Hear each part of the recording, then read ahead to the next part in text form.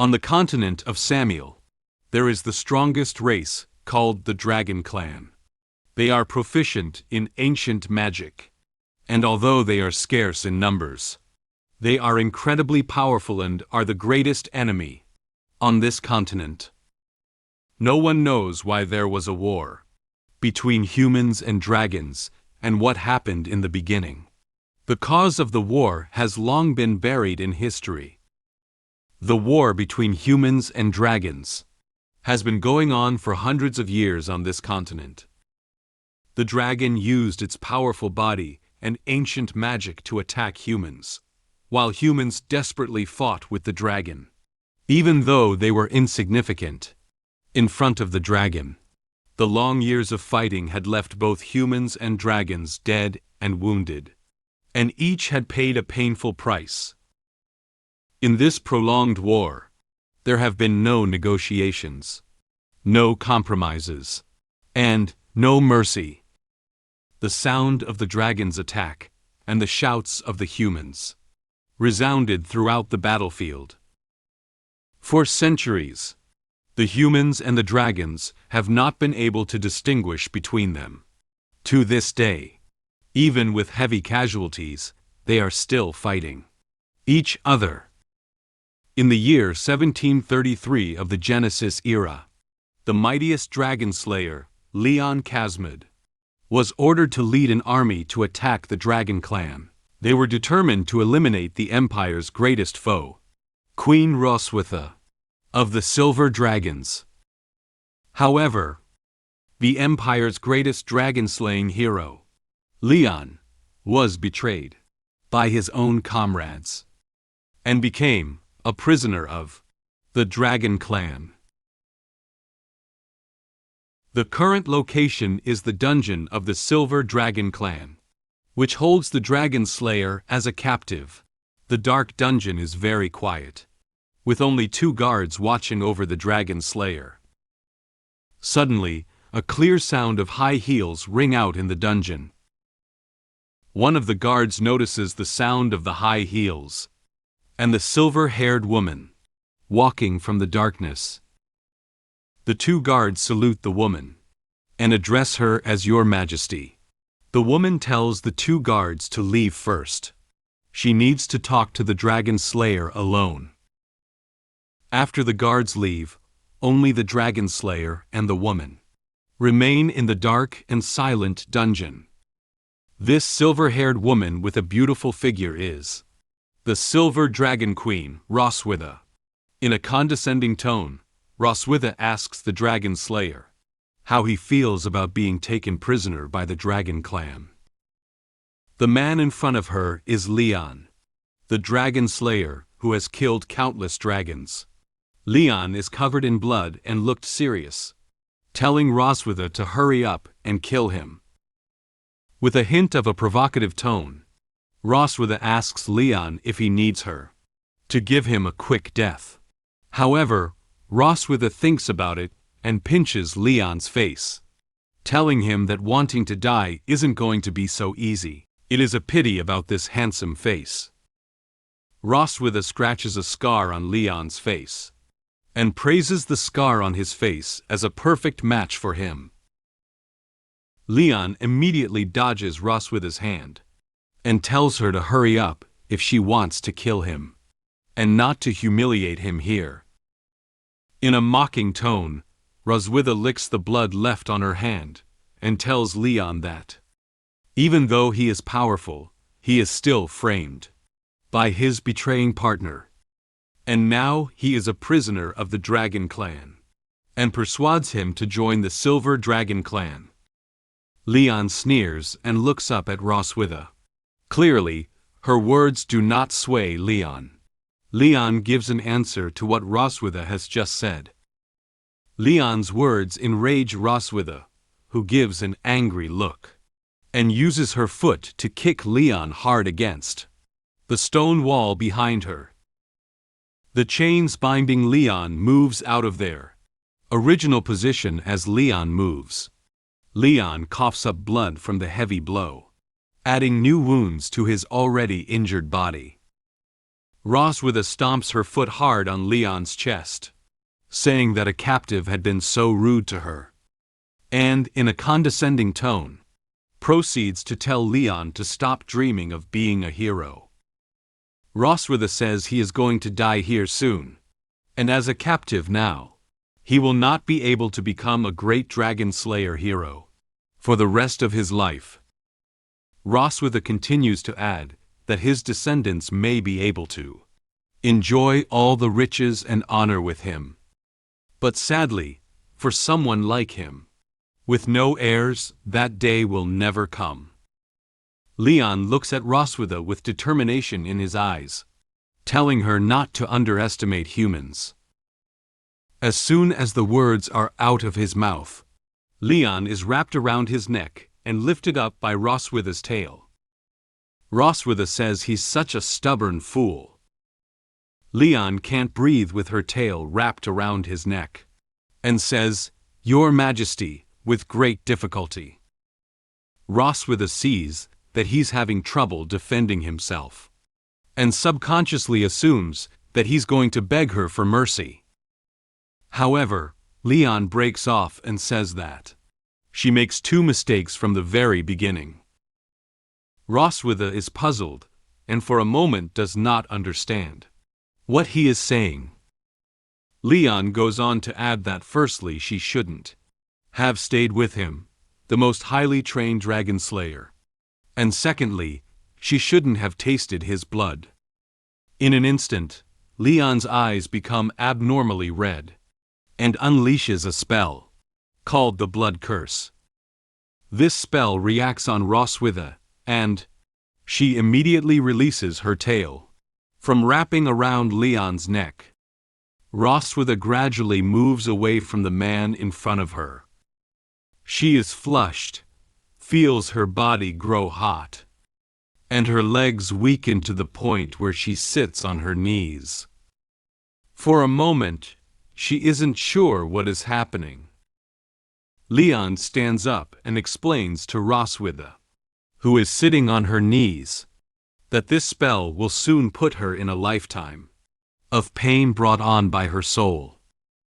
Suddenly, Roswitha lunges at Leon with her own body. Without understanding what is happening, Leon is tackled to the ground by Roswitha. Seeing Roswitha's flushed face, Leon realizes that it is his spell that had a side effect on Roswitha, causing her to some kind of stimulation. Roswitha's consciousness goes out of control under the influence of the spell, and without saying a word, she directly kisses Leon. The sound of a large heartbeat echoes in Leon's chest. An hour later, the clothes of the two are scattered on the floor. The side effects of the spell disappear, and Roswitha slowly regains consciousness. Seeing the two in their current condition, Roswitha angrily looks back at Leon and questions what he has done to her. Leon explains to her that the spell is called the Blood Curse. It is a forbidden spell that can only be used once in a lifetime. By tasting his blood, she and he have formed a soul link. As long as he's dead, the curse will plunge her into endless agony. Roswitha angrily dislikes it back, saying that, if it's a spell that takes effect only after he died, then what was all that just happened? Leon, who also seems to have only just learnt about the side effects of the spell, explains to Roswitha that what just happened is just an accident. He also doesn't expect the side effect to be so powerful. Before the words could be finished, Roswitha hurriedly tells Leon to shut up, not wanting him to continue describing what just happened. Leon then suddenly thinks of the fact that dragons follow the monogamy principle. Then he laughs and tells Roswitha that after his death, she will neither be able to find a new mate, nor explain the current situation to the dragons. The effect of this curse has far exceeded his expectations. Roswitha is furious, but can't say anything in return for a moment. Leon looks at her with scorn and says that she is now going to have no successor either. Roswitha can't stand what Leon has said, and is ready to give Leon another blow. However, Leon weakly replies that he doesn't need her to do it anymore, and that he will die soon. These words make Roswitha stop attacking him. Before he died, Leon adds that it is his curse on Roswitha to live in pain for the rest of her life. With that said, Leon is no longer conscious. After Roswitha puts her clothes back on, she kicks Leon and says that a human uses such a despicable method of revenge against her, and wants to escape by dying. There's no such easy way out. After saying this, Roswitha uses her spell to inflict a strange coat of arms on Leon's chest. After 2 years of deep sleep, I woke up only to find out that I've suddenly become a father. As the strongest dragon slayer, I somehow managed to make the Silver Dragon Queen a mother. She even sent our daughter away, locked me inside the room, and pushed me down with one swift motion. With a surge of magical energy glowing in her hands, she was about to engrave her exclusive dragon mark on me. Gah! I'm the greatest dragon slayer. You can't do this to me. Leon Kazmad. He was once a legendary dragon-slaying hero. At the age of 5, he killed a vicious dog with his bare hands, catching the attention of a passing master dragon slayer, who took him as an apprentice. At the age of 10, he entered the Empire's Dragon Slayer Academy to further his studies. And 4 years later, he graduated with the highest honors and youngest age in history. At the age of 15, he stepped onto the battlefield, slayed countless evil dragons, reclaimed lands, and earned great merits for the Empire. Leon was hailed as the strongest dragon slayer, the Empire's only hope to lead them to victory and end this war. Until he became a prisoner of the Dragon Clan. 2 years had passed by now. At the moment of waking up, he felt as if he'd just had a terrible nightmare. Still shaken, he found himself gasping for breath. Looking around the lavishly decorated room, Leon couldn't tell whether this was heaven or reality. The door gently pushed open, and a little tuft of hair peeked through. Leon focused his gaze and saw a small girl entering the room. "Oh, you're awake." The little girl was innocent, with big watery eyes that made even Leon dumbfounded. So cute. Leon's mind was filled with endless thoughts, thinking to himself that it was only because he had contributed so much to mankind that he had arrived in heaven. "You must be the legendary Angel." "Angel? What's that?"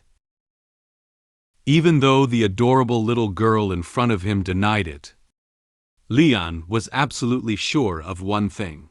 She had to be his guiding angel. Leon squatted down and asked her name. "Hello, little angel. What's your name?" "Muen." Her big, sparkling eyes and round, chubby cheeks made her so irresistible that anyone would want to pinch her. Muen? That's a wonderful name. However, something didn't sit right with Leon. But the color of this angel's hair is rather odd. Black mixed with white? Mom says it means the moon. However, something didn't sit right with Leon. While the girl was undoubtedly cute, the more he looked, the more he felt something was off. Angels have moms too? Leon introduced himself to the little angel. I'm Leon Casmid. I know, Leon means lion. When hearing his name, the girl joyfully raised her arms. Who tell you that? That's what Mom said. Huh? Leon grew increasingly uneasy. No way.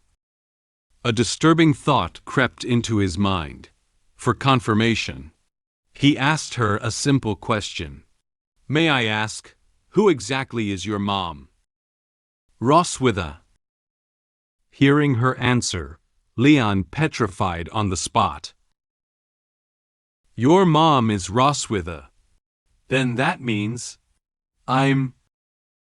The girl Muen seemed confused by his reaction. You're my daddy. Leon was completely shell-shocked.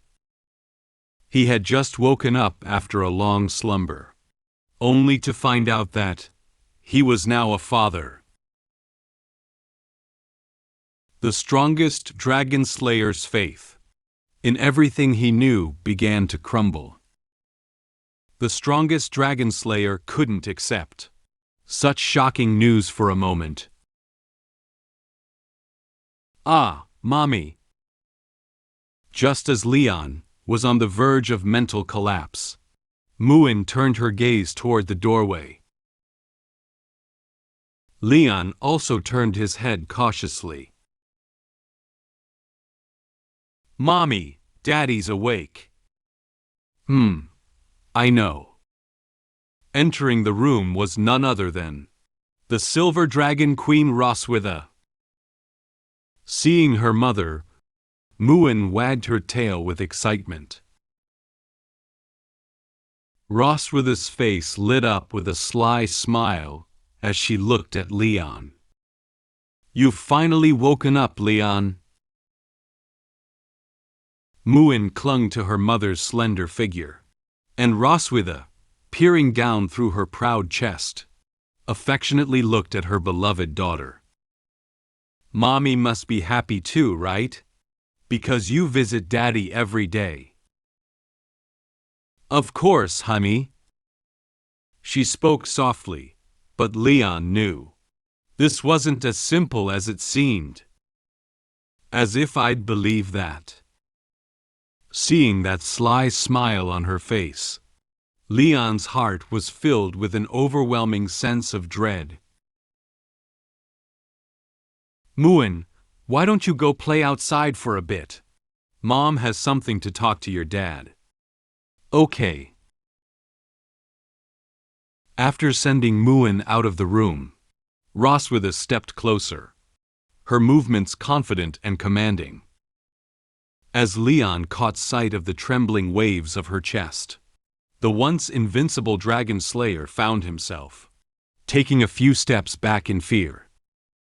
Muen, is she really my daughter? What do you think? Obviously, she's our child. As the Silver Dragon Queen inched closer, Leon, the dragon slayer hero, was driven back, step by step, into the room. In one swift motion, Roswitha's tail coiled around the door and locked it, sealing his escape. You should hate me to the core. Why did you give birth to the child? Why did you bring me back? Cornered and powerless, Leon continued retreating, his voice betraying a clear lack of confidence. You've been asleep for 2 years. 2 years ago, after what you did to me. Did you think you could just get away with it? Roswitha, with a hint of seriousness on her face, said what Leon did to her 2 years ago. You think I wanted to do that? Humans and dragons are natural enemies, and destined to never coexist. If it had been up to me, I'd have rather died than laid a finger on you. In the previous chapter, Leon was still in control. But now he's the one panicking. Being revived by Roswitha means that at this moment, he's got no cards left to play. Oh? So touching me is torture for you too? Isn't that obvious? Despite having no means left, Leon still had to put up a brave front. He resisted stubbornly. However, the next moment, Roswitha's dragon tail coiled around his legs. Immediately after, Leon was ruthlessly thrown onto the bed. Leon's mind raced with panic. He had no idea that Roswitha was coiling around, like a venomous snake at this moment.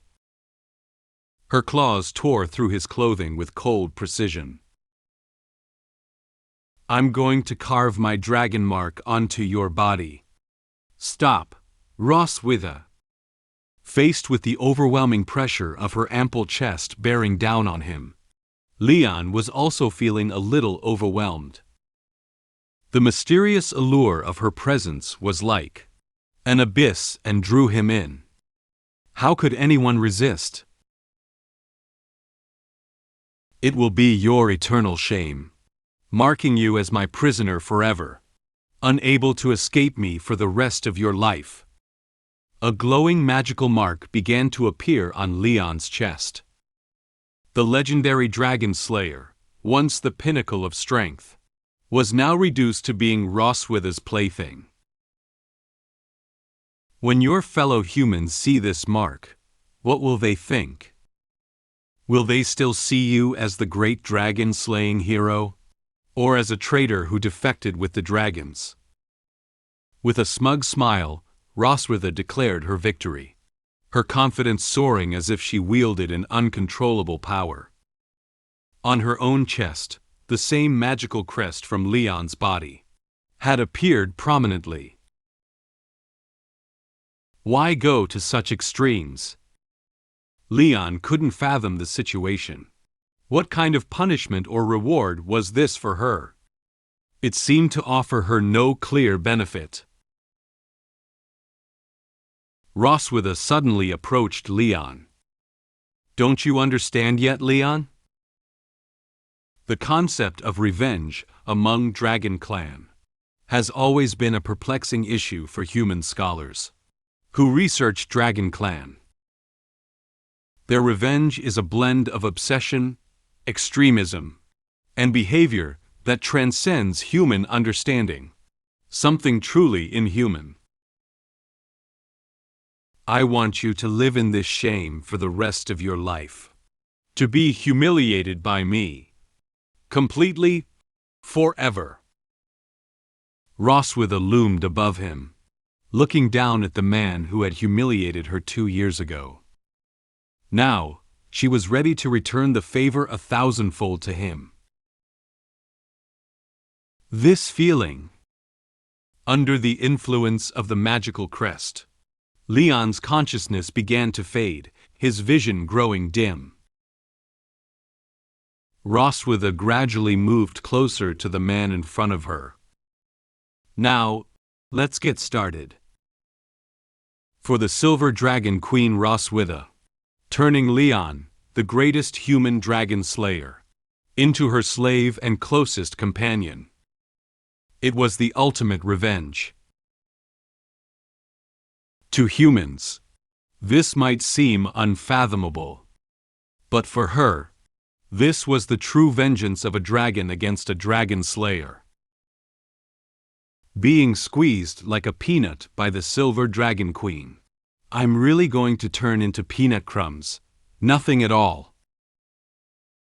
For the sake of my safety, I have to escape this cursed place quickly. However, after breaking out of the castle, I ended up getting spotted by Roswitha. That escape route was just a trap she set. It was as if she wanted to crush my will to resist. She brought me back to human territory, aiming to break me and subject me to endless humiliation. No, as the strongest dragon slayer, my will, as Leon, will never be crushed by Roswitha, not even under the control of the dragon mark. The weather is very good today, with sunlight shining on the silver dragon castle. There was a sound of conversation coming from somewhere inside the silver dragon castle. The queen seems to be in a good mood today. Oh, haven't you heard? Her husband is awake. 2 dragon maids were walking over not far away, discussing happily about Leon waking up. However, bah! That she-dragon actually advertised to the public that I am her husband. You have no idea how terrifying that she-dragon is. Leon hid behind the wall, eavesdropping, his body already much thinner. Because right now, he was like a peanut that had been squeezed multiple times. Ah, faster! Come on, Leon, faster! Just thinking about that terrifying scene, Leon's body started to tremble. She drained me for a whole day and night. My waist is about to break. For own future and physical health, Leon clenched his fists tightly. I, Leon, will never stay here quietly and become her plaything. Let's get to it. Seeing the nearby guards, Leon began to formulate a plan in his mind. There are 4 dragon guards at the side gate. Escaping from here is nearly impossible. However, at that moment, Leon felt confused. But why are there so few guards at the Silver Dragon Sanctuary today? It feels completely different from when I came in 2 years ago. It is eerily quiet. Just then, Leon noticed something. Why is there such an obvious hole here? That's right. Leon pushed through the grass and found a hole in the wall. Could this be a trap? Leon looked at the hole in front of him, just big enough for a person to squeeze through, and felt a wave of anxiety. He patted his head. It doesn't matter. I have to get out of here, no matter what. Even if it's a trap, I'll fight my way through. Even though he had been missing from human society for 2 whole years, Leon believed that as long as he could get back to that place, everything would be all right. Let's get to it. He bent down and crawled into the hole. With every step forward, he could feel the scent of freedom growing stronger. Goodbye, crazy she-dragon. As for the little dragon named Muen, she's all yours. Muen stood on tiptoe, watching Leon's every move and excitedly shared with Roswitha. Mom, look. Dad is crawling through a dog hole. He's amazing. Roswitha was lying on the chair beach and looked up to see what Leon was doing. I see. He is really impressive. Muen clasped his hands together and naively said to Roswitha, "So, when will you go fetch Daddy back, Mom?" Roswitha placed a finger to Muen's lips, whispering a warning. Muen, you can't use words like fetch when talking to Dad. It's really impolite." Her expression darkened, and she uttered something even more chilling. "You can say, 'Catch him back.'" It had been a while since Leon crawled out of the hole and escaped.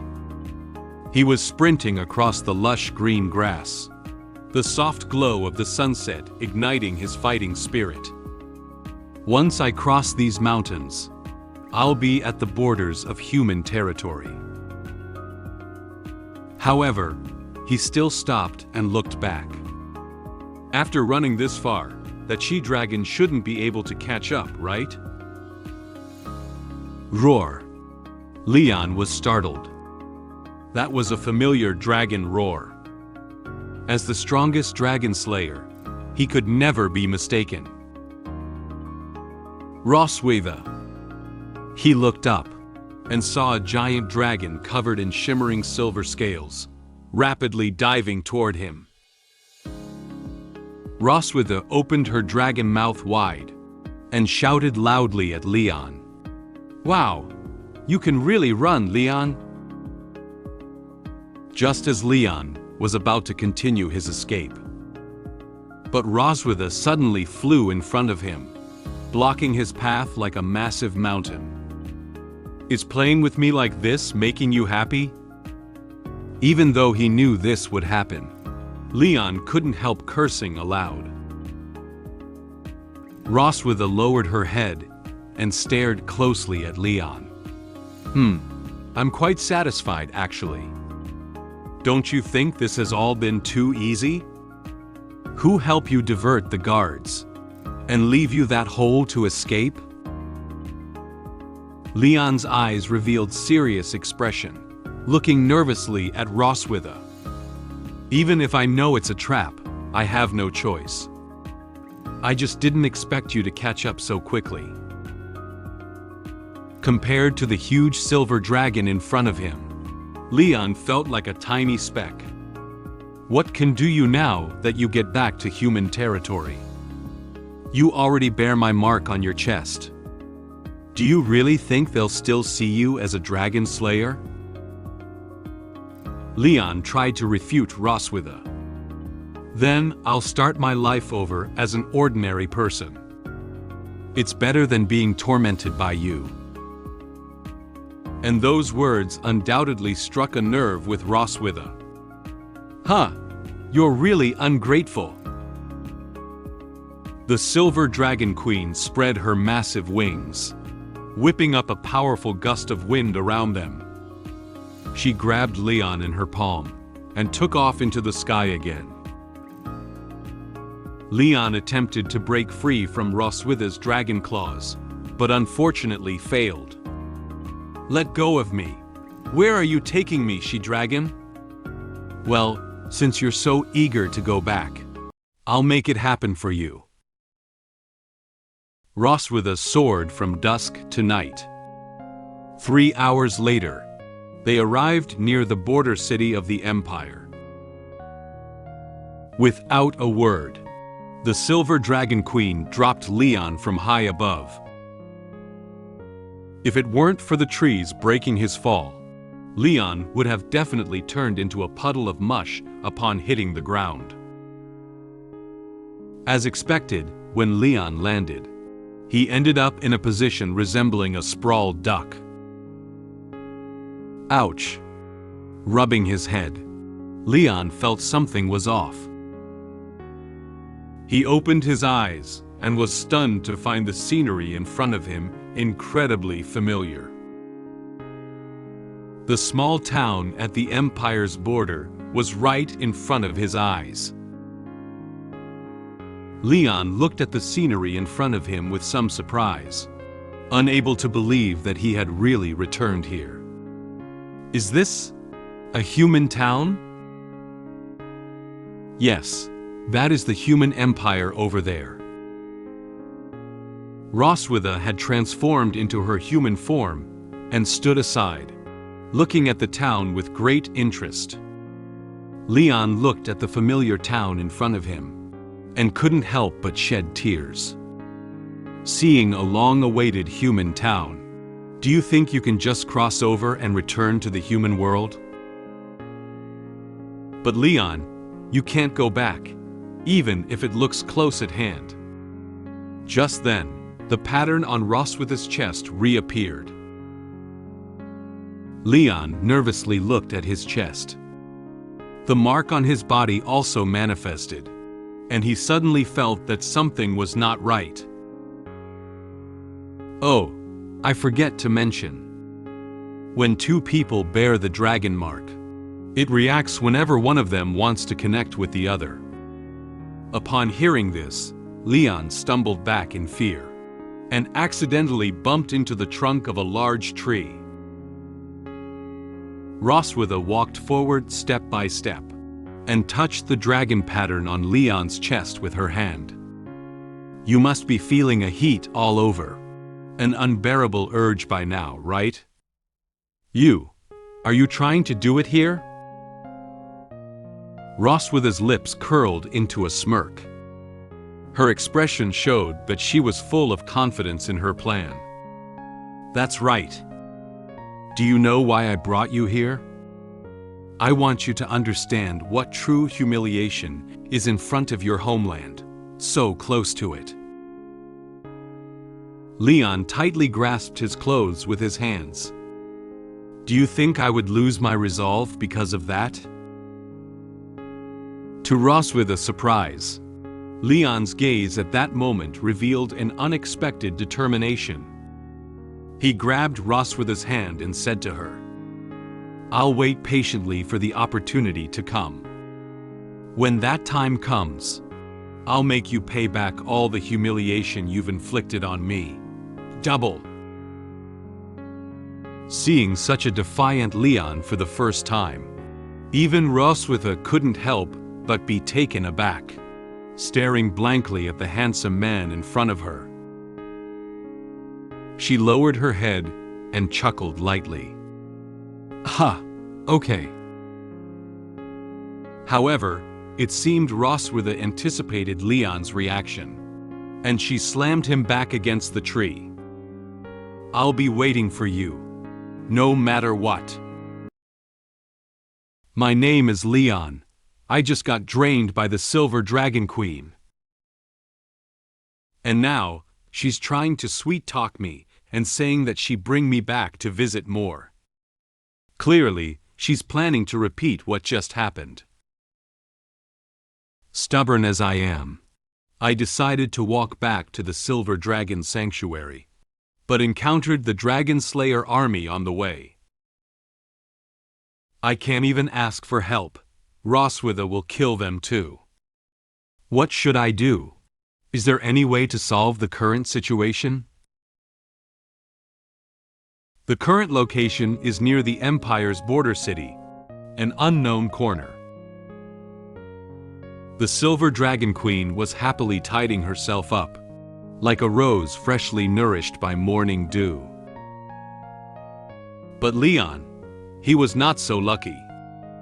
He lay on the ground, tears streaming down his face helplessly. His own waist just suffered a huge impact.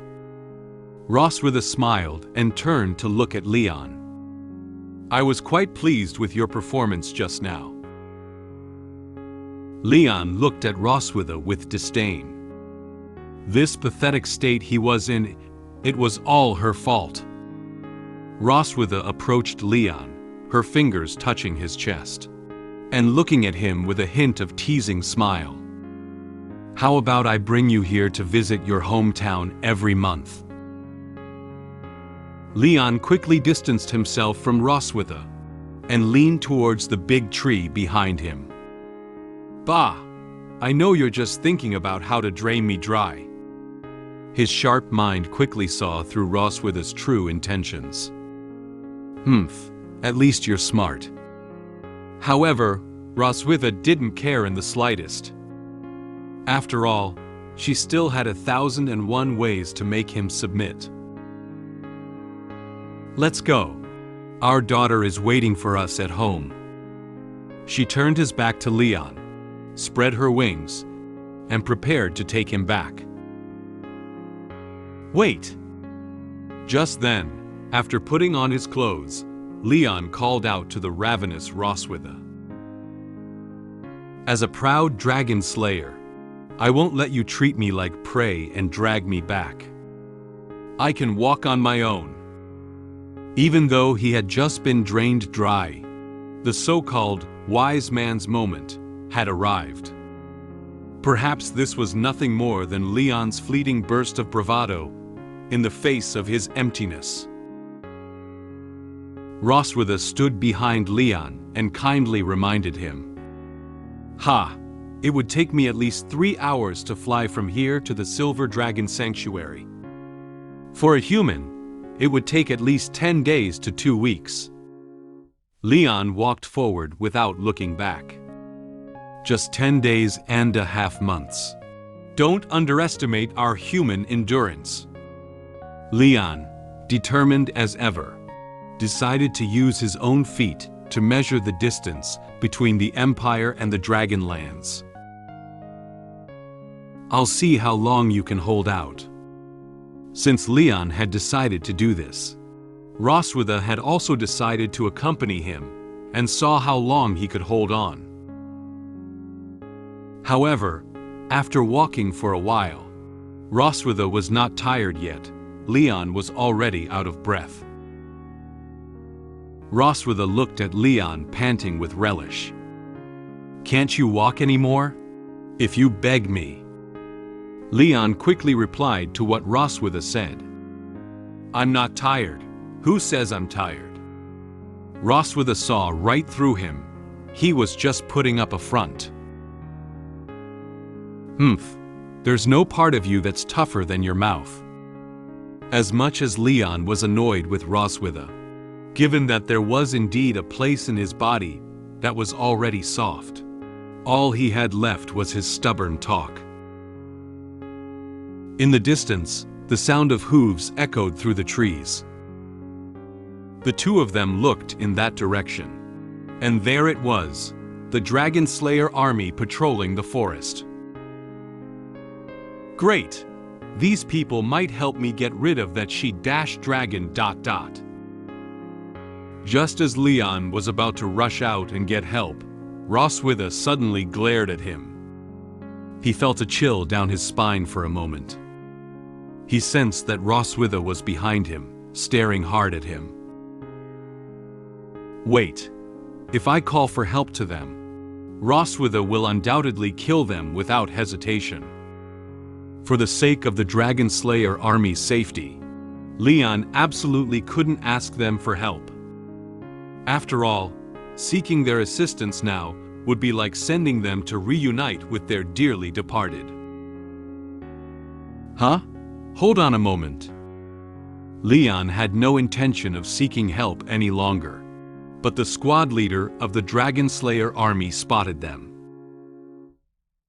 "Did you get lost?" Leon turned his head to look at the captain of the Dragon Slayer army. He was caught in the middle and doesn't know what to do. He needed to find a way to protect this dragon-slaying army. "No, we're just wandering around." He forced a smile, knowing that compared to being drained, he certainly didn't want to see these men lose their lives for nothing. "I can't pull innocent people into this. Now that is true selflessness. This forest isn't a safe place to wander. There are plenty of dangers and wild beasts. How about I guide you?" The squad leader dismounted and walked toward them. He reached out his hand to shake hands with Leon.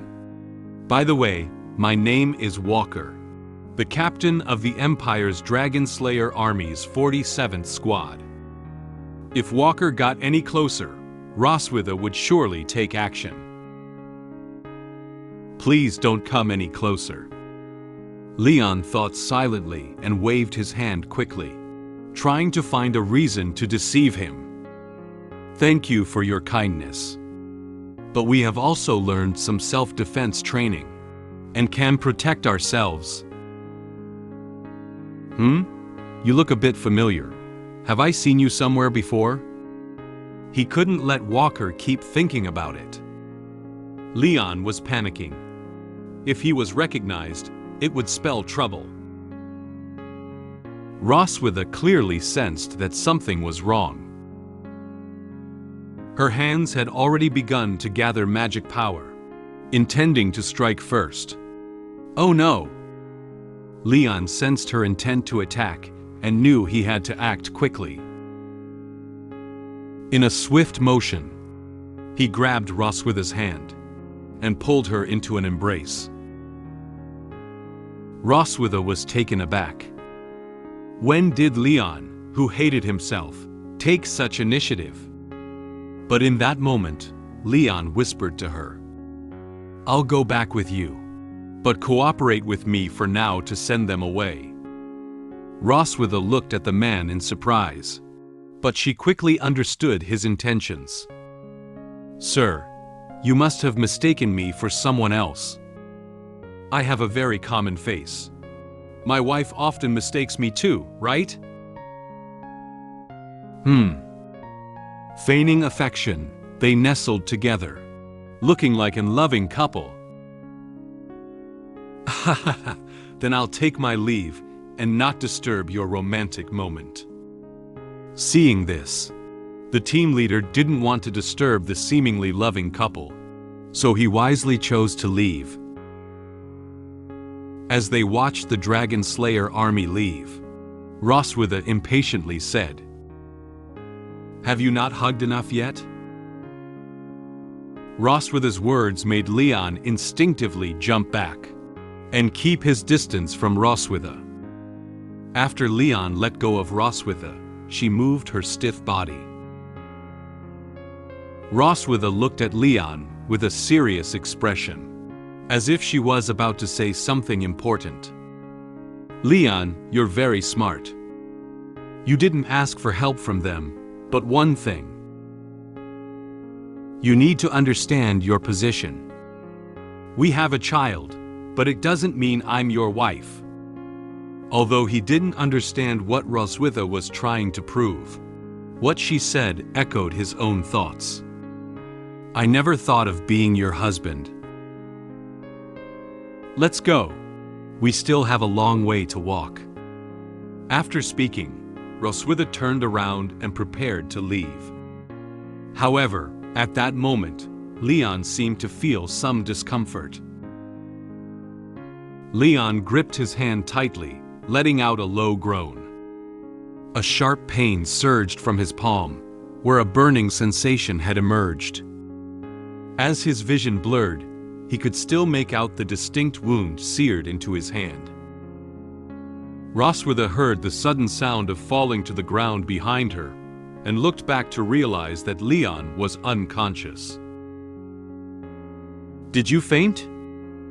Roswitha thought Leon was just pretending to faint, but when she spoke out to ask him, she didn't hear a response from him. Such a fragile human. Purple flames ignited around Roswitha, and in the next moment, she transformed into the appearance of a giant dragon. She picked up the unconscious Leon and threw him into midair, while Leon landed smoothly on Roswitha's back. "Well, this time I'll take that as your plea for mercy." With a powerful beat of her wings, Roswitha took to the skies, flying toward the rising sun, carrying Leon with her. From blocking her attack just before, as he falls down, Roswitha questions if he fainted, remarking on what a frail human being he is. She transforms into the dragon, placing him onto her back, stating that this time, she will take that as a plea for mercy. As she flies out, at the Silver Dragon Castle as Leon wakes up, Muen greets him, asking if he is awake. Leon gets up questioning how he got back here, to which Muen states that it was Mother who brought him back. Leon, quite angry, guesses that she finally caught him like prey. Noticing that his hand is bandaged, Leon mentions that she was the one who bandaged it for him. Leon thinks back to what dragonologist once said, that dragons are a ferocious race, living their lives in violence and blood. From childhood, although Muen has obvious dragon traits, she shows no hostility toward him, and treats him as her father. He wonders if it's because she is a human dragon hybrid. Leon pats her saying Muen is awesome and cute.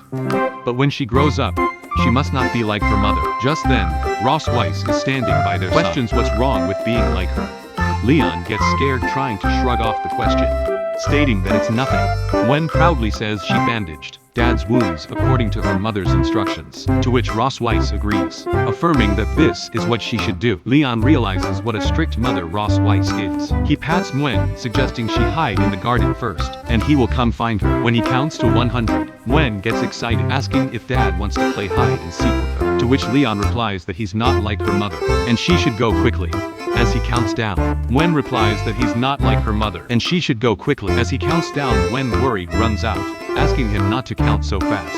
After Muen runs off, Leon calls out to Roswitha, asking if she isn't being too hard on the child. Roswitha replies that all dragons go through this, only by being strict. From a young age, can they grow into strong warriors. Leon protests, saying Muen isn't fully a dragon, and is so cute, questioning how she can be so strict. Roswitha retorts that calling a dragon cute is derogatory. Leon tries to tease her, saying that she's pretty cute too. Roswitha grabs him by the collar, stating that he's just a slave for her to vent her anger on, and tells him to stop getting ahead of himself. Roswitha affirms that it's good he understands, as she is the queen of the Silver Dragon clan, and has many government affairs to handle. She tells him the task of taking care of the children is now his responsibility, and whispers that the child likes him. The scene shifts to the garden, where Leon mutters to himself that he's the dragon queen, and it seems like the dragon slayer is now responsible for taking care of the children. He notices a girl hiding behind a pillar, and thinks Muen is still young, and if she thinks he can't find her, if she hides there. He points to her saying he found her, but there is no response from her. Leon questions if she's angry. Leon apologizes for keeping her waiting, but she runs off. Leon chases her, asking what's wrong and why is she running. After a while, Leon wonders where she went, as he just saw her pass by. He thinks it's hard to predict a child's mood, and wonders why. Roswitha gave him the task of taking care of Muen. Just then, Muen comes from behind and hugs Leon. Leon asks if she didn't just see him run past her. Muen denies it, saying that Dad couldn't find her, so she came out to look for him. Leon wonders if he saw wrong. Muen then says she has something to show him, and pulls him away, as another girl looking similar to Muen gazes toward them. While doing the drawing, Muen is quite preoccupied with it. Leon, having butterflies, thinks that it's good to have a daughter, and that it feels like his soul is healed. Sooner or later, he believes he will get his destiny, which will help him escape from the clutches of the mother dragon. Muen runs to Leon, saying that she drew a family portrait, for which Leon is delighted, thinking that Muen is awesome, worthy of being his. As Leon sees the sketch of two girls with two parents, he questions why there are two girls. Muen reveals that it's her sister. Leon is taken aback that Muen has a sister, as it turns out that he's not only hit the target with one shot, but also hit it twice with one shot. Leon grabs his head, scratching his hair, stating that the child he saw in the garden just now must be her. He called her by Muen, and it's no wonder that she was angry. Muen replies that she thinks her sister is not angry, she's just a little shy when she saw Dad. Leon ponders over it, thinking that they haven't met each other much, so it's normal that they aren't familiar with each other. He believes it's all the dragon's fault for hiding this child from him, and he has to ask for the truth. In the study room, Roswitha is dealing with the document, as a dragon reports to her. When Leon barges in, Roswitha questions where Muen is, to which Leon screams that she went to play with her sister. He states that she is really good at hiding things, and questions when she was going to tell him that he has an older daughter. Roswitha states that he already knows this by now, to which Leon gets angry, stating that he has to thank her. The talker picks up with Leon presenting material to him to make his building. Roswitha states that he already knows this by now, to which Leon gets angry, stating that he has to thank her. Giving birth to a child is hard work, and he didn't expect that she would give birth to two, for him stating that she worked hard. He screams that when he returns to the Empire someday, he will definitely write her name in their family tree. Roswitha questions if he knows why she didn't tell him about the existence of her eldest daughter, to which Leon replies that he thinks she was jealous of his closeness with Muen, so she deliberately didn't let her meet him. as her father. Roswitha questions if he's anxious to see her, to which Leon replies that it's nonsense. He states that who doesn't want to meet their daughter. He's not like her, a cold and stern mother, and he wants to cultivate a good relationship with her. Leon gives Leon $1 million, just lay feathers. Roswitha affirms it and asks him not to regret it. The scene shifts to the kitchen as Leon is playing with a knife, thinking that he's going to make a good meal today. Leon's first step to getting closer to his elder daughter was to open her stomach with delicious food. He thinks that he used to this meal often in the teen, and everyone who has eaten it stated that it was good. The sweet taste is also suitable for children. Leon, tasting it, thinks that it's not bad, and his cooking skills are not rusty. Leon flexes, thinking that this meal will definitely win Noah over, and Noah will love the food her dad cooks the most. Leon is humming when the maids, seeing this, whisper that the prince has just recovered from a serious illness and he still cooks for his family. They praise him, saying that he is really a good male dragon who cares about his family. Just then, Roswitha with her daughters comes in, and they greet her. Roswitha orders that they don't have to wait for orders at dinner tonight, and they can have a rest, to which they affirm. At the dining hall, Leon greets them, stating that they just came in time. Min runs towards Leon, stating that it has a nice smell. Leon replies that she loves meat the most, so he made stew especially for her. As Leon thinks that Noah would feel her father's feelings, but to see that she shrugged her face away, Leon gets taken aback. Leon got a very different reaction from what he thought. He thinks that this female dragon has anticipated this situation, so she had not allowed him to meet Noah. Roswitha tells Noah that this is her first formal meeting, and asks her to introduce herself. Noah introduces herself as Noah Kamalki, the eldest daughter of the Silver Dragon Queen, Roswitha, and she is 1 year and 2 months old. Leon knows that dragons are an immortal race, and that baby dragons grow faster than human children. Leon gets down, introducing himself as Leon. Second step for Leon to get closer to his eldest daughter was to say hello politely and leave a good impression, for which she gives a pretty silent reaction. Leon is worried, wondering why this child is so cold and if she has a grudge against him. Muen moves to her sister, stating to please talk more and not embarrassed. Dad Noah states that he looks so weak and questions if he's really their father, inwardly stabbing Leon's chest. Leon comments on what a filial daughter she is, as Leon's career as a father faces its first crisis. Family dinners are supposed to be the best occasion for family members to talk and communicate, but now it has become Leon's most tormenting moment. Leon knows the two daughters look similar, but their personalities are completely different, and it's obvious is that Noah is more like her mother. Leon calls out for Noah, questioning if she likes today's food, to which he comments that it's disgusting, stabbing Leon inwardly. Roswitha barely holds off her laugh as Muen asks her mother if she's happy. Roswitha replies that her father finally got to reunite with their family. Seeing him so happy, she's naturally happy as well. She asks Leon why he isn't smiling, to which Leon replies that of course he is, and he's happy to be with his family. Muen asks her dad if he can have dinner with them every day, to which Leon is quite taken aback, thinking that he doesn't want to eat with this female dragon. Every day Noah interrupts to deny it. Muen questions the reason, to which Noah answers that she wants to study at the Young Dragon Department of St. Heath Academy. Roswitha states that the Young Dragon Department of St. Heath Academy is full of dragons that are 4 or 5 years old. Questioning why she's anxious to enroll, Noah replies that it's because she wants to defeat more dragon slayers, causing Leon to choke on his food. Leon thinks that it seems this child wants to defeat her own father.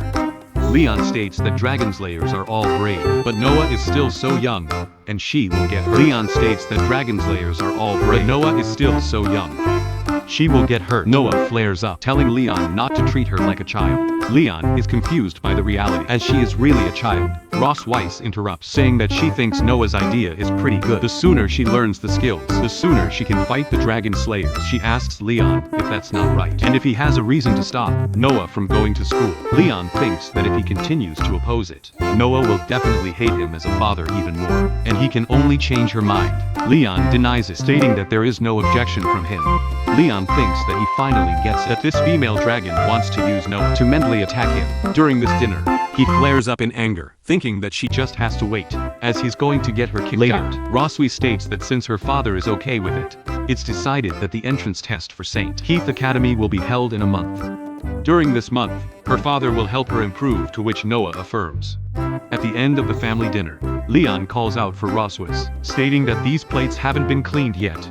Roswitha asks him to just let the servants do it, to which Leon states that after dinner, the couple cleans up and washes the plates together. This is the correct way to end the family dinner. That is if she wants to create a harmonious family atmosphere in front of them, even if it's just fake. Muen is looking with curious, excited eyes, making Roswitha agree to it. Muen questions if she wants to help as well, but Noah grabs her to move away, making Muen quite upset as she questions where they are going. The scene shifts to the kitchen, as Roswitha questions when he is going to help, to which Leon asks Roswitha if she has forgotten 2 years ago she should never be alone with a highly trained and strongest dragon slayer. As he activates his pattern, Roswitha questions what he wants to do, as Leon reveals that before, when he traveled a long distance and was exhausted, he was controlled and played with by a dragon pattern. But now it's different. Roswitha tries to attack Leon with her tail, screaming if he thinks that he can escape from here by using this trick. But Leon blocks her tail attack, questioning who said he was going to run away. He activates his pattern, making Roswitha fall. Leon questions if she is unable to do anything. The dragon pattern makes her tail extremely sensitive. When her tail is pinched, she's like a cat being pinched by the back of the neck, weak and powerless. This is the new knowledge he discovered from her dragon book. He gets close to her, questioning if dragons are eager to conquer and control everything. But has she ever been conquered? Shocking Roswitha, as Roswitha huffs with the pressure surrounding her body. But has she ever been conquered? Shocking Roswitha. As Roswitha huffs with the pressure surrounding her body, she asks Leon to let her go to which Leon responds that from the day he woke up she trampled upon his dignity and treated him as a toy for her entertainment. He questions what she thinks about switching things up tonight, causing Roswitha to curse him and scream, calling him ABT. Outside, the maids laugh and wonder if Her Majesty, the Queen's family, loving time is over. They open the kitchen to find it spotless, clean without a speck of dust. They question if the prince did it in the adjacent room.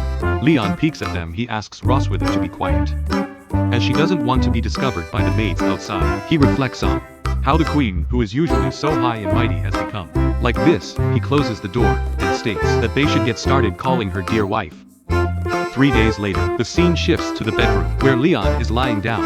Muen comments that her dad hasn't woken up for 3 days, wondering if he's dead. Noah tells her to just wait and see.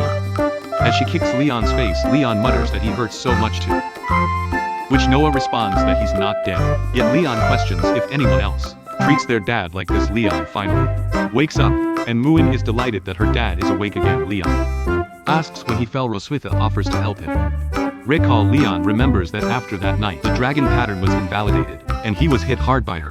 The female dragon was so cruel that, if he were an ordinary person, he would have died several times under her claws. Looking closely, she is quite pretty, and she's clearly a female dragon over 200 years old. Men asks why her dad isn't moving, and Noah states that he just looked at their mother and was stunned. Roswitha stumbles upon a hairpin, which falls to the ground. Leon picks it up and places it in her hair, commenting that it suits her quite well.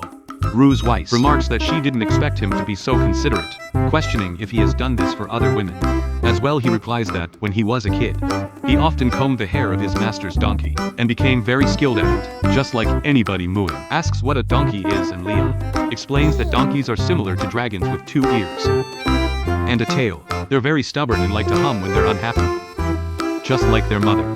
Roswitha punches Leon, and he groans in pain, but Leon reassures her that he's fine. Roswitha tells the children that their task today is to learn how to write their names, and their father will teach them. Leon questions why she has assigned him another task without his permission. Muen is quite happy that their dad will teach them how to write, while Noah comments that she can write too. Muen takes Noah aside, saying they need to go to the room to find a pen with some nice colors.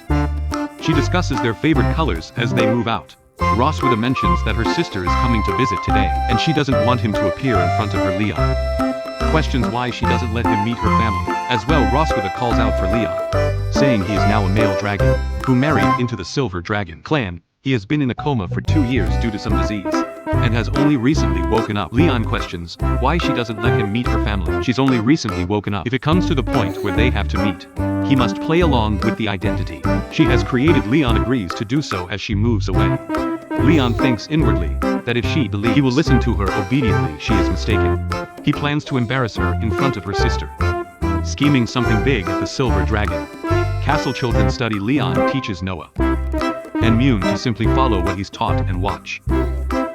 He writes their names on the paper and asks them to imitate them. writing them up. A few times Noah comments that it's not as good as what their mother wrote to, which Muen questions what their dad is going to do. Leon responds that he just forgot to something to their mother and will go give it to her. He bids them farewell, saying he will be back. Later Noah comments that he's stupid, while Muen remarks that she seems somewhat happy. Noah denies it, saying she's not happy, and asks Muen to go write it down quickly, though she's quite happy inwardly. The scene shifts to the Silver Dragon Castle gate, where Isha Mal, the Red Dragon Queen, has arrived at the port. Roswitha greets Isha with a hug, saying she hasn't seen her for a long time. Isha replies that it's been a year and that Roswitha looks much. Roswitha denies it, saying she doesn't think so. Isha comments that she heard Roswitha's husband has woken up and asks why she can't meet him. Roswitha tries to explain that he's feeling a little unwell today and cannot meet with her for the time being. Isha questions if that's really the case, expressing that it's a pity, as she also wants to see what the Dragon King who kidnapped her sister looks like. She comments that Dragon King bonds are all about profit and clan with no love involved. But she and the man and her family got married and had a baby at lightning speed, so their relationship must be very good. As well, Roswitha becomes embarrassed, questioning if that means marriage and having children make a relationship good. She adds that she is not attracted to him, not now and not in the future. Isha thinks that Roswitha still likes to act tough. As before, Roswitha pushes Isha, is saying it's been a while since they last met and they should go to the garden and chat. While walking, Leon, watching all of this through binoculars, comments that this is Roswitha's sister. He says he'll try to see how far the dragon pattern can reach Isha, and Roswitha reach the garden, where Isha comments that the dragon clan has been a little unstable lately, especially the Red Flame Dragon King, who has been very active recently. Roswitha brought up. Roswitha asks if it's Constantine, questioning why he hasn't been seen for years. Isha answers that who knows, as he's a hot-tempered guy. Maybe he wants to take the opportunity to expand his territory. Suddenly, Roswitha pattern has been activated. Isha asks if something is wrong with Roswitha, but Roswitha denies it and asks her to continue. Roswitha grits her teeth, thinking it's the damn dragon slayer. Isha comments that they may need to strengthen the border defense, and that she will send Sinlong to contact Roswitha if there are any developments. Roswitha, feeling hot throughout her body, questions if the effect of the dragon pattern is getting stronger and stronger. She worries that if it continues like this, she will lose control. Isha comments that she doesn't look okay. As her face is red, Roswitha tries to hold herself together, stating that she suddenly remembers she has something urgent to deal with and will be back in 20 minutes. Isha offers to accompany her, but Roswitha declines and runs off. Isha comments that she realizes it's the dragon pattern, as young people are playing around with it. Scene shifts inside the castle, where Leon is having a good time. He thinks to himself that he wants to see how long Roswitha can endure. Suddenly, Roswitha bursts in. Leon calls out to her, asking how she's back so soon. Roswitha grabs him by the collar, stating that he deliberately chose this time to make the dragon pattern resonate, just to embarrass her in front of her sister.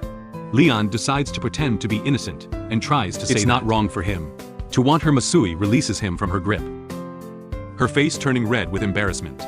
Leon thinks that it worked, at least she's disgusted by him. Roswitha tries to say that the shameless and defeated prisoner is talking nonsense and asks him to put away his deranged thoughts. She thinks to herself that she clearly came here to deal with him, so why did she get scared by just a few words from him? Roswitha tries to move away, stating that he's lucky this time, but if he does this again, she won't let him go. Leon teases her behind her back. Thinking that he's not scared, he wonders how a single dirty word can make her so hesitant. He reflects that the dragon pattern is really powerful, but feeling quite hot inside, he questions when he thinks of her face. His heart beats so fast. Leon slaps himself to wake up, thinking he shouldn't be thinking about nonsense. He reminds himself that the kids are still waiting for him to come back, as Muen and Noah are still waiting patiently for their dad. In the Silver Dragon Castle at night, Isha is preparing to leave, stating that she will depart for today. Roswitha bids her to be careful on the road. Isha transforms into a dragon and asks if she can meet her husband next time. Roswitha agrees, saying they'll talk next time. As Isha flies off, Roswitha curses the damn dragon slayer, thinking that she still hasn't taught him enough lessons, and that she's going to teach him one tonight. As Leon wonders if the female dragon is still scolding her. The kids are all asleep. He covers them with a blanket so they don't catch a cold as Leon tries to leave the room. Roswitha confronts him, questioning where he's going. Leon asks if her sister is gone. Twitch.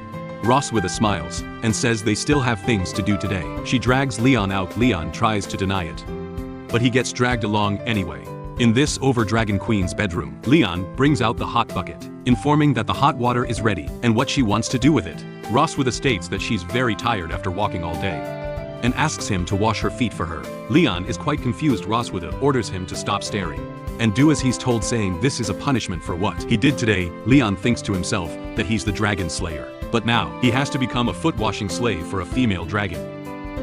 He curses, thinking that the female dragon really knows how to enjoy herself. He wonders how many dragon slayers' corpses she stepped on with her feet. Roswitha confused questions since why he's staring at her feet and wonders if it's some disgusting habit.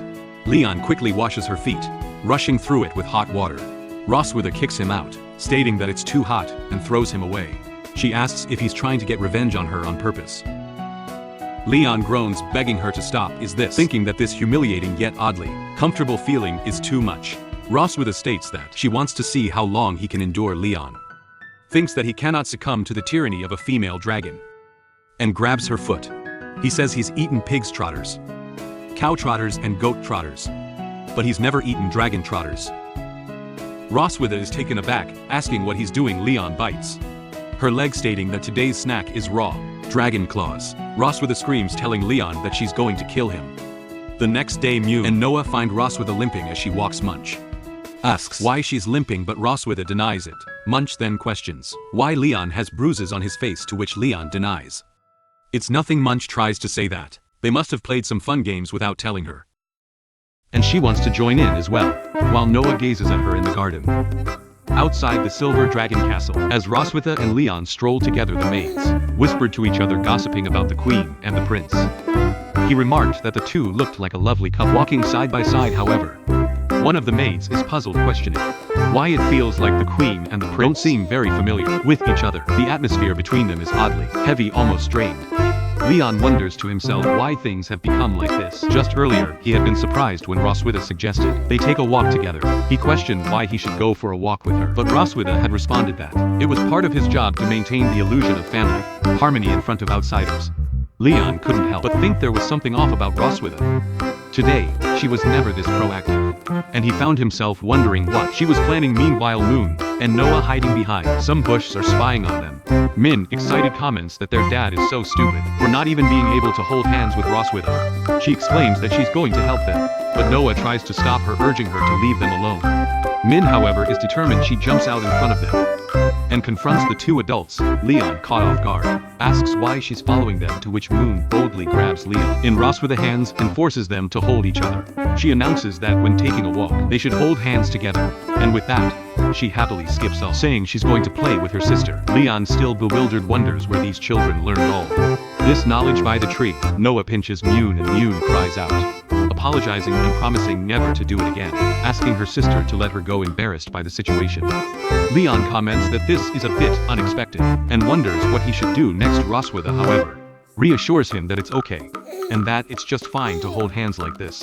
She adds that it's nothing to worry about. Leon, still feeling awkward, mentions that Roswitha seems unusually docile today, which makes him feel a little uncomfortable. Roswitha responds, somewhat teasingly, that it seems he's been tamed by her now, that she's getting along with him better. She's not used to it herself. Leon, deep in thought, reflects that Roswitha has always presented herself as a queen in front of others, maintaining a strong, distant image.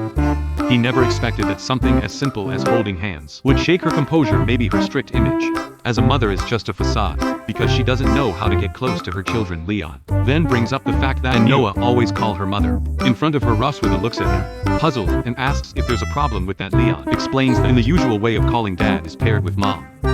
But while Muen calls him dad, she calls Roswitha mother. He questions, doesn't it seem like there's a bit of distance between them?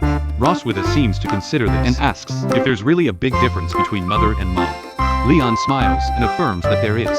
He suggests that she try getting them to call her mom instead, and bets that they'll feel much closer to her than they do now. Roswitha, surprised, runs off, stating that she understands and will try it next time. Leon, still a little confused, wonders why she's suddenly walking off so quickly. Roswitha turns back, asking if he's homesick.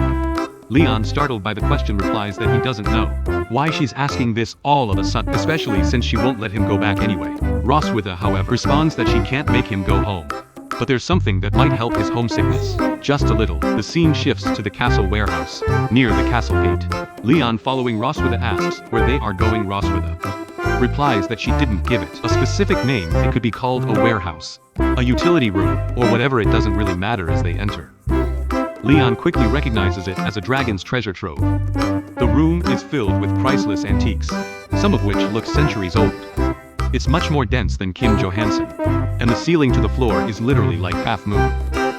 Leon is stunned, and remarks if these items were placed in the Empire, they could easily be sold for hundreds of thousands of gold coins. Roswitha, however, simply nods and mentions that the bracelet on display is one her grandmother gave her when she was a child. She adds that, in addition to the spoils, there are also things here that are meaningful to her personally. Len, curious, asks why she hasn't spoken much about her other family members other than her sister Roswitha.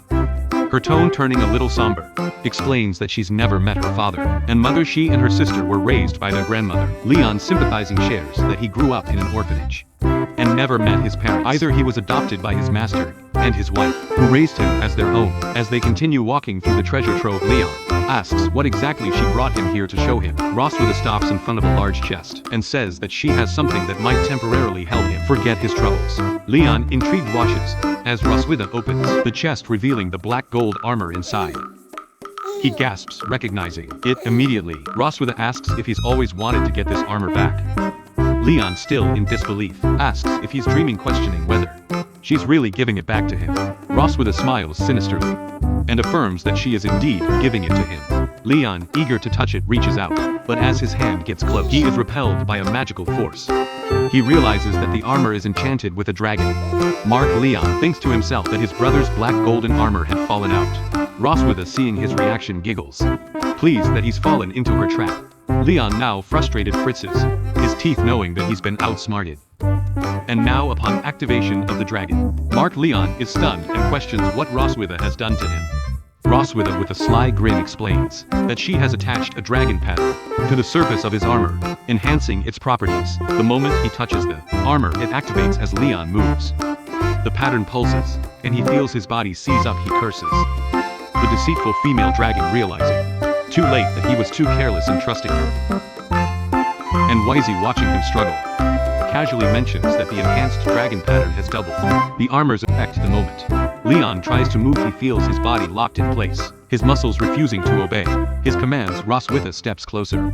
She asks if he can bear it, calling him Dear Dragon Slayer in a mocking tone. Leon, unable to move, barely manages to call out her name. His body still frozen under the influence of the dragon pattern.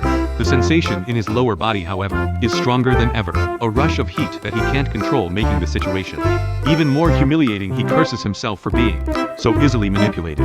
Roswitha, enjoying his discomfort, climbs on top of him, her eyes glinting with mischief.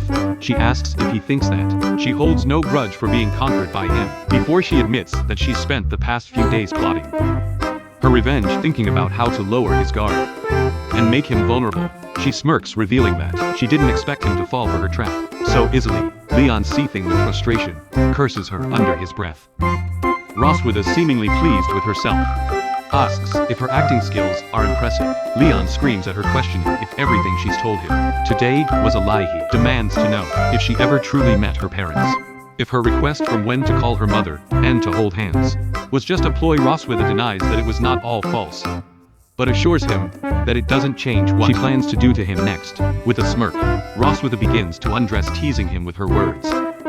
She asks what he had told her earlier, whether she would like to conquer him. She affirms that she does enjoy the act of conquest and questions if he's ready for it, as she calls him her dear husband.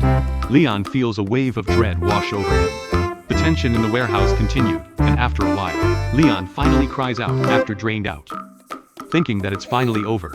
But as he looks at Roswitha, he realizes she's still staring at him, her gaze unreadable. Leon asks her what she's doing. Roswitha responds almost absent-mindedly that compared to 2 years ago, the scars on his face have faded, but he now looks more haggard, more mysterious, and has the air of a man who's lived through more than he's willing to show. She comments that he now has the flavor of a mature man, something that wasn't there before. Leon, flustered, tries to shy away from her gaze, stating that he's trying to play tricks on him again, but he won't fall for it this time. Roswitha, however, just laughs and tells him he's become smarter, though his health isn't what it used to be. She mocks him lightly, adding that he's not as fit as he once was. Leon realizes the truth in her. He's not in the same shape as before. not as strong or as healthy as he used to be. The realization stings. And he lets out a frustrated scream, feeling both physically and emotionally drained. The next day, Leon, looking quite tired, steps out of his room. Roswitha greets him with a teasing smile, commenting that it seems like he didn't sleep well last night. Leon, gritting his teeth, shrugs it off, muttering that it's all because of what she said. And did? Roswitha giggles, pretending not to remember what happened. But Noah, observing from a distance, knows that things are about to start again. Roswitha, in her usual authoritative tone, tells Leon that the entrance exam for the Heath Academy is very strict, and he should start tutoring Noah on dragon knowledge today. After all, for now, the only way he can prove his value is through his knowledge in other areas. Leon, fired up, despite his exhaustion, thinks to himself that yesterday was just a bad day, and today, he'll be in better shape to help Noah pass the test. At the same time, he plans to use this opportunity to get something of equal value from Roswitha. In exchange, Roswitha, sensing his intent, agrees to his request but warns him that it can't be too excessive. Leon, with a sly grin, reminds her that a promise is a promise, and he expects her to keep her word. Roswitha, moving away, cheerfully tells him to study hard and not to get too tired, making Leon angry once more. He screams at her, calling her out for all the teasing and manipulation, but she simply walks away. Unfazed, Noah, who has been listening to the exchange, asks why Leon and Roosevelt were quarreling. Leon, trying to play it cool, explains that it's just their usual daily communication. But then he asks Noah what she just called Roswitha. Noah looks at innocently and replies that she called her mom. Leon, a little taken aback, asks if Roswitha had asked her to change the name to that, and if she preferred the old name or the current one. Noah, without hesitation, replies that she prefers the current one. Leon smiles, pleased that his suggestion worked. He tells Noah that he knew they would come to love it. Noah, impressed, runs off, excitedly asking when they can start studying. Leon, now feeling nervous about the upcoming tutoring session, calls out to her, asking her to wait for him. In order to develop my daughter's study plan, I stay up late flipping through various study books. Even to refresh myself, I ate spicy chili pepper, and was so hot that I breathed fire on the spot. The Silver Dragon Queen saw this scene, and used her cool hands to ease the pain caused by the pepper. Damn it, I can't believe I want to receive such a reward again. Considering the impact of pepper on the human body, the Queen gave me throat lozenges through our daughter. As I ate and thought to myself that, although the Queen is usually cold and aloof, she still has such a cute side. At this moment, Leon is located in the children's study room of the Silver Dragon Castle. It is already night, and the children are already sleeping in the room. Leon sat at his desk, furrowed his brow, flipping through the books of Dragon Clan in front of him, as if pondering something. At this time, Roswitha entered the study room and saw Leon still at his desk. "Oh, you're still awake at this late hour?" Leon didn't look up, looking at the book in his hand very carefully, tapping his head with his pen as he thought. Noah has a strong ability to grasp concepts, so simple teaching methods aren't suitable for her. I plan to organize some key knowledge points along with test questions to teach her. For now, I guess I'll have to stay up late to prepare the lesson plan. Noah had already gone into a deep sleep. Compared to her usual cold face, the sleeping Noah was particularly cute. Roswitha wore a proud expression, lifted her equally proud chest, and showed Leon a confident smile. That's a must.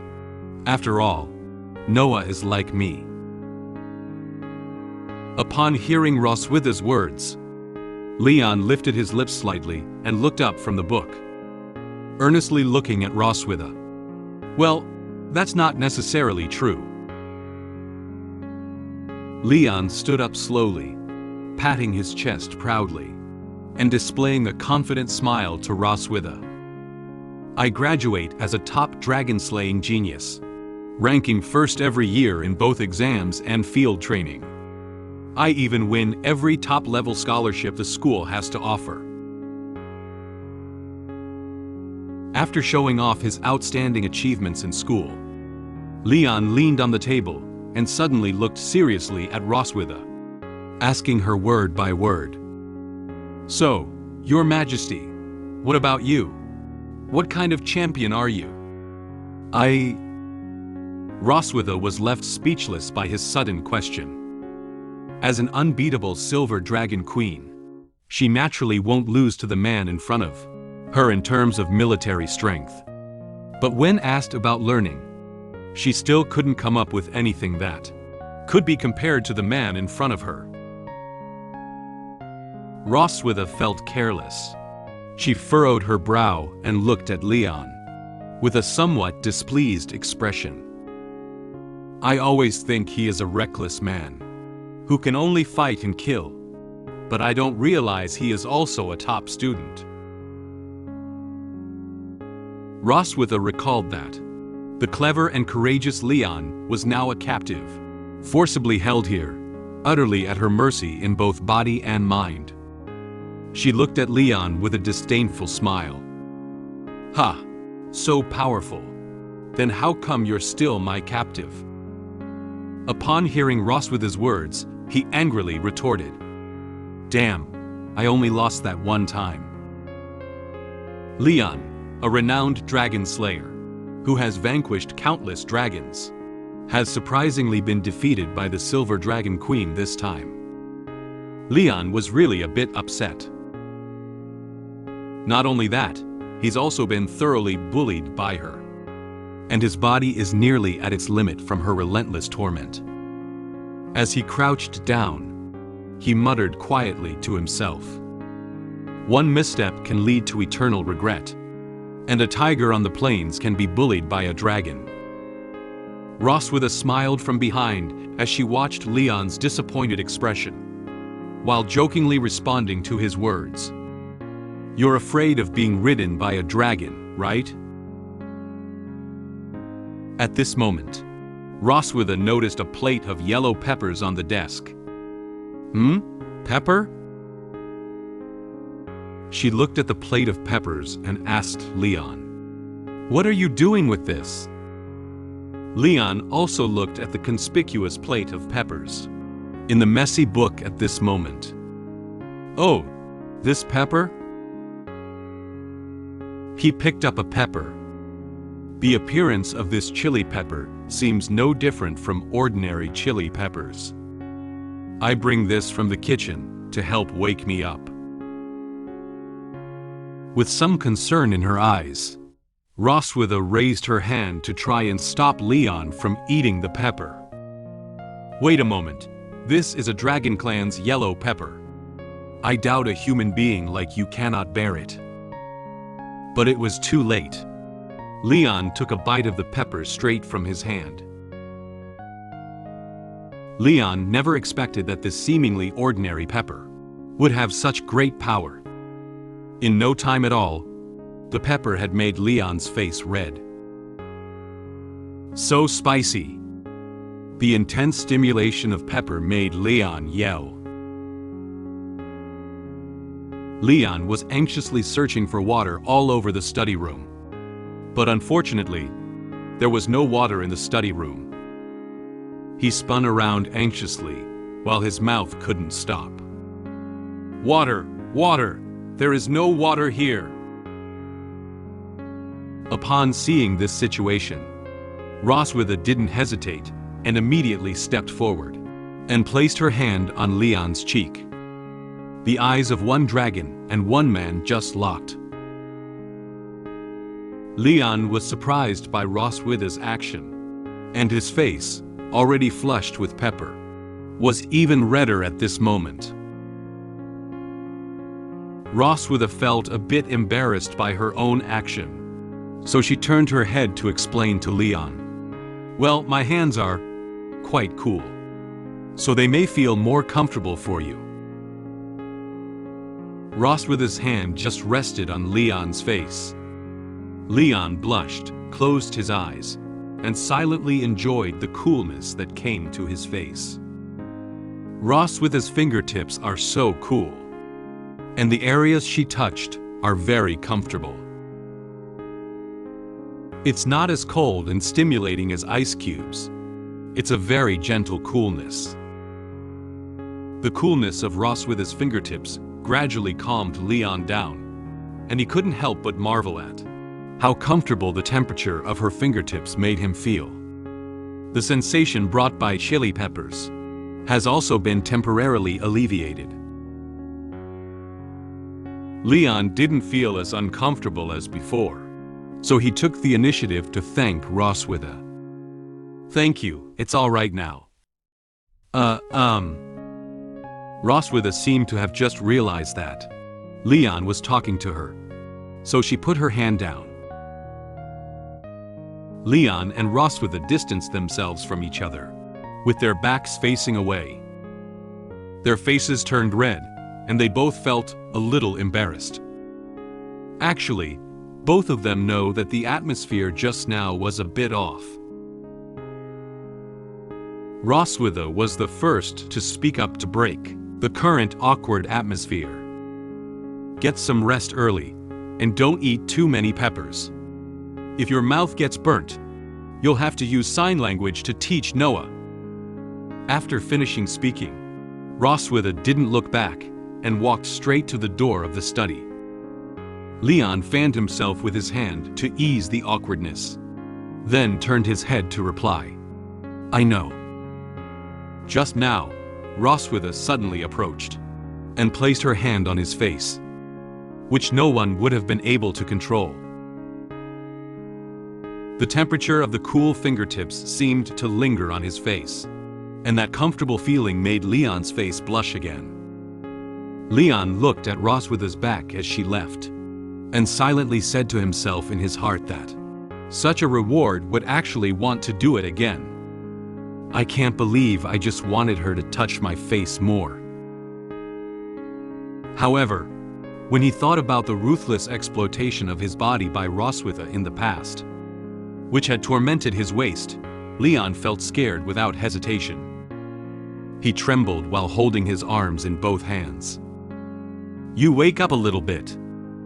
She is the evil she-dragon who tricks you into a small corner, madly squeezes you, and finally says that your physical strength is not good. Just think about it, is a little perverted."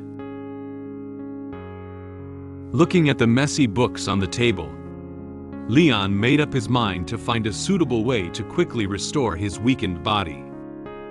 If he continues to be bullied by the Silver Dragon Queen like this, his body will not be able to bear it. I need to find a method to help my body recover quickly. Without delay, Leon quickly picked up the book at hand and started flipping through it. Red dragon fruit has the effect of regulating qi and blood. Well, that's not it. You lotus grass, taken orally, can regulate digestive function. But that's not it either. Suddenly, Leon seemed to see something, and the book in his hand stopped on this page. He carefully read the name of the medicine and their detailed information on this page. Black Dragon Pill. It is a highly effective body-nourishing medicine that has the effect of regulating yin and yang, nourishing the body, strengthening and stabilizing the core.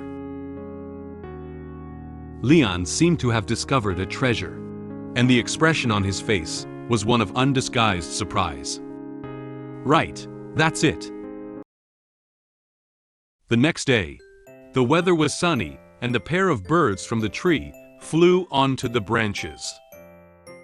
One of the yellow birds looked at the big white bird next to it, and the big white bird also looked at the little yellow bird, as if saying something. They also look like the father and daughter in the room who are chatting. "Noah, I just finished grading the test you took, with a maximum score of 100. Can you guess what score you get?" Noah looked at Leon without any expression on her face, and calmly said a number. 50? Leon smiled and took out the corrected exam paper, telling Noah about the results this time. There are many correct answers on the test paper, but there are also some incorrect answers. You score 62, which is a bit higher than you expected. Noah looked at her test paper without saying a word. She frowned, clenched her hands into fists, and looked a little unhappy, as if she didn't quite approve of the exam results.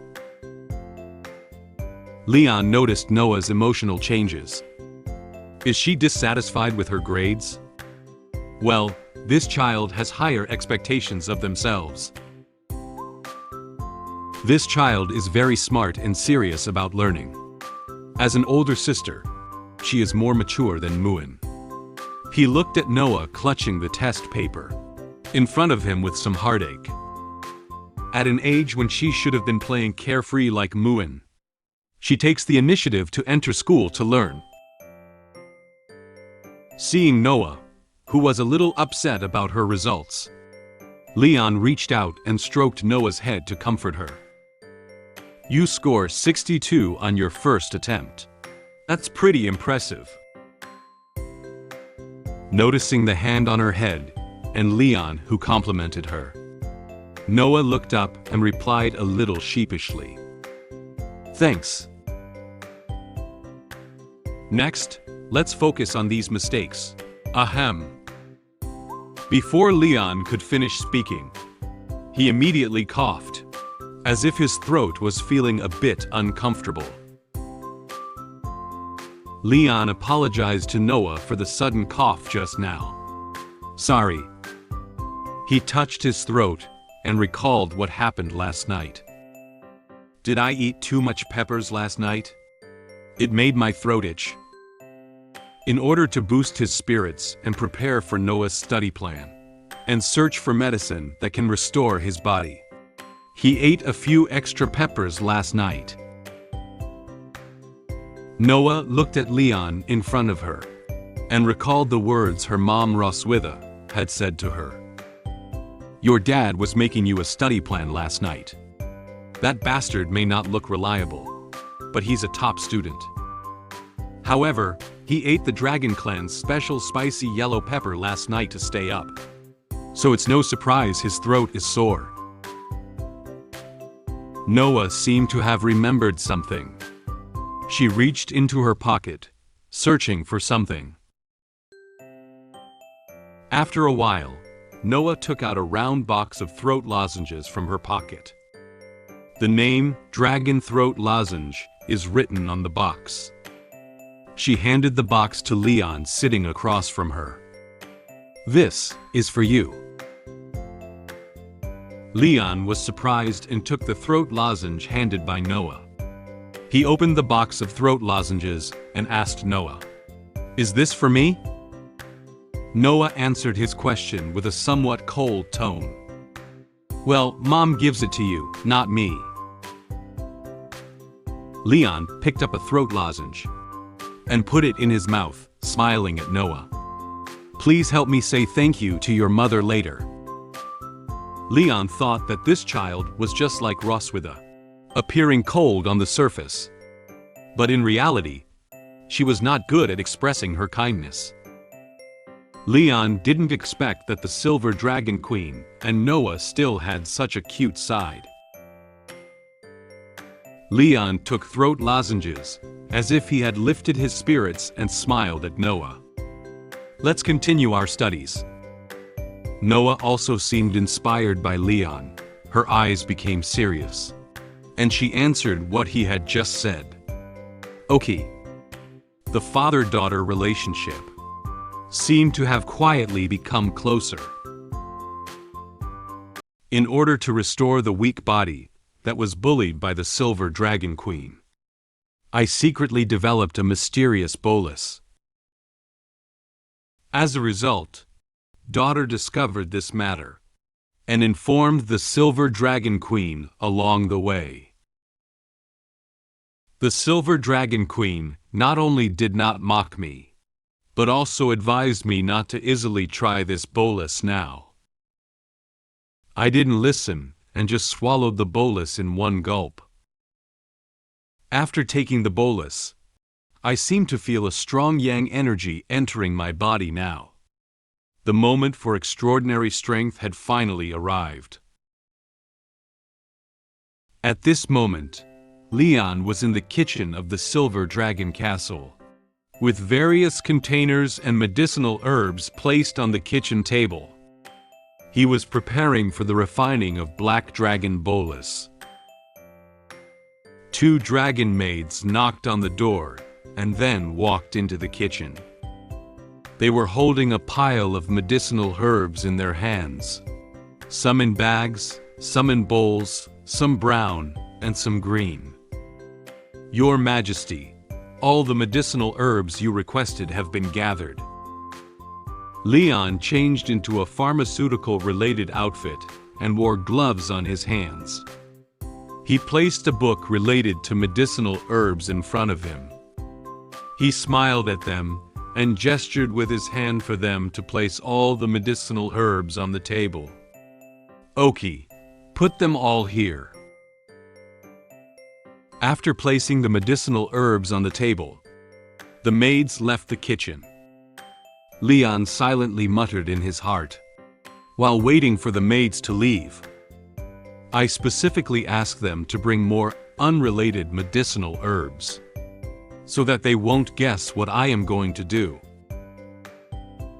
After the maids left, the kitchen became quiet. Leon can focus on thinking about refining medicine. He supported his chin with his hand, furrowed his brow slightly, and stared silently at the medicinal herbs in front of him, pondering the details about refining Black Dragon bolus mentioned in the book. The ingredients required to prepare Black Dragon bolus are quite common, and the refining process doesn't seem too complicated. But why does it say that even the most skilled dragon pharmacists have a very low success rate in producing Black Dragon bolus? Leon shook his head and thought to himself, "No matter what, I must make the Black Dragon bolus today." This kind of medicinal herb refining is definitely not difficult for me, as the top student in the academy. Without delay, Leon searched for the method of refining medicine in the book. He rolled up his sleeves and looked at the steps in the book, while putting the relevant herbs into a bowl-shaped container to grind.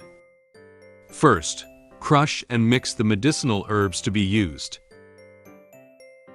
Then put these herbs in the pot in order and boil them. Leon poured the ground powder back into the boiling pot of medicine, then kept stirring it with a medicine spoon in his right hand.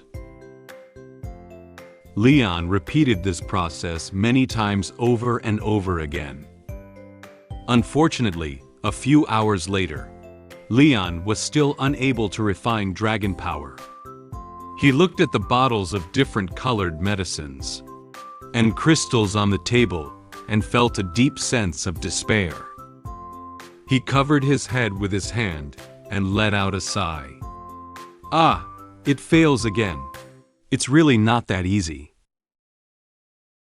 He picked up a bottle of purple potion and shook it, looking at it with confusion on his face.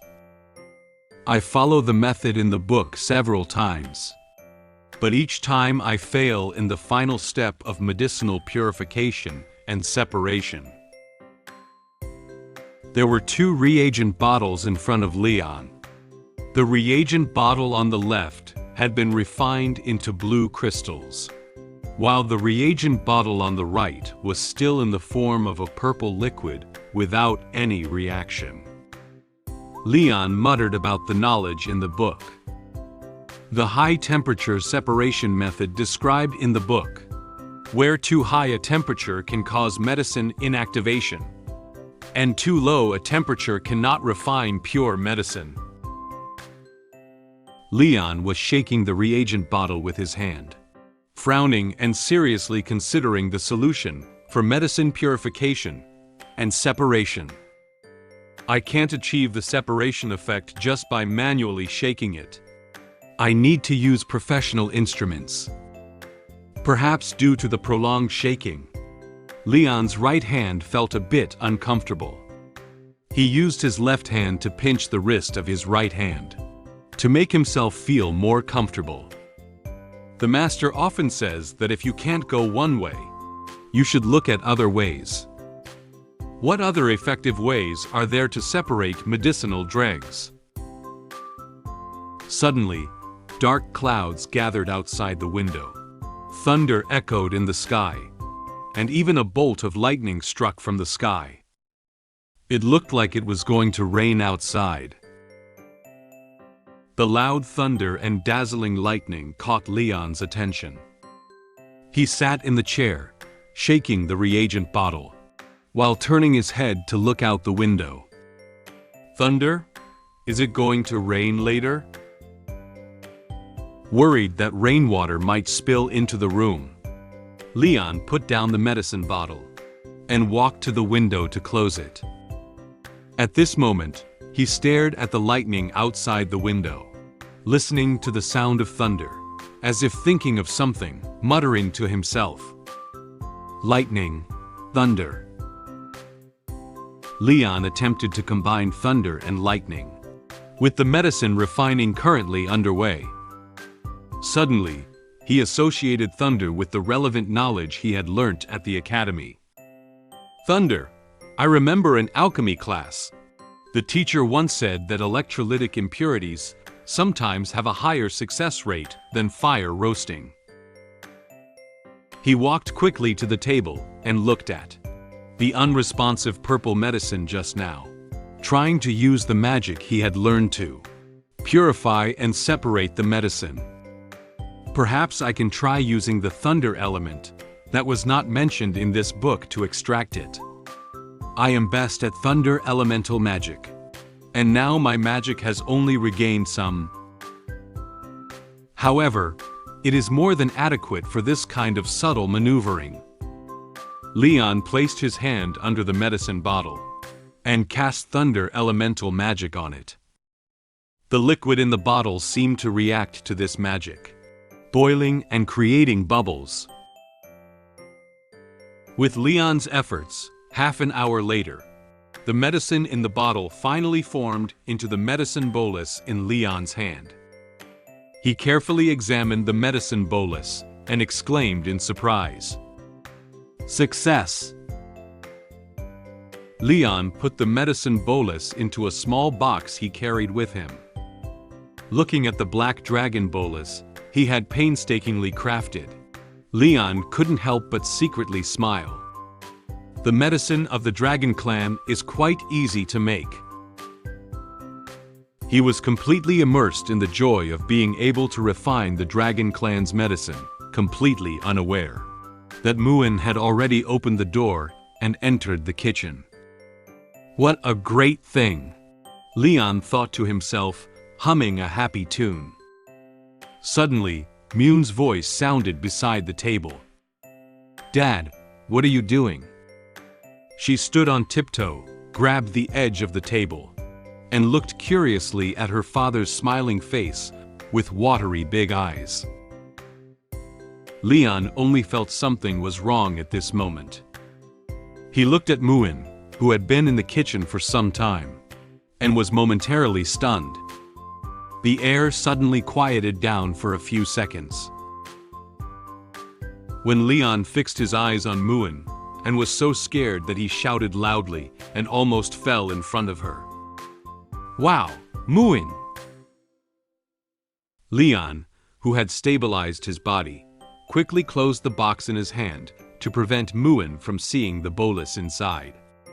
He nervously reached out his hand and touched her head. "It's nothing." However, Muen actually saw what was inside the box. She couldn't let go of her curiosity and continued to ask Leon, "Is that sugar in Dad's hand?" Leon decided to fabricate a white lie to make Muen give up asking about the thing in the box. He smiled at her and shook the box in his hand. "This is the medicine that Dad made for Mom." As soon as Muen heard that the medicine was inside the box, she clenched her small fist slightly, lowered her eyebrows, and her eyes revealed concern for her mother. Is this medicine for Mom? Is Mom sick? Leon shook his head and explained to Muen softly, while quietly putting the box into his pocket. I noticed that your mom has been working too hard lately, so I'm giving her some health supplements. Don't worry. However, in fact, this medicine was not meant for Roswitha to take. It was made for him to take himself. Muen looked up at Leon and nodded, seeming to understand her father's intention. She reached out her hand and looked firmly at Leon, making an agreement with him. Dad, you must take good care of Mom. Leon smiled, looked at Muen gently, and held her hand. Of course, this is what Dad should do. In fact, Muen didn't know that at this moment, Leon was secretly laughing badly in his heart, and had already made a plan to get back at Roswitha. When my body recovers, I must get back at her. At this point, the rain still showed no signs of abating. The weather outside was stormy with thunder and lightning. The rain was very heavy, as if it was about to engulf the entire castle. After returning Muen from the kitchen to her room, Leon also returned to his own room. It was raining heavily outside, reflecting his inner turmoil. He lay in bed, tossing the box containing medicine bolus in his hand, without intending to eat it immediately.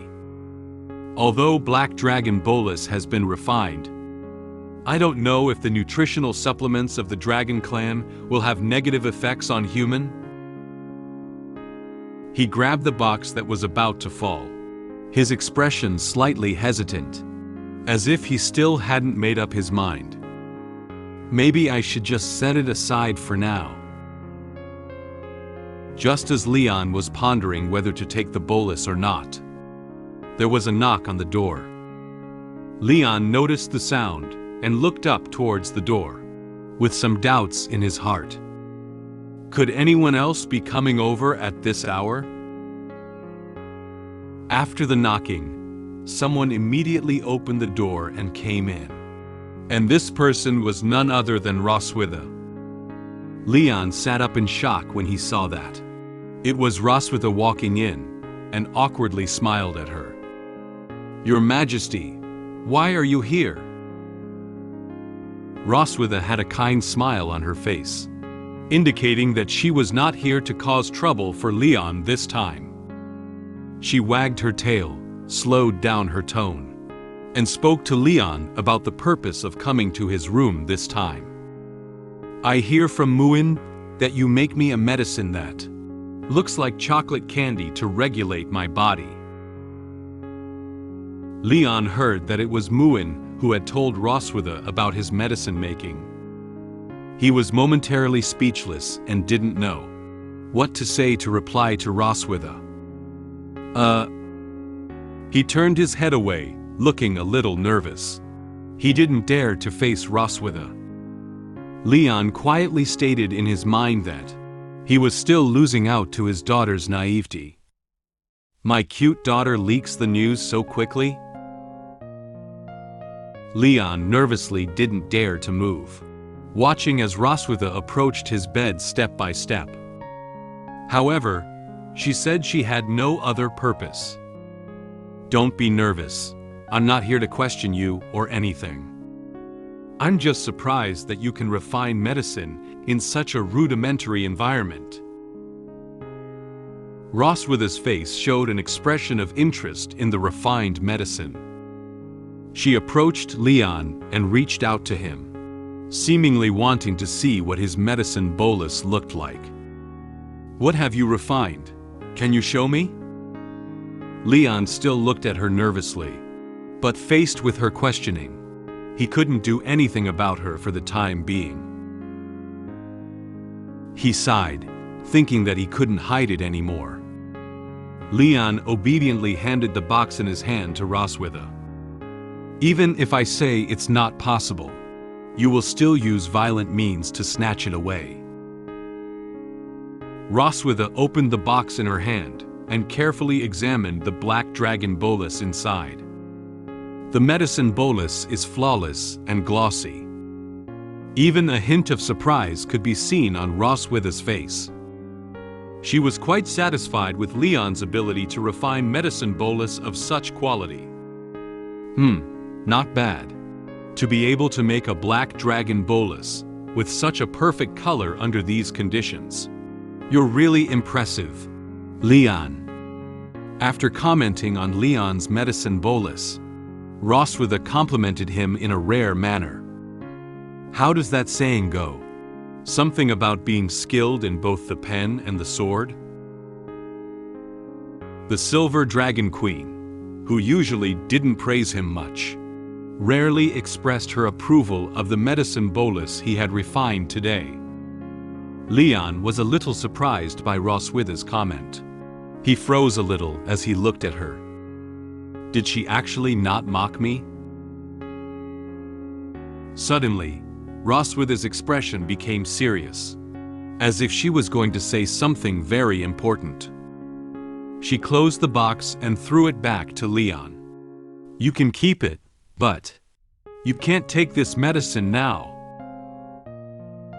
Leon steadily caught the box. He raised an eyebrow and looked at Roswitha with confusion, obviously not understanding what Roswitha was saying all at once. Huh? Why? Roswitha's expression changed to the serious expression she usually had when she was with Leon, and her tone was not very friendly. She looked condescendingly at Leon on the bed, propping her hands under his plump twin peaks. As a complement medicine for Dragon Clan, its efficacy is too strong for the human body. Leon still couldn't understand the seriousness of Roswitha's words. He frowned and looked up at her, thinking she looked down on him. I won't be able to bear it? Roswitha raised one eyebrow and looked disdainfully at Leon in her eyes. She gave Leon a provocative smile. I kindly remind you, as a human, you can't withstand its power.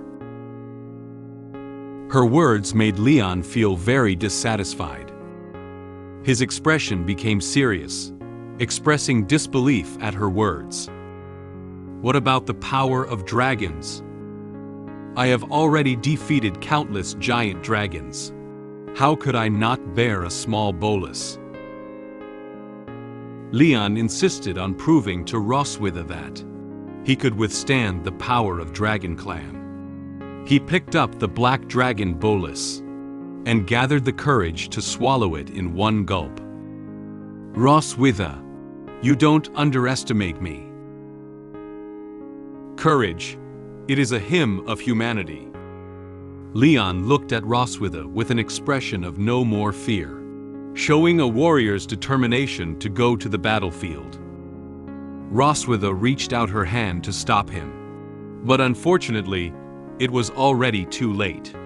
The medicine bolus had already been swallowed by Leon. She looked at Leon angrily, but couldn't say anything. You! Suddenly, Leon widened his eyes and his body felt like it was being burned up. A powerful force was gathering inside his body. It was obvious that Black Dragon Bolus had started to take effect. His skin is slowly turning red. He knelt on the bed in great discomfort, one hand supporting the bed, and the other hand gripping his chest clothes, looking very painful. Roswitha's expression was somewhat worried, and she was at a loss for what to do with his current situation. Bastard! I haven't used much healing magic before. She cursed Leon for being so impulsive, while using her hands to cast healing magic on his stomach. How do you feel now? I'll try to break down the effect of the bolus for you first. Leon did not answer Roswitha's question. He gritted his teeth, and she couldn't see the expression on his face for a moment. When Roswitha wanted to continue casting healing magic on Leon, he suddenly reached out and grabbed her hand, interrupting her healing magic. Roswitha was startled by his action. She looked at Leon with a serious expression. "Ah, don't move." Leon slowly lifted his head, his face sweating profusely. He looked at Roswitha with a resolute expression. "Just take a look, Silver Dragon Queen. This is the courage and determination of humanity." There were many lightning bolts around him.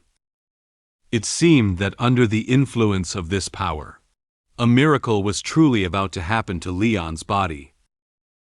After taking the mysterious bolus, I fainted directly. Just as the queen was about to call a doctor over, my temperament changed drastically, and I began to act coquettishly with her.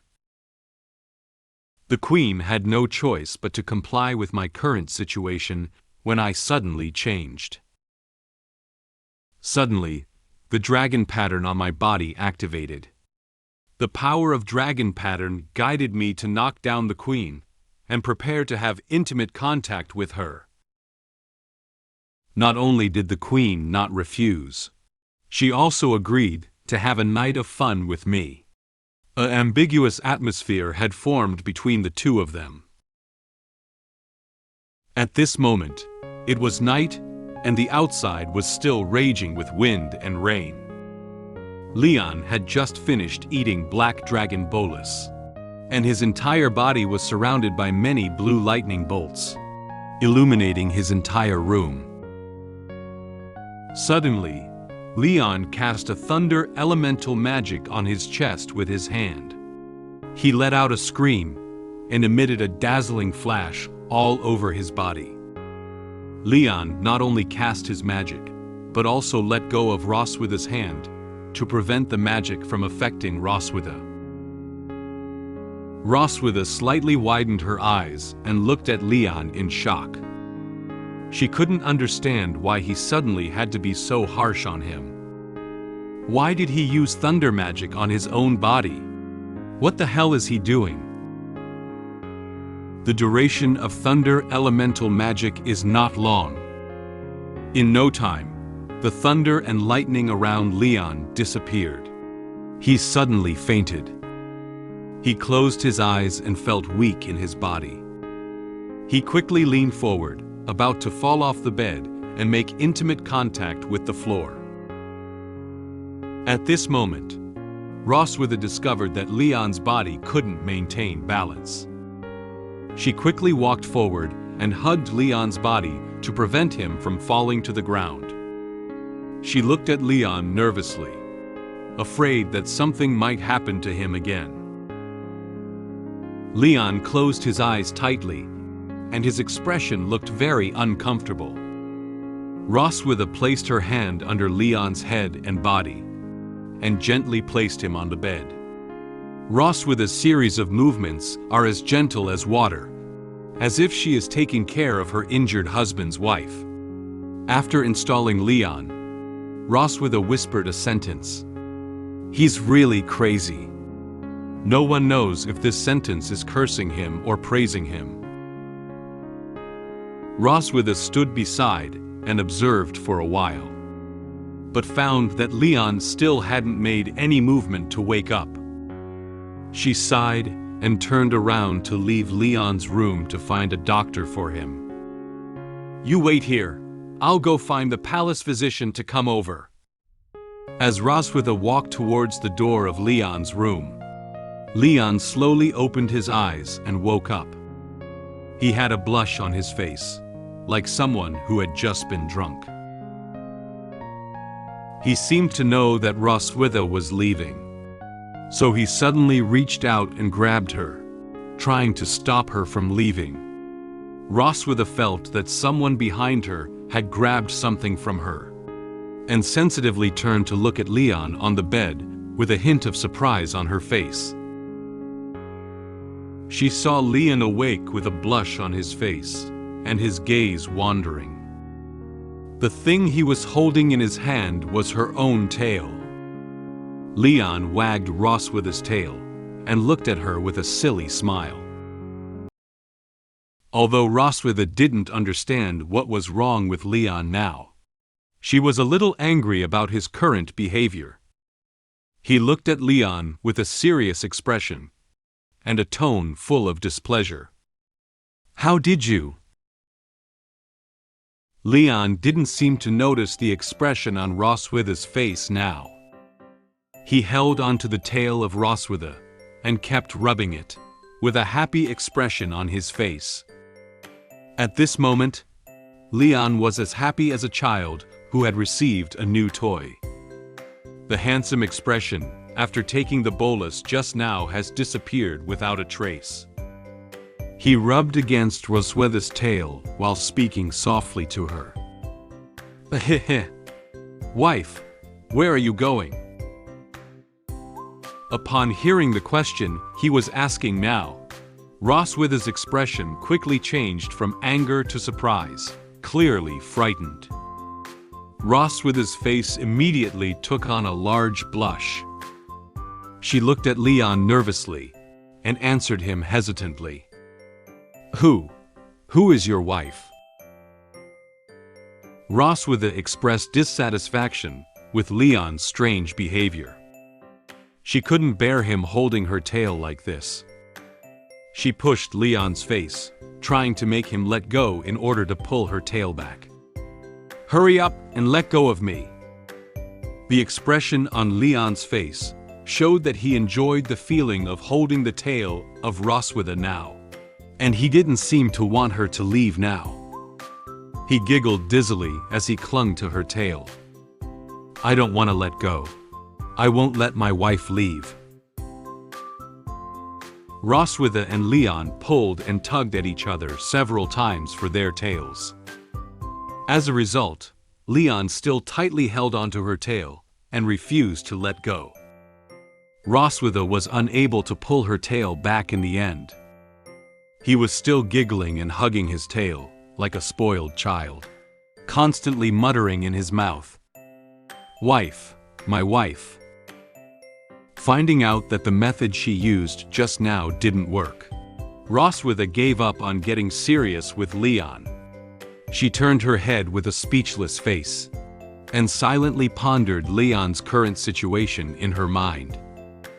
Black Dragon bolus should only have the effect of strengthening the body, and there should not be such symptoms of mental confusion. Could it be that the magic of the thunder element just now changed the effect of the medicine? However, with his current idiot-like appearance, his life is not in danger for the time, right? Roswitha looked back at the silly Leon and inadvertently let out a long breath. Compared to the usual Leon, Roswitha even found Leon a bit cute now. Her face quietly reddened again because of him. Leon obviously liked the tail of Roswitha very much. He rubbed against her tail, still showing no intention of stopping, and continued to call her wife in his mouth. "Wife, wife, wife." She pretended to be impatient, but with a slight blush on her face and a relaxed and cheerful expression, as if accepting Leon's current state. She replied to Leon following his words. Okay, I'm here. What's wrong? Tell me quickly."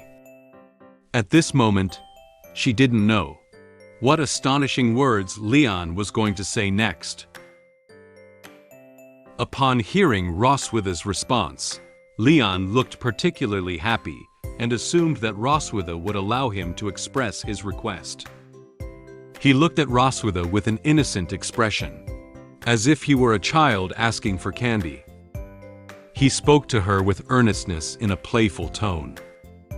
"I want a two-birth, my wife." Roswitha was once again shocked by what Leon said.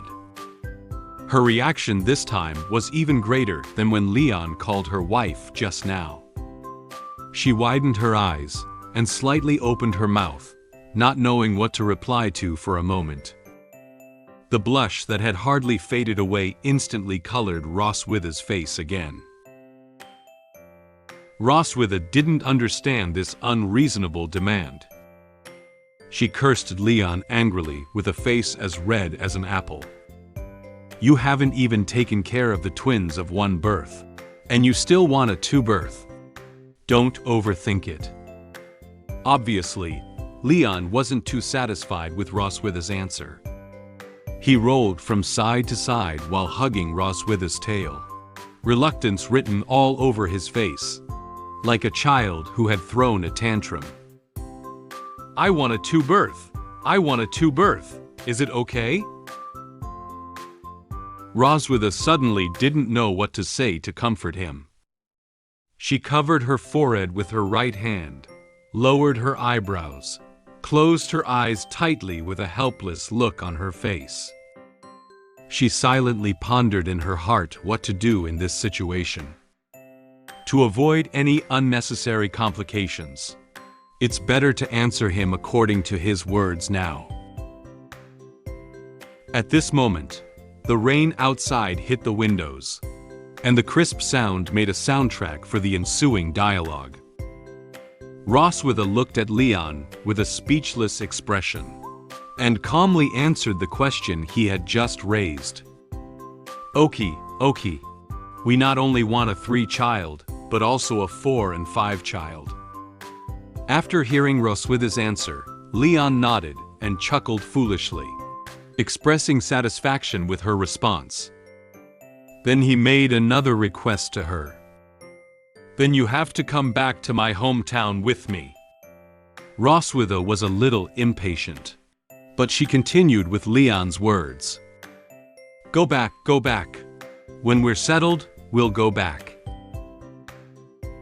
Leon quickly dropped Roswitha's tail after hearing a satisfactory answer. He raised his hands and danced around excitedly, like a child who finally got the candy he wanted to eat. Roswitha looked at Leon, who was so happy in front of her. The expression on her face relaxed slightly. She finally managed to coax this guy. She silently commented on Leon's situation just now in her heart. This guy is even more annoying than usual when he acts like a spoiled child.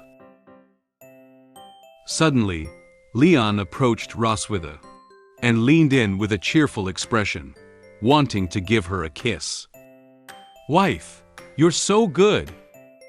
Roswitha noticed a movement from the person next to her, and slightly turned her head to notice that Leon's pouted mouth was about to approach. She was stunned for a moment, then immediately stopped Leon. She didn't want this kind of reward. Roswitha quickly reached out her hands to cover Leon's face and pushed him away, trying to stop Leon's face from approaching her again. Don't take the opportunity to be good to me, idiot! Leon may have been hurt by her action, he exclaimed in surprise. He was now stopped by Roswitha's hand and couldn't move at once, but he still worked his face forward. Roswitha couldn't help silently cursing in her heart. Why hasn't this bastard in front of me woken up at this time? For Leon, who has not woken up yet, Roswitha can no longer bear it. Her rationality suddenly went out of control, and she punched Leon in the face. Her voice revealed impatience. When will this medicine effect wear off? Before Leon could react to what had happened, he was hit in the face by her fist and let out another muffled groan. When Roswitha reacted, her fist had already hit Leon's face. And now Leon is bowing his head and covering his injured face, kneeling on the bed in grievance, unable to say anything. Roswitha quickly withdrew her hand. She looked at Leon, feeling a bit at a loss and feeling uneasy inside. I couldn't stop myself from hitting him. There was a hint of apology in Roswitha's expression. She comforted Leon by caressing his back with her hand, while asking him about her physical condition. "Are you okay?" However, Leon still didn't lift his head.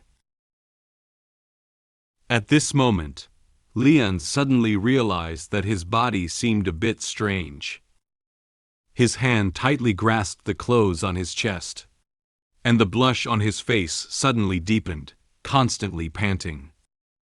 His body trembled uncontrollably, looking very uncomfortable. "Wife, I feel a little uncomfortable." Roswitha also noticed that something was wrong with her body. She nervously lowered her head and noticed that the dragon pattern on her chest suddenly lit up. The dragon pattern emitted a dazzling purple light, indicating something to her. "My God!"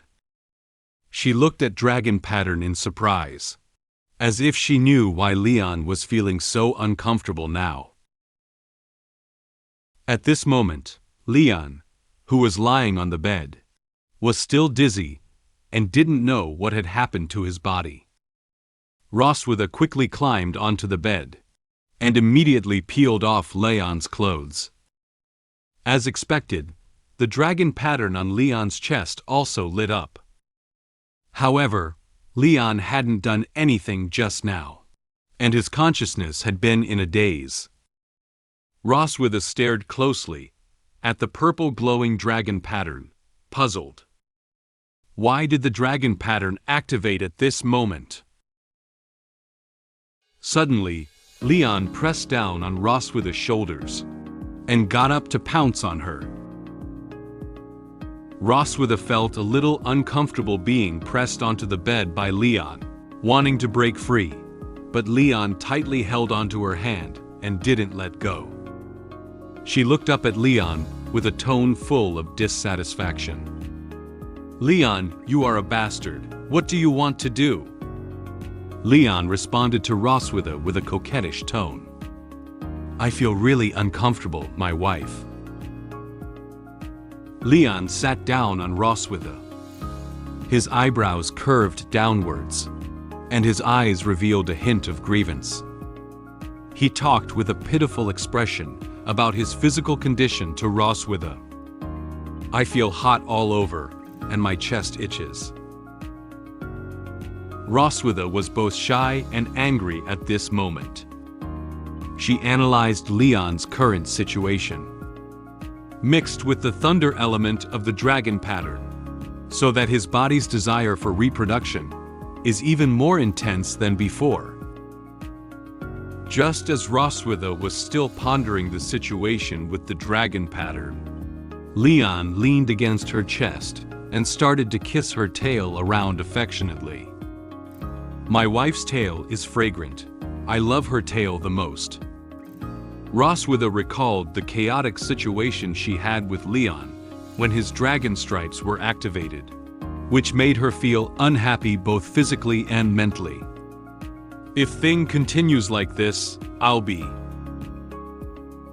In an attempt to stop a similar situation from happening again, Roswitha reached out and pushed at Leon's face to keep him from continuing to hold her tail, and tried to push him off of her. "My tail is dragging on the ground all day long. Don't you think it's dirty to carry it in your mouth? Get off of me quickly." Although Leon couldn't open his eyes due to Roswitha's hand, he still tried his best to grab her hand and prevent her from moving around. Just as Roswitha was trying to push Leon out of the way, Leon's index finger suddenly pressed against her lips. Leon's action made Roswitha stop pushing his face. She was somewhat surprised by this. Leon's eyes didn't have the goofy look they had just had. He suddenly looked seriously at Roswitha beneath him, and praised her in a low voice. "Milkweed, you look so beautiful tonight." Roswitha was a little surprised and shy by his compliment. She turned her head and replied softly, Even if you say so. For the sudden change in Leon's attitude, Roswitha didn't know what to say for a moment. However, at this moment, Leon seemed more tempting and handsome than ever before, and his aura made her unable to control it. What's going on? This man's attitude is completely different from just now. This irresistible madness and ferocity. She turned her head to look at the man in front of her in fascination. Do I actually have any expectations for him? Leon's face was flushed, and he looked at Roswitha with gentle eyes, softly saying words that she couldn't refuse. My dear, you can help me, right? Faced with such a temptation, Roswitha couldn't help but agree to such a somewhat unreasonable request from him. Okay, then. Only tonight. The bodies of Leon and Roswitha overlapped in this way, and the air was filled with an ambiguous atmosphere. The howling wind and rain outside the window muffled the sound of them entwining with each other. After eating Black Dragon Bolus, I had an intimate conversation with the Silver Dragon Queen for an evening. I woke up to find myself in bed with the Silver Dragon Queen. Recalling last night's accident, the Silver Dragon Queen was very satisfied with my service and asked me to continue working hard next time. Then, Muen naively mentioned to me the funny stories that Silver Dragon Queen told her, which made me laugh and cry. In order to make Muen happy, I made a Rubik's Cube for her, which aroused her surprise and curiosity. At the same time, I secretly prepared another Rubik's Cube for Noah. Although Noah spoke of disdain towards it, her heart revealed gratitude towards me. At this moment, it is already the morning of the second day. The heavy rainstorm last night has now stopped. The dark clouds have dissipated, and the weather is very clear, with sunlight shining on the Silver Dragon Castle. Leon woke up. He lay on his side and opened his eyes in a daze, still seeming to have some trouble seeing what was in front of him. He blinked his eyes, and finally his vision became clear. However, when he saw the person in front of him and felt her body tightly against him, he suddenly opened his eyes. Are you awake? Roswitha stared at Leon's face with interest, and gently said the first sentence to him. Leon widened his eyes, opened his mouth wide, and quickly sat up from the bed in shock. Seeing his panicked appearance, Roswitha calmly pulled the blanket over her body and sat up. Leon looked at himself and then at Roswitha, only to realize that neither of them were wearing clothes. Leon asked Roswitha with a shocked expression. Wow, why are you here? Suddenly, Leon felt a soreness. He felt a little tired and uncomfortable in his body. He touched his body and muttered to himself. My whole body hurts so much. The still dazed brain took in so much information at once that Leon couldn't process it all at once. He hadn't been able to react to what was going on. He asked Roswitha next to him in confusion. My memory is a bit fragmented. What happened last night? Roswitha slowly got down from the bed, covering herself with a blanket while answering Leon's questions. Don't you remember everything? She turned around, with a hint of teasing smile on her face, and showed Leon her entire back. You shouldn't forget, Dragon Slayer. Surprisingly, Roswitha's back was covered in various sizes of kiss marks. Not only did she have kiss marks on her back, but she also had them on her chest and waist. Leon looked at Roswitha with surprise. He stared at these kiss marks and couldn't help but sigh inwardly. She has many kiss marks on her body. Did I do this? Suddenly, Leon seemed to have noticed some information. He stroked his forehead with his right hand, lowered his head, and constantly recalled various scenes from last night, and his various postures in bed in his mind. Leon seemed to realize that he had done something very humiliating. He broke down and clasped his head in his hands, and he cried out on his back, "Oh, no!" Apparently, Leon couldn't accept that he was the one who had done so many humiliating acts. Roswitha looked at Leon, who was aware of his ugliness last night, with a smug smile on her face and mocking his current situation. "Do you remember? Last night, you begged me to do it with you. Darling, let's do it one last time. Is that okay? Dear, I'm really uncomfortable. Please help me. Just this once, for the last time." Roswitha imitated what Leon said to her last night. Leon's face turned solemn. He covered his ears, trying not to make himself want to hear Roswitha repeat what he had said. However, obviously, this action was not effective. "My wife. You." Roswitha spoke louder and louder, even adding hand movements as if to show Leon's posture at that time. Leon couldn't help it anymore. He interrupted Roswitha with a helpless expression and reached out to grab her hand, preventing her from continuing her performance. "Stop. Don't say it again. I remember everything." The small incident between him and Roswitha in the morning cleared Leon's mind a lot. He sat on the bed, awkwardly getting dressed while organizing his thoughts.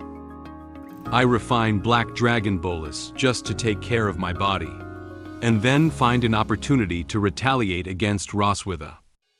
But I don't expect the effect of this medicine to be so exaggerated." He looked at Roswitha, his eyes revealing some concern. He spoke to her with an apologetic look on his face. "I admit that I went too far last night. Did I hurt you?" Roswitha put on her own clothes. She tilted her hair back, her dashing look carrying a queenly demeanor. Her face remained calm, as if what Leon had done to her last night had not had any impact on her. "It's all right." At this moment, Leon suddenly remembered that Roswitha had mocked his body before. He crossed his hands over his chest and put on a confident smile on his face. He proudly mentioned this matter to Roswitha. "Now you should also be very clear about how my body is doing, right? Next time, don't say my body is not as good as before." Upon hearing these words from Leon, Roswitha's eyes became serious. She suddenly moved closer to Leon and stared intently into his face. Leon was a little puzzled by this action of hers, thinking he had said something wrong again. He looked sheepishly at Roswitha. What's wrong?" Roswitha, who was staring at Leon, raised her hand and grabbed Leon's chin in one hand, closing the distance between her and Leon. She looked his face left and right with a contented smile, and replied to the words Leon had just uttered. "I'm very satisfied with your performance last night, Dragon Slayer. I hope you can maintain this state in the future." After speaking, Roswitha pushed Leon back and withdrew her hand. Leon was shocked by her words and felt like he had become her exclusive toy. Huh? Have I switched to the service industry? After teasing Leon for a while, Roswitha sat down on the bed. She suddenly remembered a bet Leon had mentioned earlier, when she and Leon were walking in the garden. So she turned sideways to Leon and spoke. By the way, that bet you mentioned earlier about changing the appellation. Leon was still tidying up his clothes when he heard Roswitha talking about the bet and looked up at her. Roswitha noticed Leon's movements and quickly turned her head back. She blushed and reluctantly said the next words. You win. Have you decided on what requirements to make? It seems that Roswitha still has some reluctance to admit that he won. This also proves that changing the way she is addressed has brought her closer to her daughters. Leon scratched his head with embarrassment when he heard her mention the bet. Oh, I've already thought of that requirement.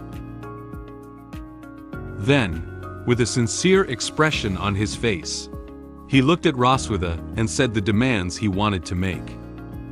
Can you send someone to visit my master and master's wife in the Empire? Leon hasn't seen his master and master's wife for a long time. They may not even know that Leon has gone missing. Leon still misses them a lot. Roswitha was slightly moved by his demands. She lowered her head and pressed her hand against her chin, thinking about ways to enter human territory. Silver Dragon Clan is not very good at infiltrating, but it's not a problem just visiting people. Leon showed a happy expression when he heard that Roswitha could agree to fulfill this request. He expressed his gratitude to Roswitha with excitement. Really? Thank. Leon seemed to realize that expressing gratitude directly to the dignified Silver Dragon Queen would not be accepted. He pretended to cough twice, showing a serious expression and saying a more formal thank you. Ahem, ahem. I'd be grateful for your help. The current location is in the garden of the Silver Dragon Castle. The sunshine shines on the colorful flowers and tender green lawn, showing that the entire garden is full of vitality. In a certain part of the garden, Leon changed into a new outfit and sat with Muen at a stone table. After a night of intense exercise, Leon felt a bit tired. He leaned back in the chair, closed his eyes, wanting to take a nap. Muen, who was playing with toys next to him, noticed that Leon didn't look very comfortable. She asked Leon with some concern. Dad, are you sick? Upon hearing Muen's question, Leon immediately sat up. He didn't want Muen to know that he was tired now. He straightened his back and pretended to look very energetic. I'm not sick. Why do you ask that? Muen put down the toy in his hand. She stood up, crossed her waist with one hand, and shook her index finger with the other, with an expression of, I know everything. She confidently said to Leon, Hey, Mom has already told me all about it. Dad took that medicine himself yesterday. Dad is a man. Man can't say he is sick. Leon was momentarily speechless. He hadn't expected at all that Roswitha would tell Muen about the bolus. He gritted his teeth and inwardly expressed his dissatisfaction with Roswitha's behavior with indignation. That she-dragon, how can she tell a child such a thing? Is she trying to embarrass me? Muen looked at her father, who had already taken medicine and was still leaning back in the chair, thinking that his illness had not yet recovered. Dad hasn't recovered. Is the medicine not effective enough? Or is Dad taking too little medicine? The daughter's questioning, coupled with what happened between him and Roswitha last night, seemed to turn into an invisible arrow poking into Leon's chest. Leon felt a fatal blow to himself.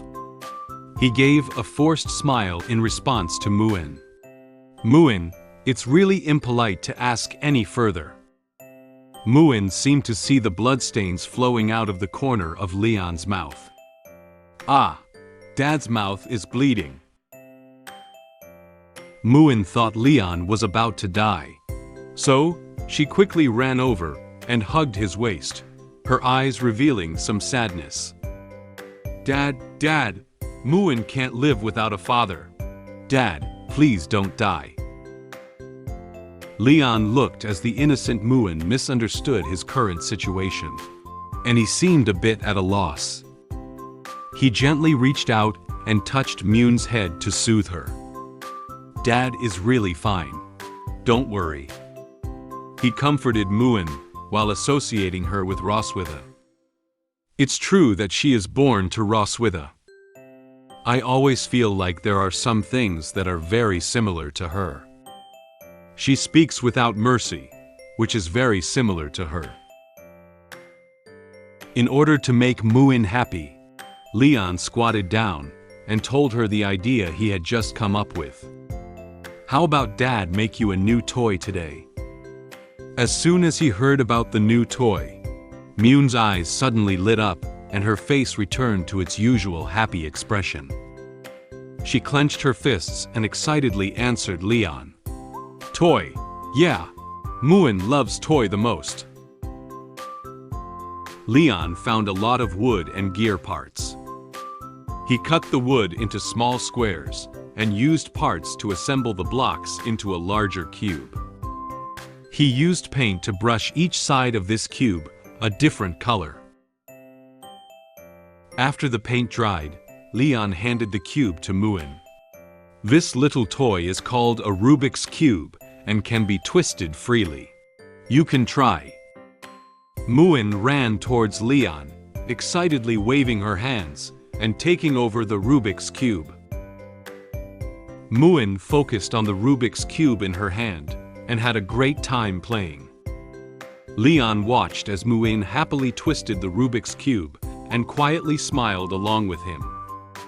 He silently praised himself in his heart. I used to learn the principles of some simple mechanical linkage devices in the alchemy machinery class at school, but I didn't expect to use them when taking care of my child today. Am I a genius who was born to take care of children? Suddenly, Leon felt something was wrong behind him. He quickly turned around and found that there was no one behind him. Muen noticed Leon's movements. She looked up curiously and asked Leon, Dad, what's wrong? Leon was still looking behind him, trying to figure out what was in the garden. But nothing popped out of nowhere, even after he watched for a long time. He replied to Muen, It's nothing. Based on years of dragon slaying experience, Leon realized that there were actually a dragon right behind him. He lowered his head and carefully considered the situation. Just now, for a moment, I felt the sight of a dragon. And that direction is where Noah does her physical training? There are still many remaining wooden blocks scattered on the table, and some paint has not been used up yet. After some thought, he made a decision. However, that child won't come up to join us voluntarily. I'll make one for her too. It's evening. Muen had already fallen asleep quietly in bed. Noah only returned to the bedroom at this moment. She quietly opened the bedroom door and prepared to go back to her bed to sleep. Passing by the table, Noah noticed a disrupted color Rubik's Cube, with a note addressed to her pressed underneath it. This is a toy for Noah. Find a way to restore it. She picked up the Rubik's Cube expressionlessly, showing disdain towards it. Idiot, I'm not interested in this child's toy. But Noah turned the Rubik's Cube in her hand, and soon she restored it to its original state after the colors had been scrambled. She looked at the Rubik's Cube in her hand, and a slow smile appeared on her cold face. Thank you, Dad. Extra story. Noah's treasure chest. During this time, Noah has been secretly hiding something under her bed. Muen became suspicious of Noah's behavior. She opened the door and quietly watched Noah's every move. Noah has been a bit strange lately, often hiding things in the box under the bed without my knowledge. One day, Muen discovered that Noah was not in the room. So Muen disguised himself as a detective and secretly found Noah's box, wanting to see what secrets were inside. Hey, take advantage of Noah's absence today and see what's good inside. Detective Muen, go. After opening the box, Muen found that there weren't many things inside. There are fragments falling from Leon's black gold armor, a Rubik's Cube given by Leon, and the name Leon wrote to Noah. Muen thought for a moment and found that everything inside was related to Father. It seems like everything is related to Dad. Muen nodded, as if she understood the connection between them. Well, I understand now. Actually, Noah. At this moment, a familiar figure appeared behind Muen, staring at her. Noah calmly took her treasure chest from Muen's hand and closed it. You are not allowed to peek. Muen was bandaged by her like a caterpillar, making people feel both cute and funny. A good child should not rummage through other people's things.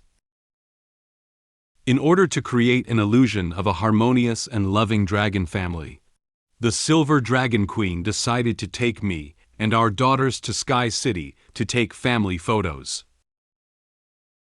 I didn't expect the esteemed Silver Dragon Queen to personally go to the photo studio, and I lightly mocked her. The Silver Dragon Queen was not satisfied, and directly hit my foot with a heavy blow. The manager of the photo studio was curious why I didn't see my tail. What should I do now? Will I be exposed now? Will the family photo shoot be completed smoothly? The academy that Noah is going to is called St. Heath Academy. St. Heath Academy is a noble academy among the Dragon clan, and it also has strict standards for the students it recruited. Family is an important part of the assessment criteria. St. Heath Academy thinks that no matter whether it is an asexual oviparous birth or a couple's normal fetal reproduction of pups, only in a harmonious, loving family that espouses the concept of Dragon Clan can they be nurtured into qualified young dragon, and the Academy admits only such students. In order to create an illusion of a harmonious and loving dragon family, the Silver Dragon Queen decided to take the whole family on a trip and take family photos together. Their destination is a city located in the sky called Sky City. The Sky City boasts beautiful scenery, with an azure sky enveloping the city. There were also many dragons flying near Sky City. Dragon-shaped Roswitha found an open area to land and set Leon and daughters down. After Leon picked up Noah, Muen came next. Muen slid down from Roswitha's back like she was on a slide. She seemed to be particularly enjoying this process. Leon reached out and prepared to hold her. Slow down, I'll hold you down. After being steadily picked up by Leon, Muen waved her hands happily. With a smile on her face, she innocently asked about Leon. Dad, why didn't you change the dragon just now? Muen wants to see Dad turn into a dragon. Leon was caught off guard by her question. He smiled a little sheepishly and muttered to himself. My dear daughter, I am quite skilled at slaying dragons. But as for transforming into dragons, is it better not to?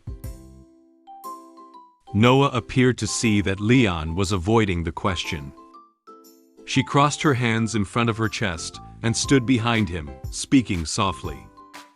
Are you unable to transform into a dragon? Leon broke out into a cold sweat at Noah's words. Noah's serious gaze and Muen's innocent gaze converged on him. Leon looked at daughter's curious expressions and was somewhat at a loss. There was no other choice, so he had to look at Roswitha with a pleading expression. At this moment, Roswitha had already transformed into human form and walked towards them. She looked at them with a smile and calmly explained to her daughters.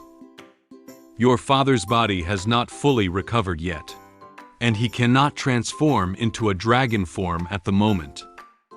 When he recovers, he will show you. It's like a close call. Leon almost thought he was going to expose his identity. He was quietly relieved by the help of Roswitha. Muen gently clenched her hands and looked at Leon with anticipation. Dad, you must recover quickly. With a helpless look on his face, Leon responded softly to Muen's words. I will try my best. Subsequently, Leon silently denied this situation in his heart. Although it is impossible. The azure sky set off the huge gate of Sky City in front of them. The area around the gate was filled with dragon people who came here to play or local dragon people. Roswitha urged them on softly. All right, hurry into the city. There's still something to do today. Roswitha held Noah's hand, while Leon held Muen's hand. 4 people entered Sky City together like this. Entering the streets of Sky City, Muen couldn't wait to take a look around. She ran excitedly ahead, her eyes filled with an indescribable joy. Wow, Noah, look, there are so many dragons. Noah didn't seem interested in the people and things on the street. She calmly followed behind Muen, persuading her not to run so fast. Slow down, don't walk too fast. The people on the street were curious about the pair of cute little dragons that had suddenly appeared, and all of them turned around to look at them with curious eyes. Only Leon and Roswitha were out of place with the people on the street. The 2 of them followed them coldly, not saying a word to each other. At this moment, Leon's walking speed slowed down. He lowered his head, his body trembling uncontrollably. Roswitha noticed that Leon wasn't following. She turned her head and noticed something was wrong with Leon. Is this guy trembling? Well, this should be the first time he has seen so many dragons since he woke up from a coma. Roswitha walked up to Leon and leaned in to mock him. What's up? Are you scared? Upon hearing Roswitha's question, Leon quickly lifted his head with an excited expression on his face. Huh? Scared? I am excited. He pointed his fingers towards the different types of dragon people in the crowd on the street, his voice revealing an uncontrollable excitement. First class merit. First class merit. Second class merit. The streets are full of achievements. I'm going to get rich. At this moment, the dragon people didn't know what the man in front of them was doing and looked at him with confusion. Roswitha felt helpless about Leon's reaction. She covered her face with her hands and silently complained about Leon in her heart. Tisk, I don't need to worry about him anymore. Leon walked ahead of Roswitha with happy steps and confidently laughed out loud. Bring them all back, and I can exchange them for a lot of money. In no time, they arrived at the photo studio. The crisp bell reminded manager that customers had entered the photo studio. A middle-aged female dragon wearing glasses and a hat, and a female dragon assistant stood at the front desk. They bowed slightly to welcome them. Welcome, Your Majesty. The environment of the photo studio is very beautiful, revealing some elegant atmosphere. The wall is filled with photos of various types of dragon people. The female dragon assistant guided them inward from the front. Muen led Noah running ahead, curiously looking at the photos on the studio wall. Noah, look, there are many photos of dragons here. After arriving at the photo studio, Leon felt something strange. He approached Roswitha and whispered to her. By the way, aren't you the Silver Dragon Queen? Why do you still have to come to the photo studio in person to take photos? Roswitha turned to him and explained the purpose of her personal visit this time. The Dragon King or Queen of the tribe can only command the people of their own tribe. But the dragons of Sky City do not belong to any tribe. Leon thought that the Silver Dragon Queen's abilities could only reach this level, and couldn't help but laugh at her. So your status as a queen is a bit low. As the Queen of Silver Dragon, Roswitha didn't want to hear such words. She stomped hard on Leon with her high heels, expressing her dissatisfaction with what he had just said. She walked in front of Leon somewhat angrily. Anyway, my status is higher than yours. Leon stood behind and covered his foot with his hand, sucking in a breath of pain. Roswitha walked up to Selena, the manager of photo studio, and struck up a pleasant conversation with her. Everyone says that Selena's photography skills are top-notch among the Dragon Clan. Being able to successfully book an appointment with you is also our family's luck. Selena held up her glasses and replied to Roswitha. It's an honor for our studio to take family photos for the Silver Dragon Queen. While chatting with Roswitha, Selena turned her head and noticed that there was no tail behind Leon. A little puzzled, she asked Roswitha about it. Your Majesty, your husband's tail. At this moment, Leon was focused on looking at the photos on the wall and didn't listen their conversation. Roswitha looked in the direction where Leon was and made up an excuse to explain to Selena. He doesn't like to show his tail. Please choose a tailless suit for him. In fact, in order to keep the other dragon people from getting suspicious, Roswitha had previously advised Leon to wear a fake dragon tail to pretend he was a dragon.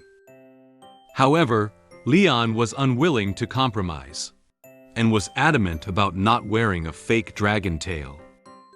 He backed away from it while waving his hands in a motion to show his refusal. No, even if you kill me, I won't wear this. This concerns my dignity. Roswitha had no choice but to follow his idea. After listening to Roswitha's explanation, Selena did not continue to pursue further. She raised her hand and gestured them towards the fitting room in the photo studio. I see. Your Majesty, please move over here and try on the clothes first. Noah, Muen and Leon followed behind Roswitha and went in together.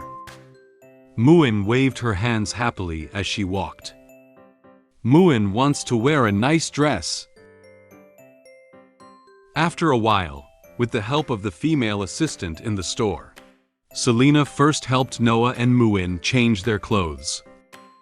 Muen was wearing a white dress with a blue bow as decoration. Noah was wearing a black dress with a purple bow. Muen looked at her clothes with a face full of joy. Noah's face didn't have much expression, but probably in her heart, she also expressed her love for her new clothes. The curtain of the fitting room was pulled open, and Leon walked out from inside. He was wearing a white suit, and his hairstyle had been slightly styled by assistant. He looked very handsome and spirited. Seeing such a handsome father, Muen's eyes sparkled, and she couldn't help but praise him loudly. Wow, Dad is so handsome. Selena was also amazed by Leon's current outfit. Her face turned slightly red, and she expressed her thoughts to Leon. King is very suitable for this suit. You must have been very popular before, right? However, Leon looked at himself with confusion, as if he didn't realize he was as good as everyone said he was. Is that so? The last time I wore a suit was during my graduation ceremony at Academy. Leon realized that Noah had not yet expressed her opinion. After tidying up his clothes, he looked up at Noah with a smile on his face. What does Noah think? Noah noticed Leon's gaze, and her face immediately turned red. She shyly turned her head and hesitantly commented on Leon's attire. Well, it's so handsome. Leon was particularly happy to hear daughters evaluate him like this. He bent down and reached out his hands to stroke their heads separately. Your dresses are also very cute.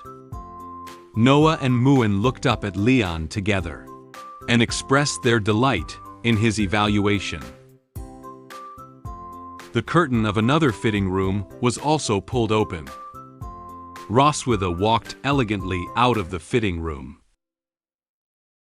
She was wearing a black dress with purple accents on the inside, reflecting her aristocratic temperament. The slim-fitting dress showcases Roswitha's excellent figure, and when she walks out of the fitting room, she exudes a sense of solemnity and mystery. Muen couldn't help but praise Roswitha. Mom is so beautiful. Leon was stunned to see such an elegant and beautiful Roswitha, and his face quietly turned red without him knowing it. Roswitha noticed Leon's gaze and turned to glare at him. What's up? Leon turned his face away, scratched his head, and awkwardly replied to Roswitha. No, it's quite suitable for you. Hearing Leon say that, Roswitha couldn't help but blush as well, presumably seeing that Leon's outfit showed his handsomeness. She turned her head and commented on Leon's attire. I think it would be great if you had a tail. Leon was very dissatisfied with her proposal. He silently cursed in his heart. Bah! I will never put on a tail in my life. Selena was already making the final adjustments to the camera. Noah and Muen were already standing in front of the camera. Muen waved her hand towards where Roswitha and Leon were standing, indicating them to come over quickly. Dad, Mom, come on. After arranging where the four would stand, Selena provided guidance on their actions. Get ready to take photos. Your Majesty. King, please get closer. Roswitha and Leon were somewhat reluctant. They pulled away from each other slightly. They didn't want to get too close to each other. Smile. 3, 2, 1. At Selena's voice, several harmonious family photos slowly emerged on camera. The first photo is of 4 people. Roswitha and Leon stood behind their daughters, with serious expressions on their faces. Muen raised one hand and made a gesture, looking very happy. Noah was held by Muen's hand, with a calm expression on her face. This photo really looks like a harmonious family. The second photo is of Noah and Muen. Muen happily hugged Noah, while Noah looked at the camera expressionlessly. This photo looks like the sisters are very close. The third and fourth photos are of Roswitha and Leon. Roswitha and Leon were leaning sideways against each other, blushing and shyly forming their hands into a loving gesture for the camera. This next one shows them looking at each other face to face, looking very much like a couple interacting. Selena felt warm inside when she saw these 2 very loving photos. They do look good as a couple. The family photo shoot ended in a harmonious atmosphere. Extra story. Leon's graduation ceremony. Time passed quickly, and in the blink of an eye, Leon graduated from the academy. However, by this time, Leon was surrounded by girls who looked up to him. "Leon, can we take a photo together? Can you have dinner with me? Please accept this gift." It seems that Leon is very popular among girls. However, Leon, who didn't understand the true thoughts of the girls, rejected them outright on the spot. "Please allow me to refuse. I have to go back and nail the hooves of my master's donkey. Take a rain check." Leon said goodbye to the girls and turned away from them. The girls froze in place, and their hearts were broken as soon as they heard such a reply. Leon's master stood behind, looking at his apprentice who couldn't chat so well, with a helpless expression on his face. Did this guy get kicked in the head by a donkey? After the family photo shoot, I went for a walk on the street with the Silver Dragon Queen and our daughters. In order to get the toy bears that my daughters wanted, even if the vendor tampered with the gun, I still gave it my all and hit all the balloons with my extraordinary abilities. My daughters praised me repeatedly. Even the Silver Dragon Queen couldn't help but marvel at my marksmanship. After taking another toy bear for the Silver Dragon Queen, she asked me to go to her room after dinner. Am I going to be bullied by her again? The weather in Sky City is clear now, with a blue sky enveloping the city. The streets are still bustling with people coming and going.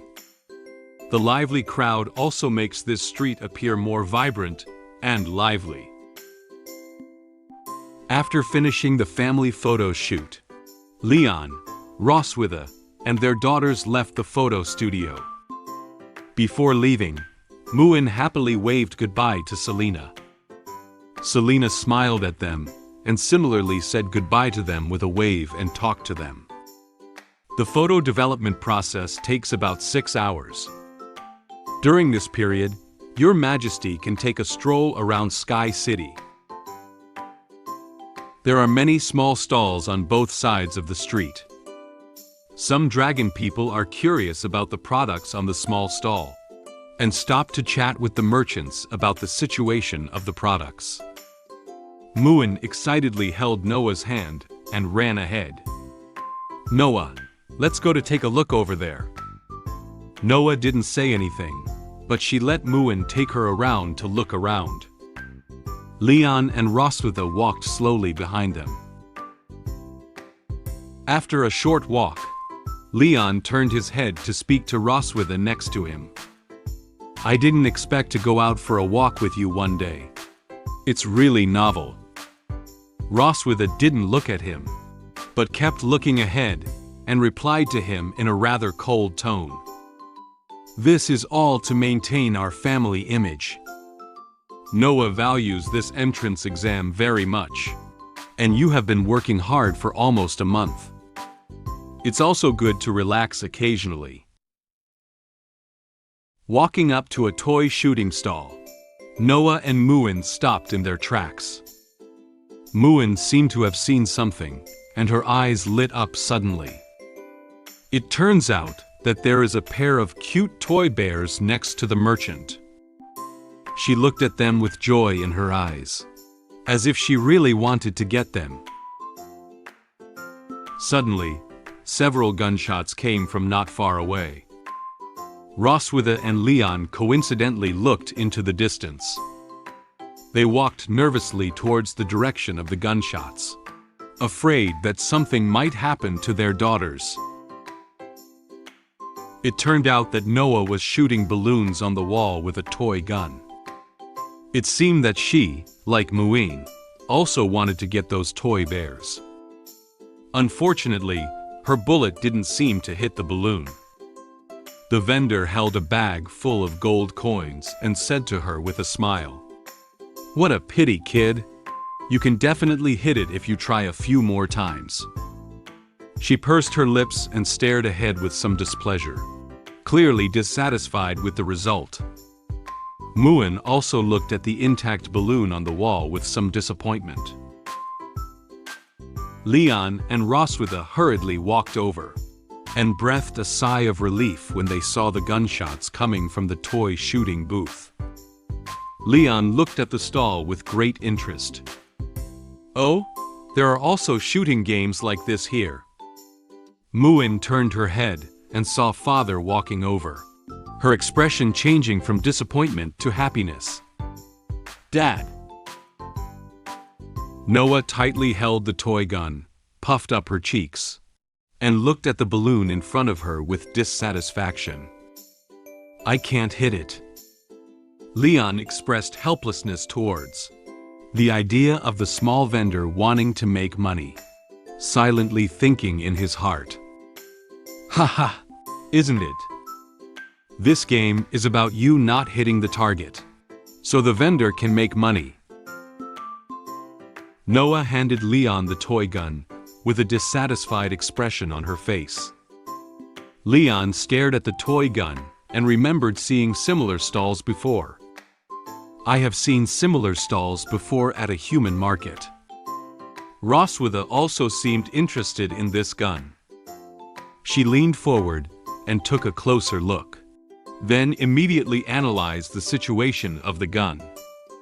The bullets of this toy gun are gathered with magical energy, and there are certain requirements for the precise control of magical energy, which is indeed difficult for Noah. The vendor noticed that the parents of the children came over. He put on a flattering smile and said to them, "Do you want to give it a try? As long as you hit all the balloons within 10 shots, you can take away this pair of toy bears." Your daughters look very interested. However, the vendor's thoughts are not limited to this. He secretly chuckled in his heart. "Hey, I make it a point to let little kids try out the game, and just to entice their parents over to make a killing." Leon lowered his head and looked at Noah and Muen, asking for their opinions. "Do you want that pair of toy bears?" Noah turned her head shyly. "No." Muen also lowered his head awkwardly, 2 fingers touching each other and stuttering. Muen doesn't want it either. It seems that the 2 good children also don't want their father to waste money playing this fruitless game. Although the daughters said they didn't want toy bears, Leon immediately sensed their true intentions. I get it. They mean what they want. Leon confidently walked up to the vendor and pointed with his finger at Roswitha standing behind him. Please give me 10 bullets. She give you the money. Haha, okay. The vendor repeatedly agreed and looked at Roswitha. At this moment, Roswitha suddenly realized that Leon wanted her to give the money herself. She frowned slightly and silently gave the money to the vendor.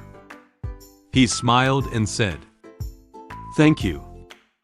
Leon found a suitable posture, looked ahead with a firm gaze, and raised his gun towards the balloon in front of him. It's been a while since I've held a gun. The last time was at the Dragon Slaying Academy. After adjusting everything, Leon first fired a bullet at the balloon. Unfortunately, the balloon on the wall was still intact, and even the bullet landed not far from the balloon. Leon looked back and forth at the gun in his hand, lost in thought.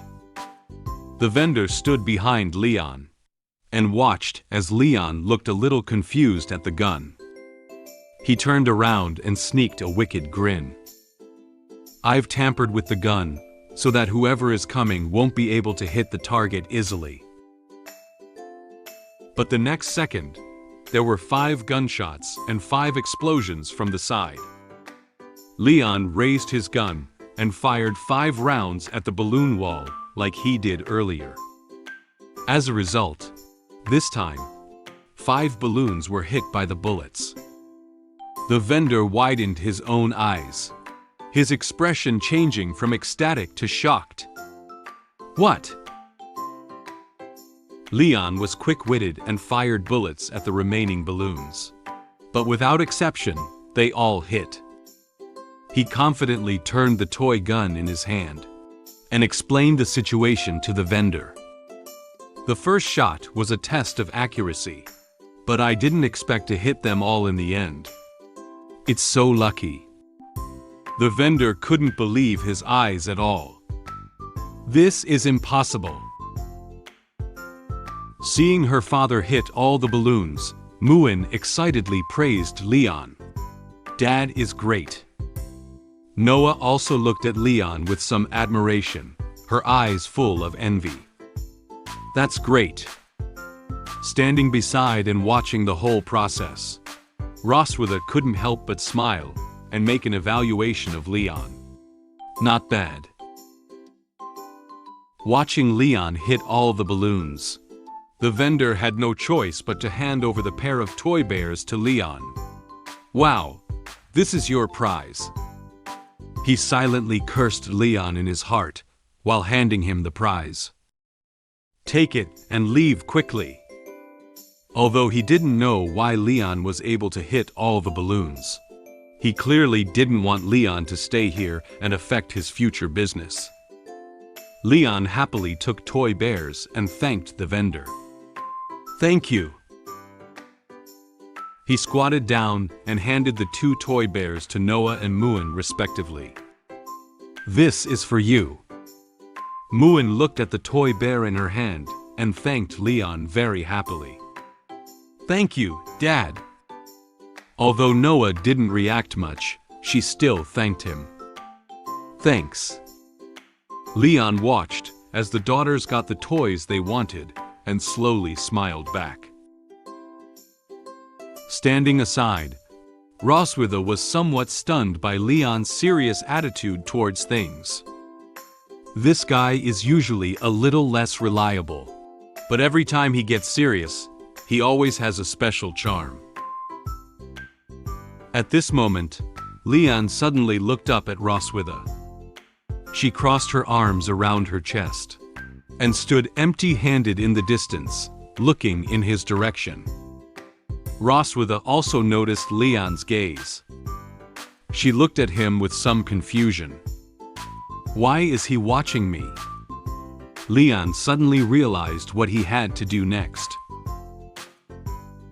After leaving the toy shooting stall, the four of them continued to take a walk on the street. Noah and Muen, holding the bear, were already walking at the forefront, while Roswitha and Leon continued to follow behind them. When a mother and daughter passed by them, Little Dragon pointed enviously at the thing in Roswitha's hand. "Mom, I also want that."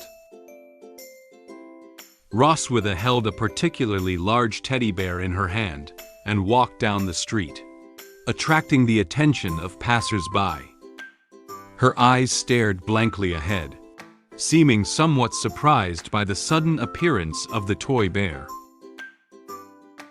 Leon laughed triumphantly and walked ahead of Roswitha. "Ha ha ha! Did you see the uncomfortable expression on that unscrupulous merchant's face at the end?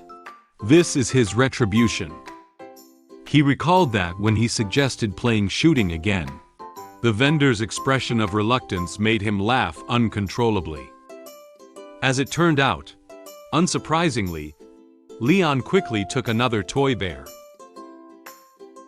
Roswitha looked at Leon, who was still feeling proud, and frowned slightly, obviously not satisfied with his approach. "If it were me to handle it, I would only advise them not to waste time on that childish game." However, Leon didn't care about the game just now. He turned around and said to her, "It's good that they're having fun." He saw that Roswitha was not very happy, so he pointed to the toy bear in her hand and asked her, "What's up? Don't you like it?" Roswitha impatiently replied to him, "I said I don't want it anymore." Leon recalled the scene he had just seen and said to her, "You're already here. You can't go back empty-handed, right?" Roswitha couldn't say anything for a moment. She leaned her chin against the toy bear's head, shyly staring at it, silently thinking to herself, "Bears are just unappetizing food that doesn't even satisfy hunger. But they are made into toys. Well, they are quite cute." She walked briskly in front of Leon, a blush on her face that was hard to hide. "After dinner tonight, come to my room." Leon looked incredulously at the receding figure of Roswitha and shouted in surprise, "Huh?" Time came tonight, and they had returned to Silver Dragon Castle. The stars and moon shrouded the entire castle. After dinner, Leon changed out of his daytime clothes and headed to Roswitha's room. He walked down the hallway, feeling conflicted inside. "Roswitha invites me to her room. It's been late at night, and there's only one man and one dragon in the room. Something will definitely happen if I go to her room." He closed his eyes nervously. Recalling his past experiences, he was very distressed whether he really wanted to go to her room. "If I go, I'll feel uncomfortable all night. If I don't go, I'll feel uncomfortable for a week." Without noticing, Leon had already walked to the door of the room. No matter, his small step forward is his big step forward. Leon suddenly mustered up his courage and prepared to knock on the door of Roswitha's room. "Damn, I'll fight her." Before his hand even touched the door, a bright light emanated from the crack. The door of the room was not locked. Is the door unlocked?" Leon pushed the door open and looked around, only to find that there was no one in the room. Roswitha's room is silver white with gold accents. There are many books on the bookshelf. It seems that she also has a habit of reading on a regular basis. The toy bear he gave her in the morning was placed nervously on the bedside. Leon heard the sound of water coming from the side. He turned his head and realized that Roswitha was still taking a shower in the bathroom. "I'm early. She's still taking a shower." Through the glass door, Leon seemed to be able to see Roswitha taking a shower in the bathroom. He silently evaluated the quality of the door in his heart. The quality of this glass doesn't seem very good. Leon suddenly knew something, with a surprised expression on his face, and quietly stepped back. "She's really going to do that tonight, right?" He shook his head from side to side, trying to shake the bad thoughts out of his head and calm himself down. "Calm down, Leon." Just as Leon was still wrestling with his thoughts, the bathroom door was open. Roswitha walked out in a purple halter nightdress. There were droplets of water that she hadn't wiped off, and a faint steam was still emanating from her entire body. "You're here. So, let's get started." Leon had a bitter expression on his face, feeling that his body was going to be in danger again. "Am I going to be exhausted again?" Extra story. The family photos had been developed and completed. There were some envelopes containing photos placed on the table. Noah and Muen opened the envelope and carefully examined the photo. Mom and Dad are a perfect match.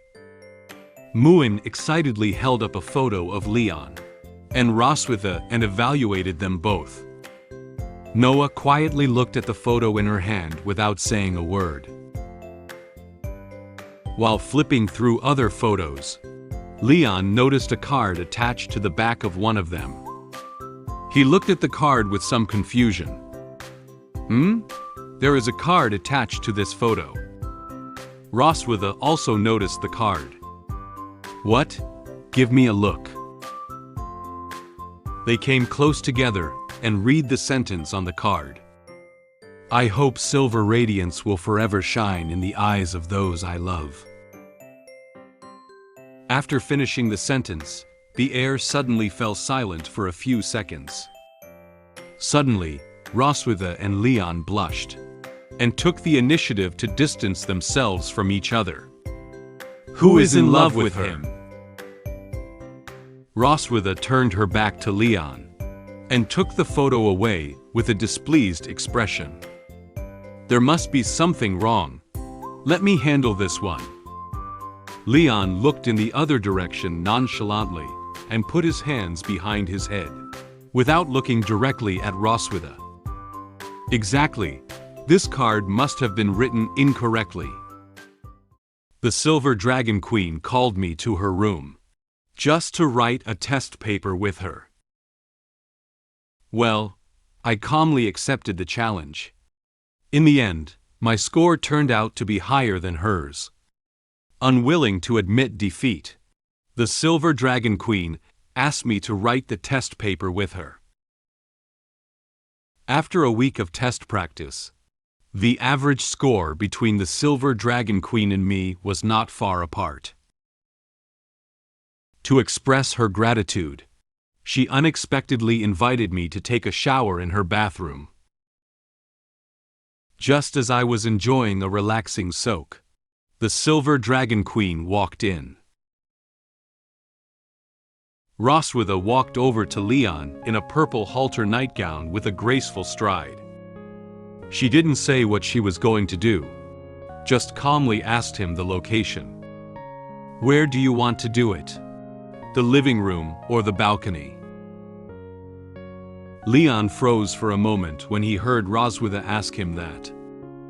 His eyes nervously looked towards the balcony behind him.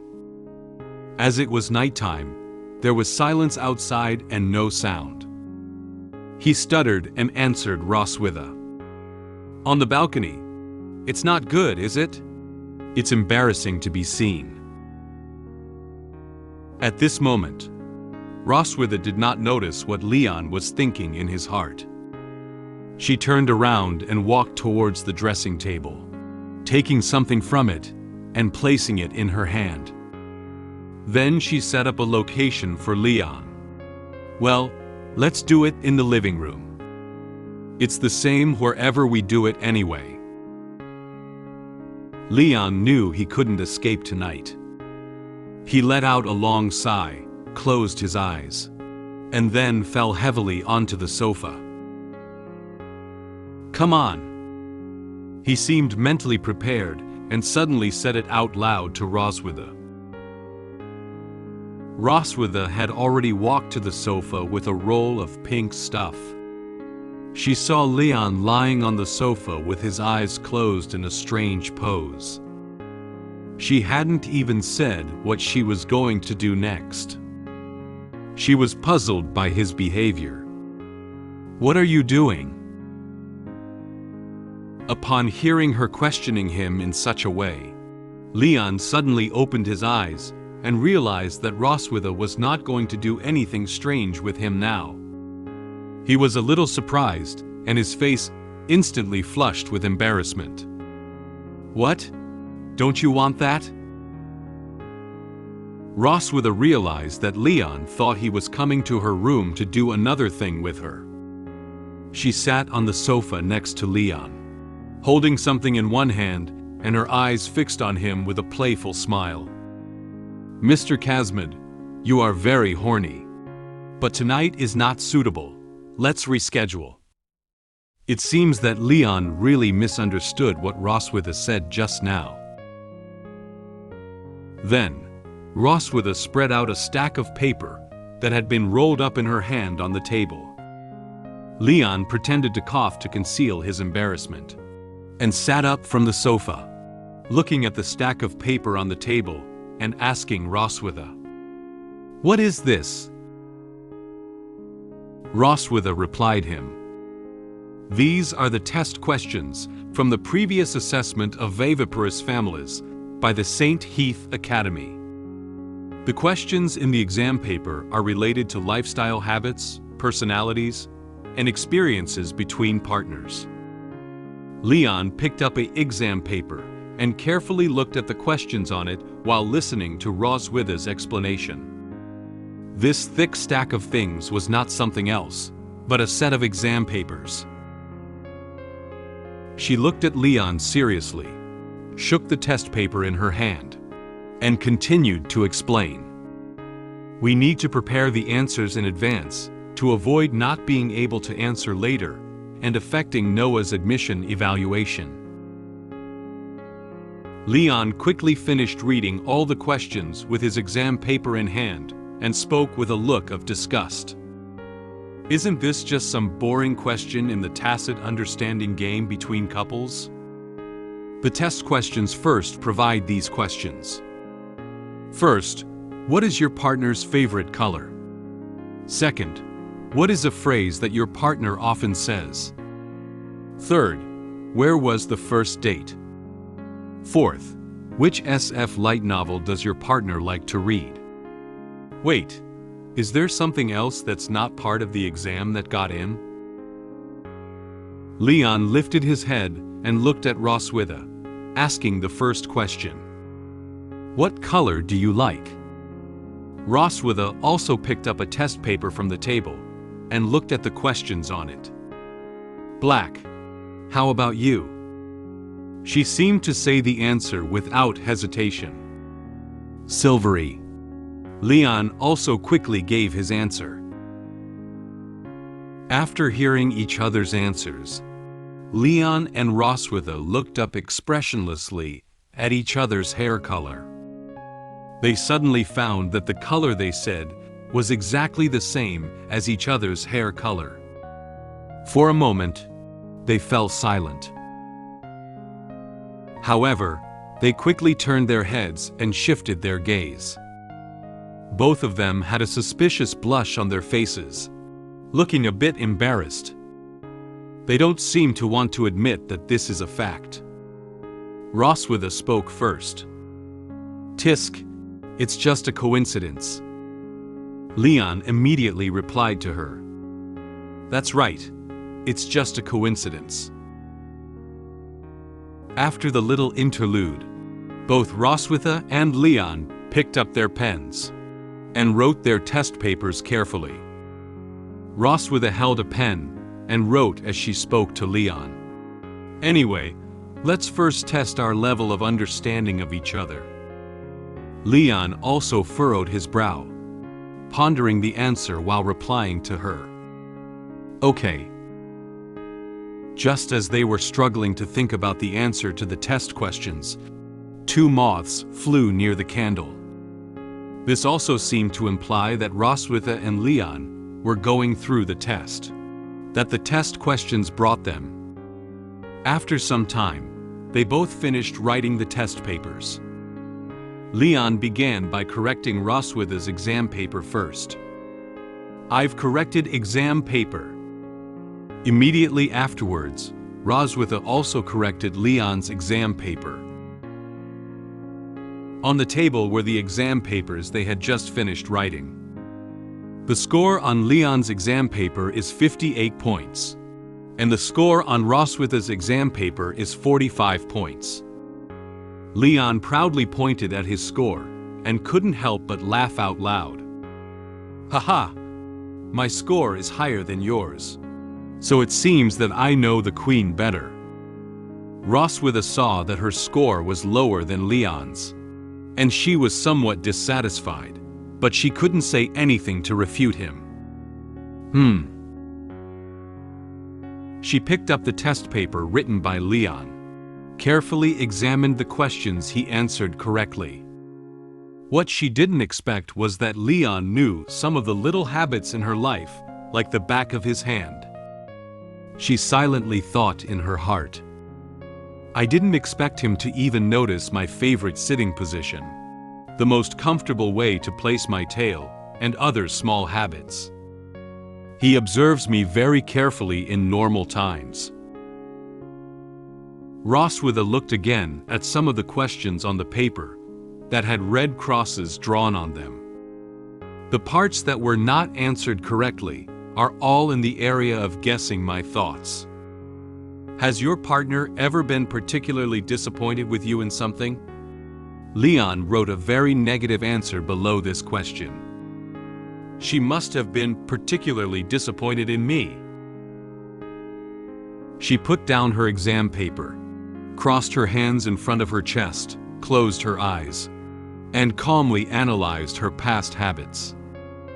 I have always been accustomed to keeping things bottled up in my heart and never revealing them to others. It's normal for him to guess wrong. As the queen in charge of the Dragon clan, Roswitha had a lot of responsibilities on her shoulders, so there wasn't really anyone with whom she could talk about her heart. Leon didn't raise his head, still looking intently at the test paper. After experiencing so many things with Leon, Roswitha realized that she might be able to try to confide in him about her feelings. She opened her eyes and secretly looked at Leon. Maybe this person. I can. At that moment, Leon suddenly felt Roswitha staring at him closely, seemingly exuding an aura of discontent. He looked nervously at Roswitha and thought silently in his mind. She has been staring at me since just now. Is it because I scored higher than her that she held a grudge against me? Roswitha suddenly felt a warmth coming from her shoulder. Her eyes looked down and found that it was Leon's hand on her shoulder. He walked over from the nearby sofa at some point, and naturally sat on the sofa where she was sitting. In order to break the stiff atmosphere just now, Leon approached her and confidently patted her shoulder to comfort her. Ahaha, it's normal that we haven't been together for too long and can't get high scores in a short period of time. Then, he looked at Roswitha and gave her a relaxed smile. For Noah, please make an effort to get to know me better. This smile made her feel like her heart was suddenly hit by something. Looking at Leon's smile, Roswitha's face turned slightly red. She slightly widened her eyes and lowered her eyebrows, looking as if she had been moved by Leon's smile. Roswitha realized that she couldn't show such an expression in front of him. She turned her head and slapped the exam paper she was holding hard in Leon's face, not wanting him to see her now. "Stop talking nonsense. Write down your correct answer quickly." Leon was puzzled by such sudden behavior on her part. He then felt his face being covered by paper, even with a little pain accompanying his face. He couldn't help but exclaim in surprise. He hastily removed the paper from his face and found that it was his own exam paper. Both of them wrote the correct answers to each other's test papers. Leon found one of the questions on his test paper, and Roswitha drew a red cross next to it. He said to her in surprise, "By the way, did you write this question incorrectly? Have you never been disappointed in me?" Roswitha answered calmly, "No, if I have to say it. It's just that there were too few black dragon bolas refined last time." Leon was somewhat dissatisfied when he heard her answer like this. He thought she looked down on him. "Bah! Then I will eat black dragon bolas as a meal in the future. Don't regret it." Roswitha gave a gentle smile and refuted, "I look forward to it." On the night before the family examination, Leon and Roswitha were still writing exam papers in Roswitha's room. For the next day's examination, they were not willing to lag behind. Before long, they had already corrected all the test papers they had written tonight as well. Leon packed up the test papers on the table, looked at the scores on the papers, and said to Roswitha with a satisfied face, "Well, not bad. After a week of hard work, our average score on the test questions can also reach over 80 points. If we perform normally, there will be no problem with the family assessment." Roswitha instantly lay on the table. She frowned tightly, looked tired, and her voice was a bit weak. As the Silver Dragon Queen, she also felt for the first time that an exam could make her so mentally exhausted. It was so late, Leon didn't want to disturb Roswitha's rest. After finishing exam papers, he stood up and prepared to walk towards the door of the room. He looked at Roswitha. "Well, if there's nothing else, I'll go back first." Just as he was about to lift his foot, Roswitha grabbed his hem and stopped him. "Wait." Leon looked back at her suspiciously, wondering if there was anything else she needed to tell him.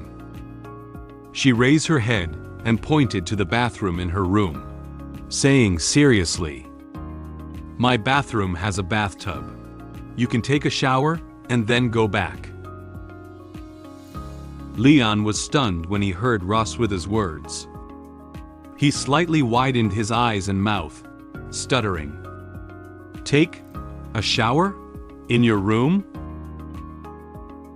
Seeing Leon still standing there in a daze, Roswitha directly pushed him towards the bathroom with her hands. "Go inside, hurry up!" Leon was still confused. He looked back at her while being pushed by her, wanting to ask her what was going on. But soon, the bathroom door was closed by her. Leon had no choice but to obediently take a shower in the bathroom. He put hot water in the bathtub, took off his clothes, and thought about the strange behavior of Roswitha just now. Why does she insist on letting me take a shower here? Is she having some bad ideas?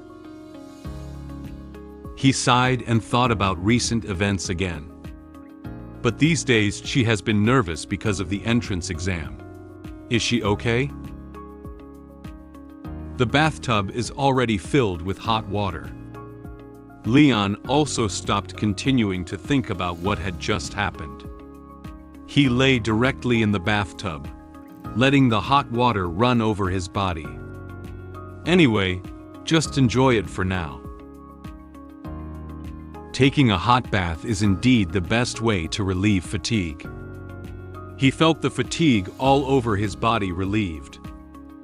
Leon closed his eyes happily, enjoying the comfortable feeling brought by the hot water. He said contentedly, "Ah, it feels comfortable now." Just as Leon was about to continue enjoying his bath alone, the bathroom door suddenly opened. Roswitha walked in with a smile on her face. She was wrapped in a bath towel all over her body, with her hair curled up, and looked like she was coming in to take a shower. The bath towel wrapped around her graceful body curves, making her look even more alluring. Leon was somewhat surprised by Roswitha's sudden intrusion. "Roswitha?" At this moment, the dragon mark on Roswitha's chest was emitting a purple glow. Its radiance seemed to indicate that the body could no longer suppress its excitement. She spoke while lifting a strand of hair behind her ear. "I have accumulated a lot of pressure these days, so I want to." Leon's face turned very bad as soon as he heard Roswitha's words. He instantly felt something was wrong. He silently said in his heart, "She still has to do it." Leon looked at his chest and sure enough, his dragon mark also lit up. He suddenly sat up and expressed his incomprehension towards Roswitha's behavior. "If you're under a lot of pressure, why are you putting pressure on me?" Roswitha gave him a faint smile, revealing a triumphant expression, as if this action had been planned beforehand.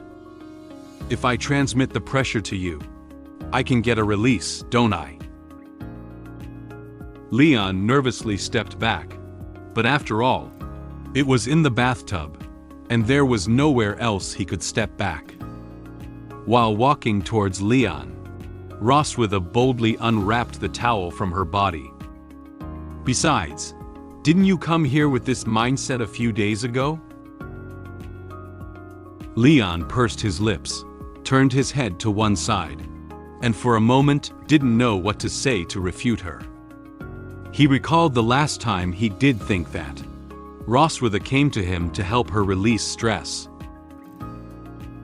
Before Leon could react, Roswitha had already stepped into the bathtub and pressed her body tightly against him. The water in the bathtub also overflowed some due to the entry of her. Leon's chest was hit by her twin peaks, leaving him somewhat at a loss. Roswitha touched Leon's chest with her hand, lifted her head, and said to him with a look of enjoyment, "You can't escape, Leon. Just surrender." So, the voices of the two and the sound of water echoed throughout the bathroom. Please remember to click on the avatar to subscribe to me, and turn on the small bell. The entrance examination for St. Heath's Academy has finally arrived. Noah was taken to the written test, while Silver Dragon Queen and I went to the family assessment. When the examiner asked me and the Silver Dragon Queen questions, we found that it happened to be what we had written before.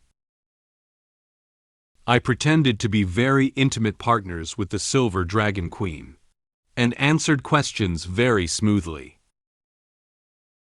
A few days later, the assessment result came out. Will Noah be successful in getting accepted into the academy? Today is the day for Noah to participate in the entrance examination. The weather is very clear, with sunlight shining on the buildings of the St. Heath's Academy.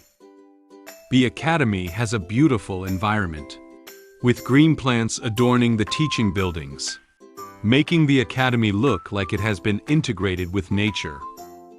The academy is composed of these large and small teaching buildings, which look like a castle from a distance.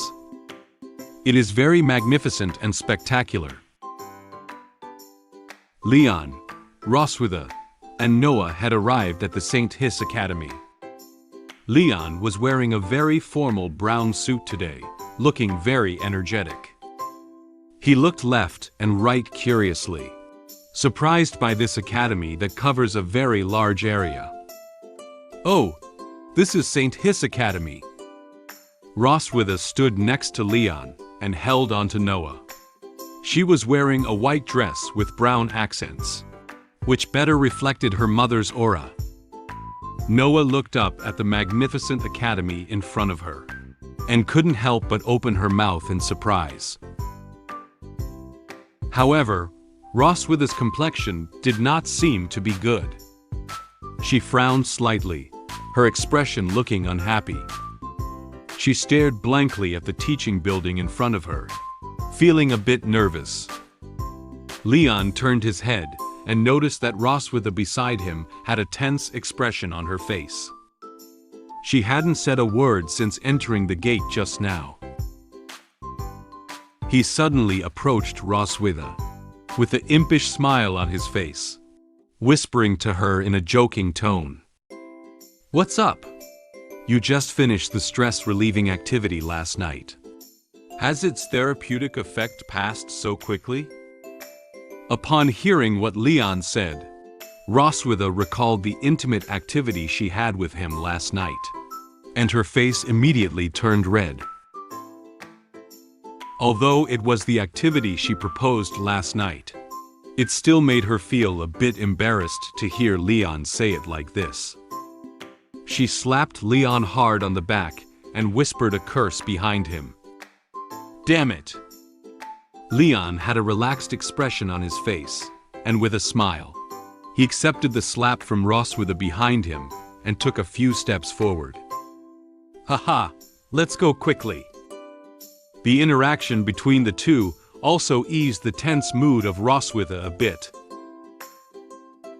They entered the ground floor of the office building to do the final information check for Noah's enrollment test in a little while.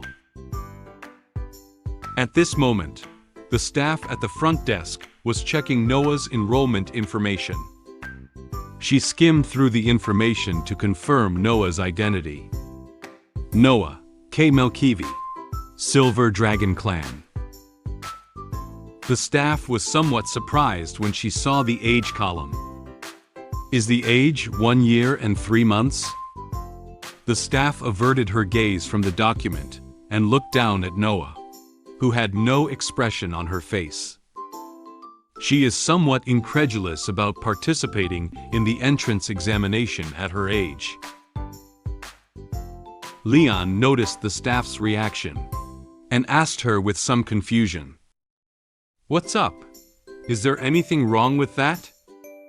She was worried that Leon might misunderstand something, so she replied with a smile, "No, I'm just a little surprised." She smiled and explained to Leon. Although the academy stipulates that the minimum age for young dragons to enroll is 1 year old. However, in reality, all enrolled young dragons are around 4 to 6 years old. Isn't your little princess a bit too young? She may be worried that it may not be appropriate for Noah to go to school at her current age. Standing next to her, Roswitha seemed to be a bit unhappy about the staff's doubts. She probably thought that the staff had some doubts about Noah's ability.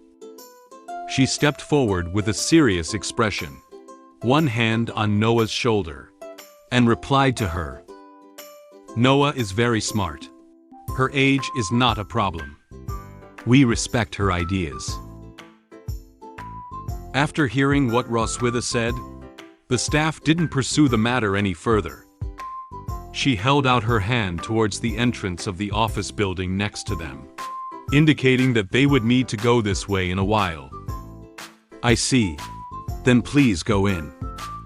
Later, specialized staff will take her to the written test, and accompanying parents will need to go to the 4th floor for a home assessment. Under the guidance of other staff members, Noah went to the examination room for the written test, while Leon and Roswitha followed the staff to the 4th floor.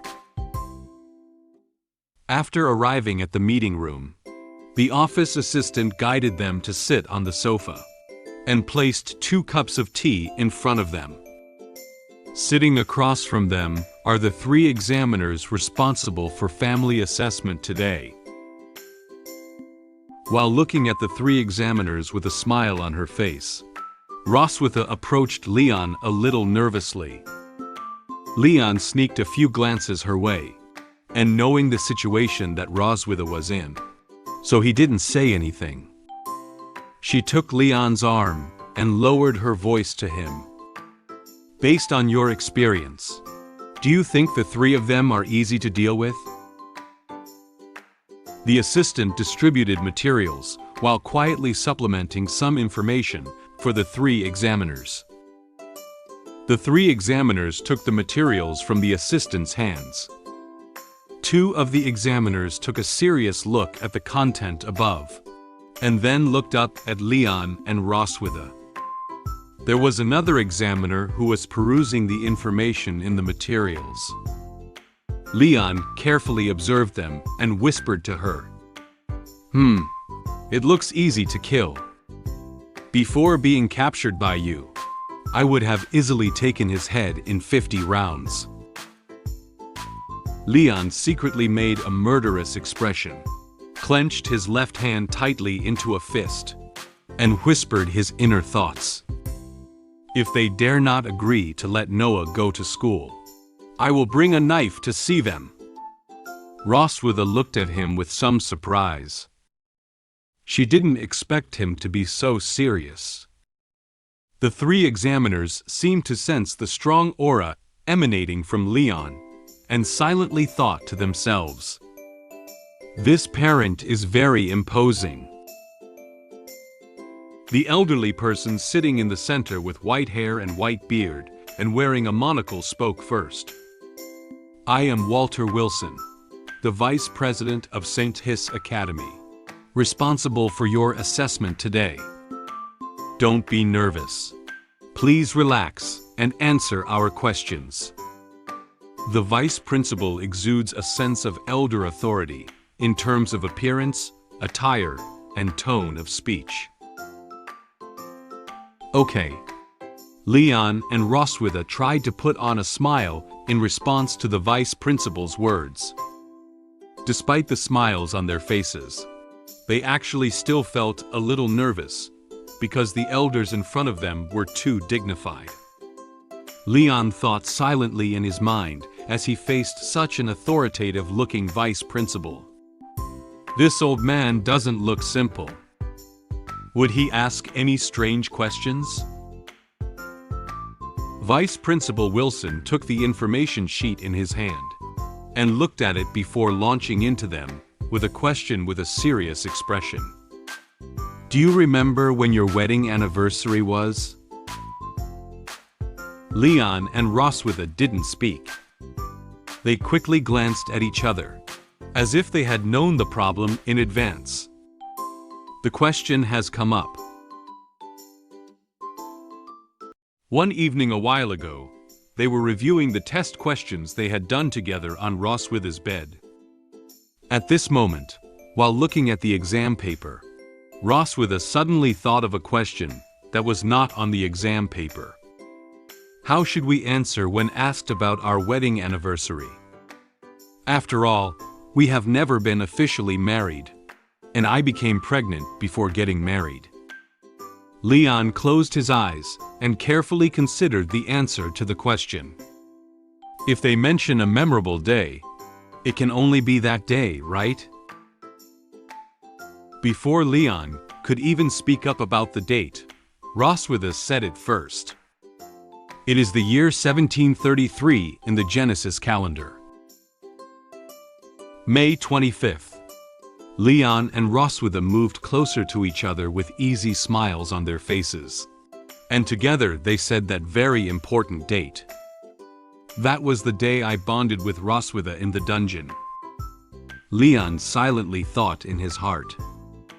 On that day, Leon was forced to bond with Roswitha, who had suffered from the side effects of his spell, and had 2 lovely daughters. This is an unforgettable day for Leon and Roswitha. Vice Principal Wilson looked down at the information sheet again, and thoughtfully touched his beard, surprised by their marriage. Married for less than 2 years, the child is already over a year old. This progress seems to be faster than that of an average family. Leon smiled apologetically. In order to dispel the vice principal's concerns, he immediately explained this experience. Haha, we fall in love at first sight, have a good relationship, and get pregnant soon after getting married. The vice principal nodded, as if he had no further questions about the answer. He looked up and continued to ask them questions. Have you noticed any flaws or bad habits in your partner during the past 2 years of marriage? Leon and Roswitha answered his question without hesitation. Roswitha's answer was no, while Leon's answer was yes. The vice principal noticed the inconsistency in their answers and looked at them curiously. Although there doesn't seem to be anything wrong with this answer. In fact, it was specially arranged by them. Leon said quietly in his mind, "Our answers need to be a mix of true and false to be credible." The vice principal turned his gaze to Leon, wanting to hear Leon's answer. "Please." Leon lowered his head and placed his hand on his chest, with a hint of sadness on his face. "I sometimes feel like I don't have much presence." Next, Leon used all his acting skills to show the 3 examiners that a husband admired his wife very much. "My wife is too capable. Whether it's matters within the Dragon clan, or household chores like taking care of the children, she handles them in an orderly manner." Roswitha watched him act there with an expressionless face. She was somewhat speechless about his exaggerated performance. Then, Leon affectionately held Roswitha's hand, and showed his deep love for her to Roswitha. Roswitha felt a little helpless, but now she could only pretend to look at him with affection. But she builds up stress too easily. So, I want to take the opportunity of this interview to tell her. I also want to do more for this family. Just feel free to rely on me. Although that's what he said, Leon added another sentence in his mind. Don't stress me out in the future. The female examiner sitting on the left side of the vice principal couldn't help but exclaim when she saw such a caring husband for his wife. She turned her gaze to Roswitha and asked her a question. "You are truly a considerate and good husband. What do you think is the most attractive aspect of your husband, Miss Roswitha?" "He is handsome, has a good figure, is focused, serious, intelligent, not greasy, responsible, likes children, and won't easily lose his temper." After Roswitha finished speaking, her face also turned slightly red. Although she seemed a bit reluctant, she still spoke a lot about Leon's strengths. Then, she continued to supplement what she had just said. "Although his body is a bit worse than before marriage, it's not a big problem. My husband is also skilled at making medicine, and he can use various medications to regulate himself." Upon hearing this, Leon's smiling mouth twitched slightly. "Are you complimenting me or undermining me?" Roswitha turned and also took Leon's hand firmly in hers. and looked at him fondly. She spoke softly to him. So, I also want to take the opportunity of the interview to say to my husband, you don't force yourself too much. At this moment, Roswitha's hand secretly exerted force, tightening Leon's grip even tighter. This seems to be retaliation for Leon's behavior towards her just now. Leon clearly felt the pain coming from his hand, but he couldn't shout out in front of the examiners, so he had to silently endure it. The three examiners looked at the loving couple with smiles on their faces, and couldn't help but secretly comment in their hearts, what a super loving couple. Next, the three examiners continued to ask them questions. Some of these questions are simple, while others still require their cooperation to be fully answered. However, throughout the entire process, both Leon and Roswitha were able to answer the questions smoothly. Finally, the family assessment was coming to an end. The examiner sitting to the right of the vice principal posed one final question to them. So, at the end of the interview, do you have any questions you would like to ask each other? This is an additional question, and the interviewee needs to speak the truth. Roswitha shook her head gently and answered the question with a smile on her face. I don't have any questions to ask my husband. I know everything about him. However, it seemed that Leon still had some questions to raise. He leaned against the sofa, touching his chin with one hand, as if he was seriously thinking something. Roswitha peeked over at him, noting that Leon still had the appearance of wanting to ask a question, and thought a little nervously. Say more, be more wrong. Hurry up and finish the assessment. Leon turned his head and looked seriously at Roswitha. You like the toy bear I gave you, right? Roswitha was somewhat surprised by Leon's question. She really couldn't figure out why a dragon slayer would specifically ask a dragon such a question. Why is he asking such a question at this moment that has nothing to do with identity, position, and grudges? His ideas always come as a bit unexpected. She looked shyly aside, raised her hand to tidy her hair around her ear, and nodded. Yes, I really like the toy bear you gave me. After hearing her answer, Leon patted his hand contentedly and smiled happily. Okay, I'm fine now. The family assessment officially ended. The three examiners stood up, and Leon and Roswitha also stood up with them. The vice principal shook hands with Leon. So, the interview ends here. The assessment results will be sent to the Silver Dragon Temple through the messenger dragon in a few days.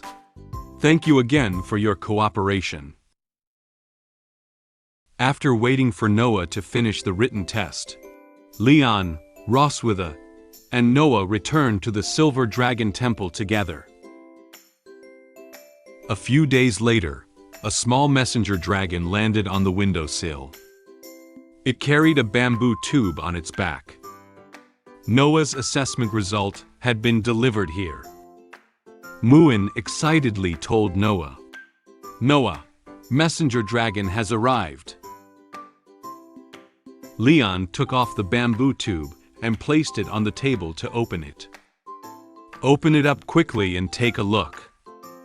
Roswitha looked nervously at the bamboo tube. Noah and Muen looked at the bamboo tube with very expectant eyes. Leon took out an admission letter from the bamboo tube with the emblem of St. Heath's Academy. The letter had these lines written on it. Dear Noah, K. Melkivi, congratulations on passing our assessment. Please report to Academy and attend the admission ceremony in 3 days. The four faces of the family crowded together and repeatedly looked at the few lines on the notification letter, all feeling very surprised. Leon and Roswitha couldn't help but say the same thing. Noah passes the assessment. It was Noah who was most surprised. I passed the assessment. Noah really passed the entrance examination. Seeing this news, all four people were particularly happy. Muen happily hugged Noah. Noah is great. Mom and Dad are great. Noah held the admission letter, and finally a smile appeared on her usually expressionless face. Leon and Roswitha stood behind them, looking at them with joyful expressions.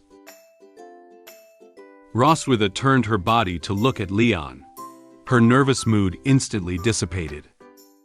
She thanked him. Thank you. Leon proudly touched his nose. Don't thank me. It's mainly up to Noah herself. My daughter is wonderful. To celebrate Noah's successful admission to St. Heath's Academy, Roswitha walked into the kitchen and prepared to personally cook a meal to reward everyone. Make a big meal today to celebrate. You come to help, so as not to say that you don't have a presence in this home. Leon followed behind her and replied with a joking tone. Okay. I notice that you are very narrow-minded and always hold grudges. Noah was successfully admitted to St. Heath's Academy. I attended her enrollment ceremony with the Silver Dragon Queen and Muen.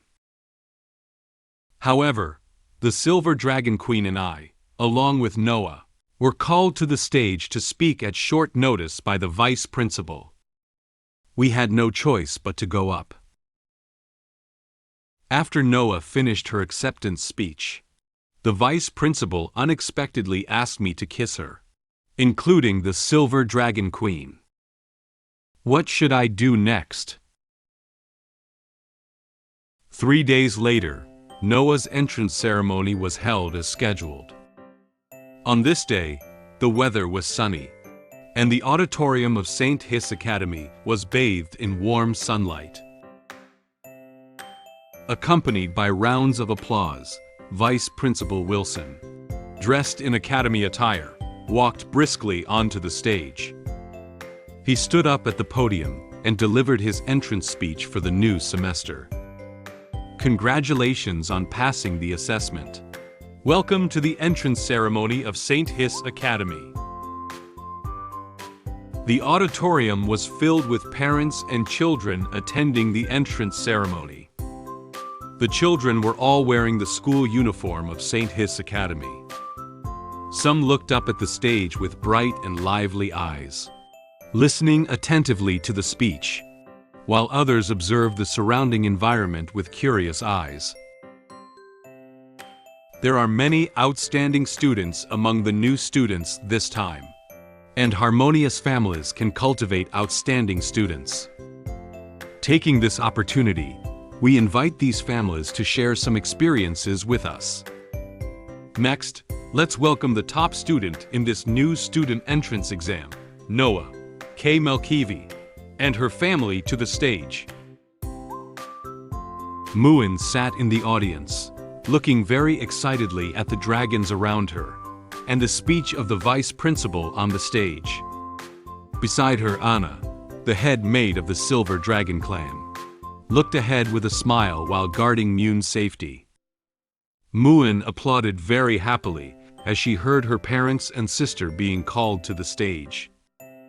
Wow, Dad, Mom and Noah are going on stage. Anna replied to her. Yes, Your Highness. Leon and Roswitha led Noah up the stairs next to the stage and walked towards the vice principal's podium. A dragon assistant reached out her hand and gestured for them to walk in this direction. Leon smiled kindly at the parents and students sitting in the audience, but felt helpless about the current situation in his heart. How could it become like this? An hour ago, Vice Principal Wilson called them to his office. In the office, he smiled and told the three people in front of him the next arrangements.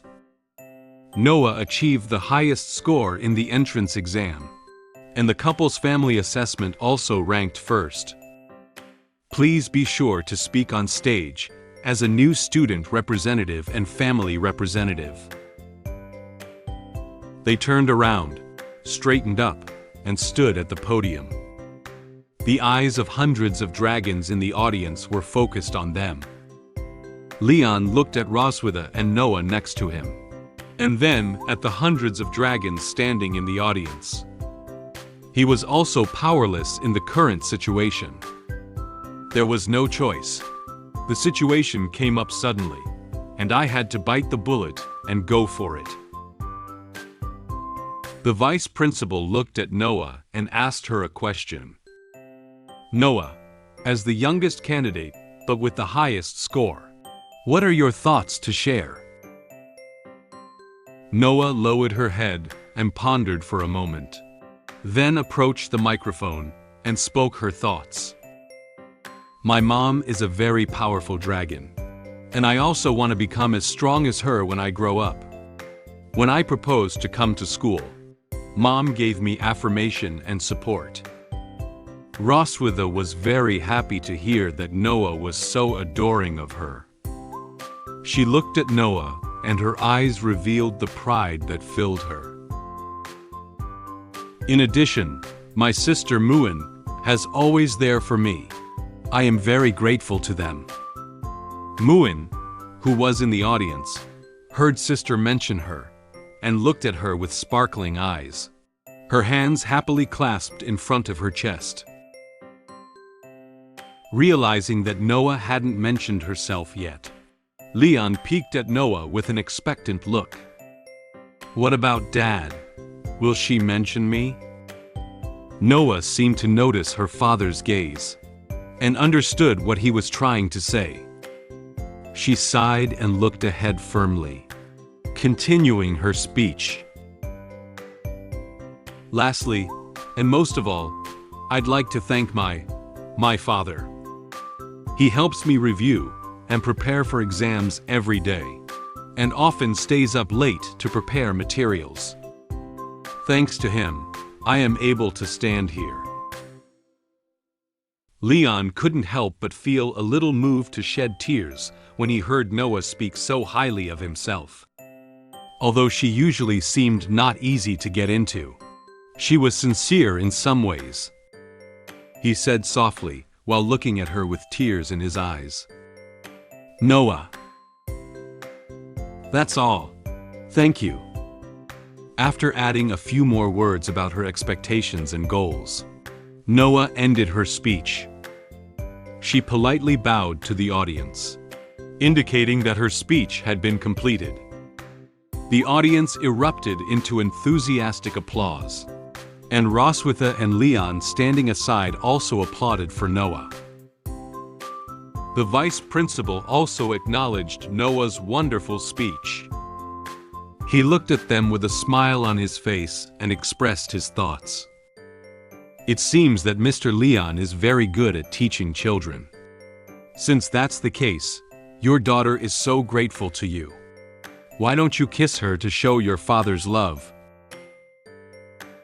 Leon turned his head and looked at the vice principal in great surprise. He didn't know he had such an open side. This was a bit different from the normal speech process. Leon expressed his inner feelings with great excitement in his heart. Vice Principal, what are you talking about? Do you want to turn the entrance ceremony into a patricide scene? He turned back quickly and looked nervously at Noah. At that moment, Noah was still expressionlessly looking ahead, as if she didn't show any sign of surprise at the vice principal's proposal. A month ago, Noah wouldn't even let me touch her. How could I kiss her in public? Noah had turned around and looked at him, worried that Noah would be torn by such an offer. Leon smiled and bent down to approach Noah. Opened his hands to her. He whispered to her, "Noah, there's no need to be so difficult. Let's just hug each other, okay?" Noah frowned, her eyes looking to the side, and replied to Leon with a blush. Hurry up and finish the kiss. And get this awkward ceremony over." Although Noah looked reluctant, in her heart, she was actually looking forward to her father kissing her. Leon looked at Noah with some surprise. He didn't expect Noah to accept the vice principal's request. Noah. Perhaps Leon doesn't know. Noah actually likes him as much as Muen does. Leon also gathered his courage. He gently hugged Noah, closed his eyes, and kissed her forehead forward. Noah slightly widened her eyes, feeling somewhat surprised by this. Many dragon figures in the audience watched this scene very quietly. The warm atmosphere emanating from this father and daughter touched some parents present. Seeing such a warm scene, Muen couldn't sit still. She widened her eyes and excitedly reached out her hand, making a gesture of wanting to rush out, while enviously saying, "I also want to kiss Noah." Seeing that Muen was about to leave her position, Anna immediately stood up to stop Muen, so as not to disturb the order of the venue at this moment. "Your Highness, you cannot go up now." Leon stood up and smiled as he parted ways with Noah. Noah's whole face was red, and she turned her head shyly, afraid to look at Leon. Upon seeing this scene, Roswitha breathed a light sigh of relief. "Fortunately, he didn't kiss me." Leon and Roswitha approached Noah and placed their hands on her shoulders, smiling at the audience, looking like a very harmonious family of three. The vice principal expressed his opinion on the scene just now. Excellent Dragon Clan never forgets to be grateful to their families. And the way the Malkivi family interacts with each other has made us feel what a true family should be like. Leon and Roswitha didn't know, and what he said next made them widen their eyes. "You kissed your daughter as a model of a loving couple. How could you forget your wife, Mr. Leon?" Upon hearing the vice principal's words, Leon and Roswitha were both stunned. They looked at the vice principal and were very surprised that he still had requirements for them. Leon clenched his fists, glared at the vice principal with unfriendly eyes, and secretly cursed him in his heart. "The sinister and cunning dragon, you're so arrogant. I should have killed you on the day of the assessment." Although Roswitha's expression was not clear, she gritted her teeth fiercely and seemed somewhat dissatisfied with the request. The vice principal looked at them with a smile, seemingly unaware of their current feelings. Noah looked up at Leon, her face showing a look of worry. Perhaps it was because of this request. She was also feeling uneasy for her parents. Leon looked at her and silently made up his mind in his heart. However, this is Noah's most important opening ceremony. I, Leon, have been through many battles. How could I be scared by this thing? Come on, my dear wife. We are the happiest and most harmonious family, aren't we? Noah turned her head and looked at her mother with curious eyes, anticipating her next move. What? Roswitha was startled by Leon's sudden action. She looked at his outstretched hand, and then looked up at his serious expression. She didn't expect Leon to really plan on kissing her. In the audience, Muen and the other dragon people looked at them with great anticipation. Roswitha's face was tinged with a slight blush. She whispered to Leon, "Are you really going to kiss me in front of hundreds of dragons?" Leon also cooperated with her and whispered back to her, "There is nothing be done. Noah and Muen are both watching. Please cooperate with me." Roswitha stammered, How embarrassing." Leon didn't hesitate too much. Quickly approached Roswitha and gently hugged her. His handsome face slowly approached her, causing her face to quickly turn red. "We've slept together and held hands, but we haven't kissed, except for that one time 2 years ago." Leon seemed very calm, but Roswitha was now so nervous that her heart was beating faster. Why is he so calm? It seems like only I'm nervous. Their lips slowly approached each other. Roswitha closed her eyes shyly. She was thinking in her heart, I don't care what happens next." Roswitha carefully grabbed Leon, with a nervous expression, but also looking forward to the kiss. She thought Leon was going to kiss her lips. However, Leon gently sidestepped, with a relaxed expression, and landed the kiss on her cheek. After the kiss was over, Leon distanced himself from Roswitha and looked at her with a smile. Roswitha opened her eyes and looked at him with some surprise. It turned out that the kiss hadn't landed on her lips. With a hint of shyness and a frustrated expression, she touched the place where Leon had kissed her. The place he kissed seemed to still retain his warmth, and it felt hot to the touch. She seemed to still have some lingering feelings about the kiss she had just received. Leon bowed slightly towards the audience, indicating that their family's small theater had come to an end.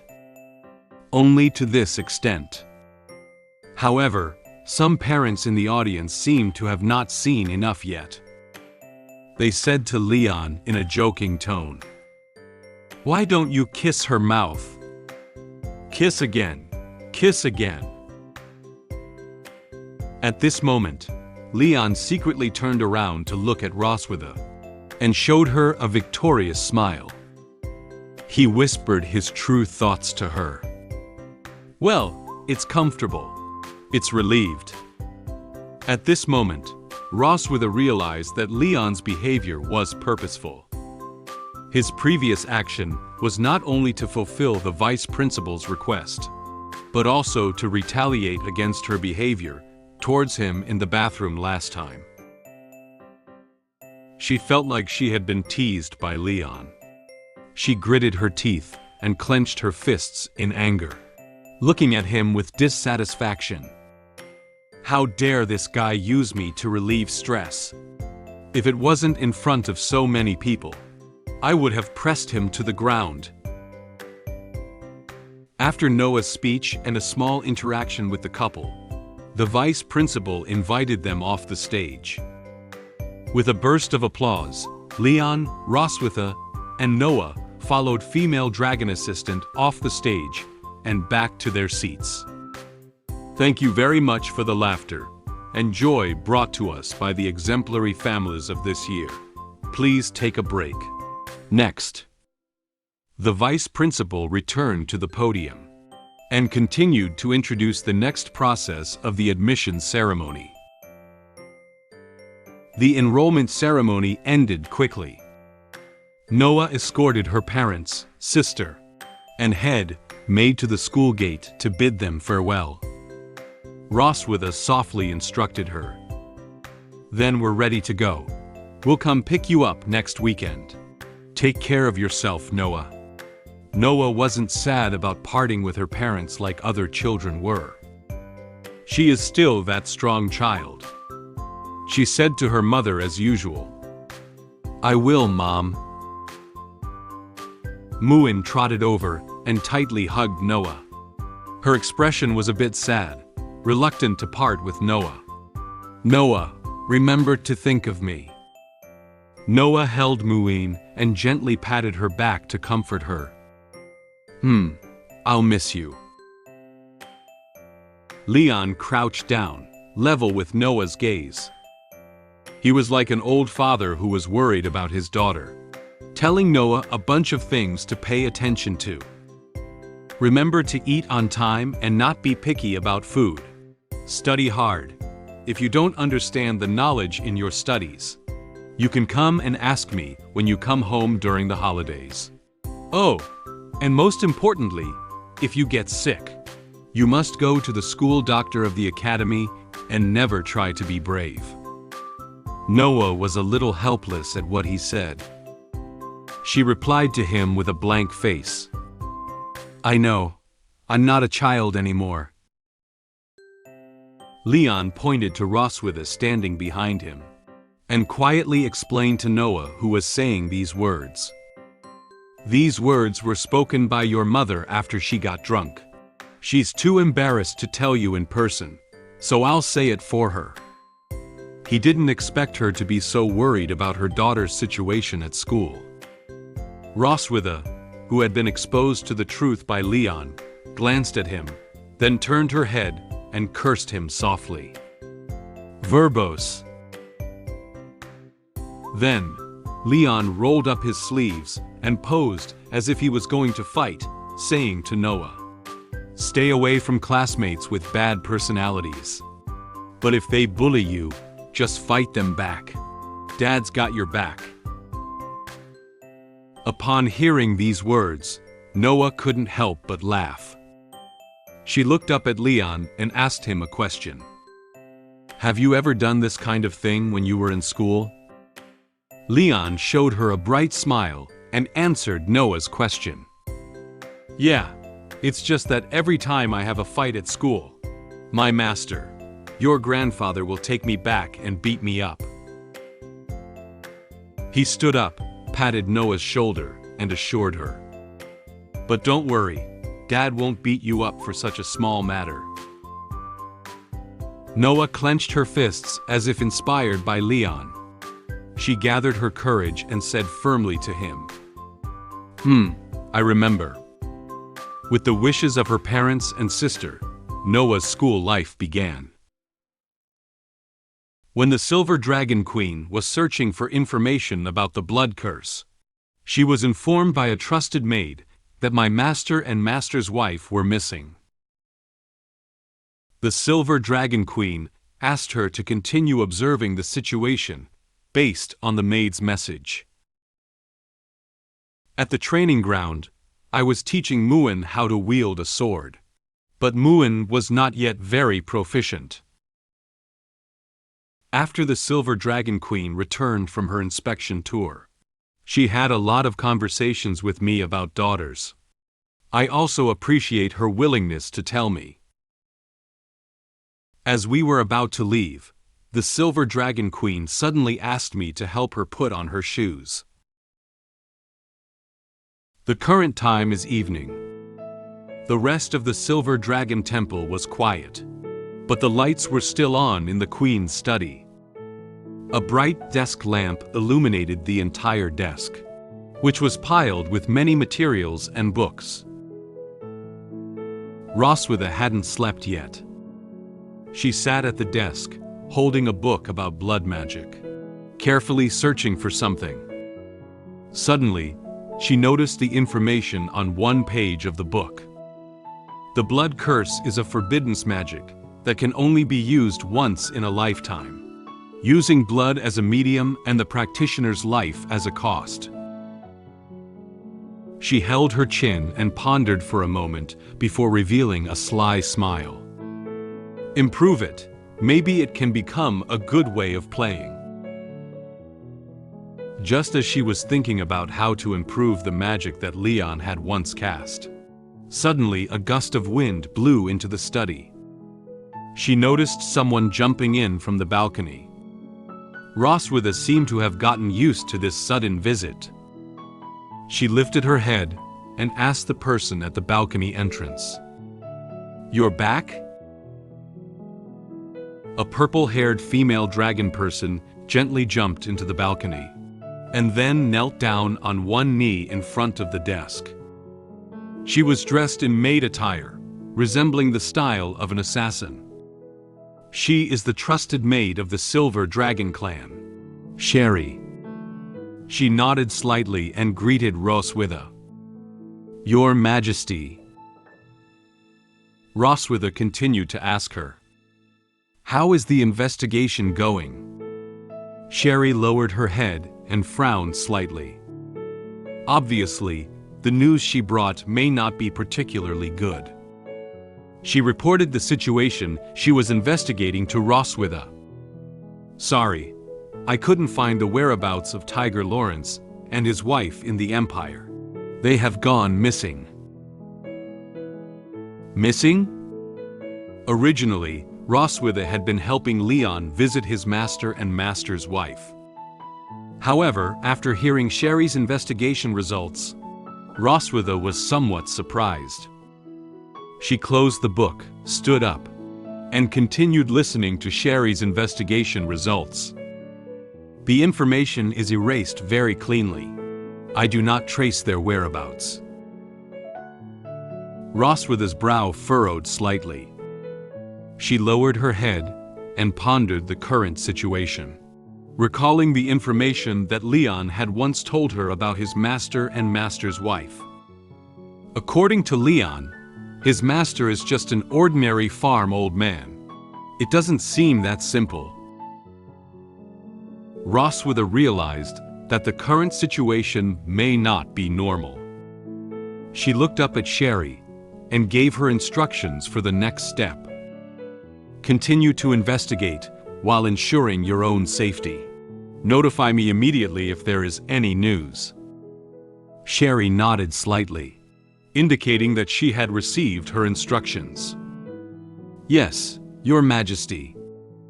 Then, she gently jumped out of the balcony and disappeared into the dark night.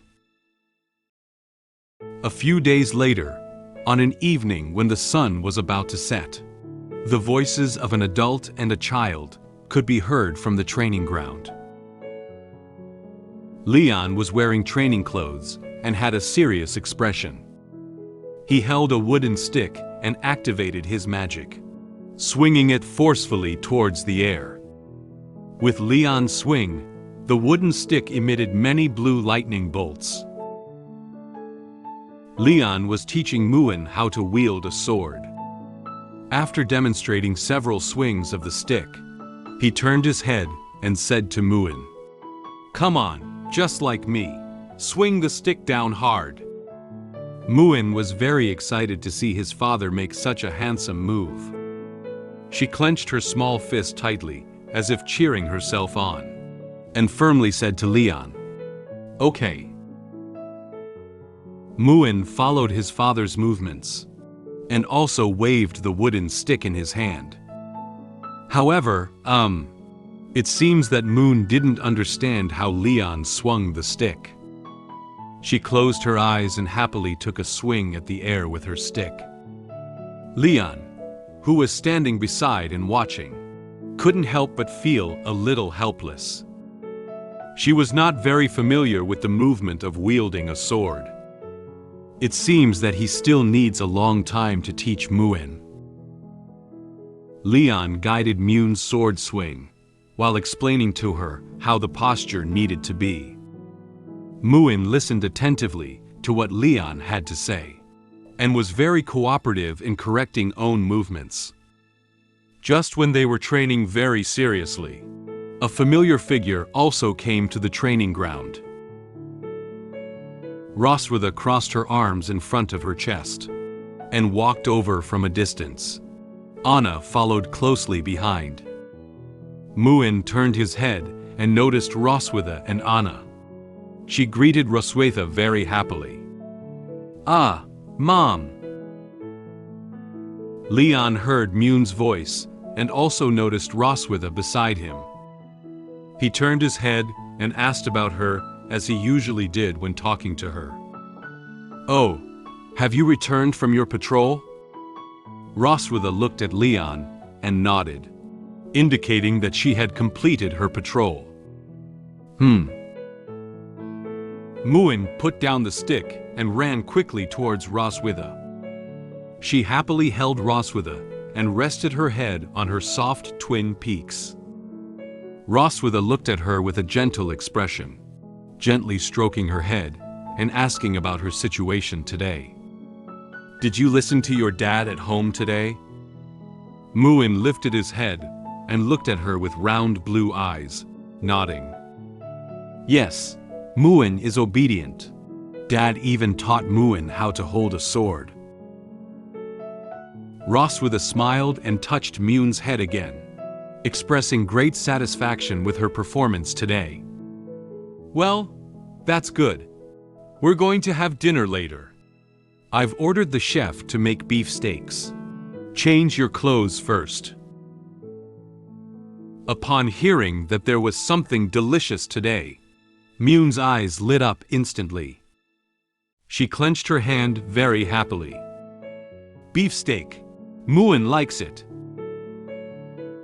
Anna walked over and bowed slightly to Roswitha, indicating that they would leave first.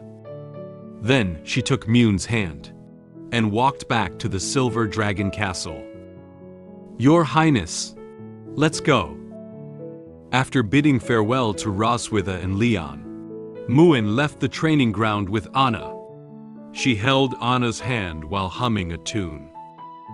Steak, steak, beef steak. After watching Anna and Muen leave, Roswitha was about to turn around and talk to Leon. So, you. A branch was then pointed at Roswitha's throat. It was mere millimeters away from her.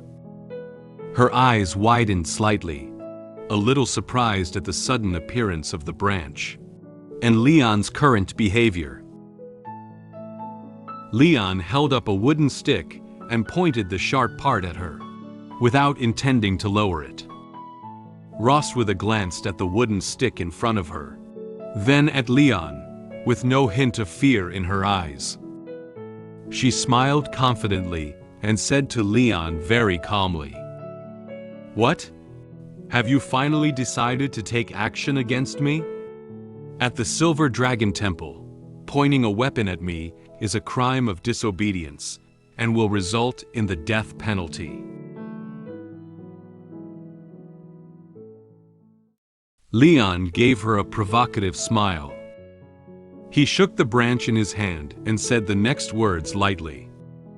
"This is just a branch. Queen, do you call the branch weapons?" Roswitha looked up disapprovingly. "Weren't you once the strongest dragon slayer? Seriously, this branch can also be used as a weapon for killing in your hands, right?" Leon closed his eyes and sighed, his expression easing. He put down the tree branch, knowing that he couldn't fool Roswitha anymore, and also realizing that there was something hidden in her words. He slowly approached Roswitha, with a look on his face like he had read her inner thoughts. He spoke to her in a joking tone. "She-dragon, if you want to praise someone, praise them well. What's the point of being sarcastic?" Roswitha reluctantly turned her head and stepped back slightly, not wanting Leon to get close to her. She seemed unwilling to admit that what Leon said was true. "Bah! Who praised you?" Leon walked towards the bench next to him with a branch in his hand, feeling somewhat dissatisfied. "Tisk, I just want to scare you. But if you're not afraid, it's boring." After hearing what Leon had to say, Roswitha spread her hands, indicating that his little ploy had little intimidating effect on her. She followed Leon and headed for the bench as well. "I don't think your current body can hurt me with a twig."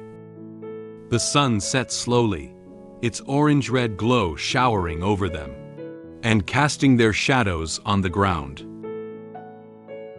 At this moment, the sunset was like flames, slowly dyeing the entire blue sky into a beautiful orange-red.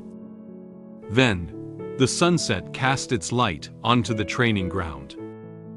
The weapons on the training ground were shining brightly under the sunset. Leon and Roswitha sat on a bench, basking in the sunlight of the setting sun. At this point, Roswitha told Leon about the letter Noah had written to her. Yesterday, Noah wrote to me.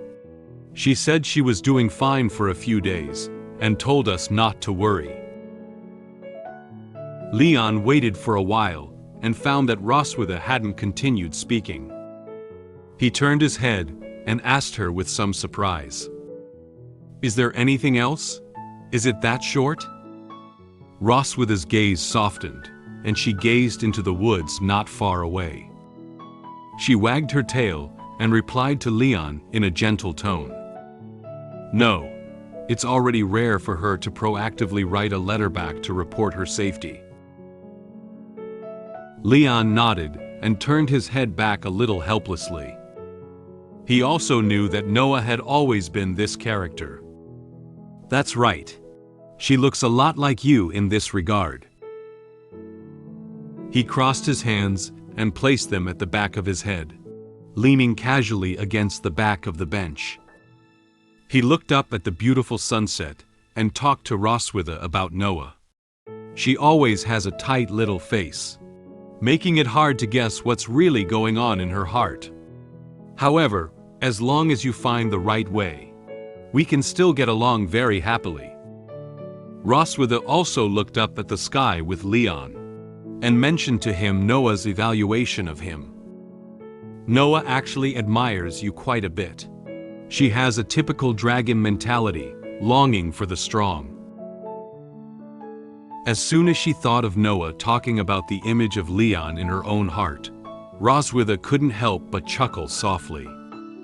She covered her mouth while looking at Leon. You are now seen as a top student in her heart. So she said she wants to achieve many first places in the academy. She never wants to lose to you. Leon was a little surprised to hear Roswitha say that he was a role model for Noah to learn from. After all, he had never heard Noah say that before. He recalled that Noah had frowned and said some negative comments to him, such as saying he was an idiot, he was weak, and so on. He scratched his cheek and said awkwardly, I thought in her mind, I was just a weak nerd. Roswitha snorted a little. She took off her shoes and talked to Leon about Noah's past. When you first woke up, Noah kept avoiding you, right? But in fact, during your coma, she often went to see you. Occasionally, when I found her, she would excuse herself by saying she was looking for Muen. Leon also chuckled softly when he heard what Roswitha said. Haha, this is also very similar to you.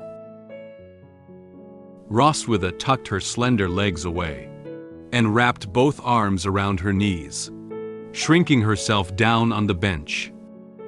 She watched the sunset in front of her and continued to say to the previous things. When they were babies, they cried and no one could coax them well. But as long as someone puts them by your side, they will immediately calm down. Perhaps before they have their own consciousness. Blood ties have already tightly linked you together. In Roswitha's memories, Leon remained unconscious and lying in bed. His arms gently embraced Noah and Muen, who were still infants. The two little babies have stopped crying and are sleeping quietly under their father's arms. Noah gently held Leon's fingers, while Muen gently pulled Leon's clothes.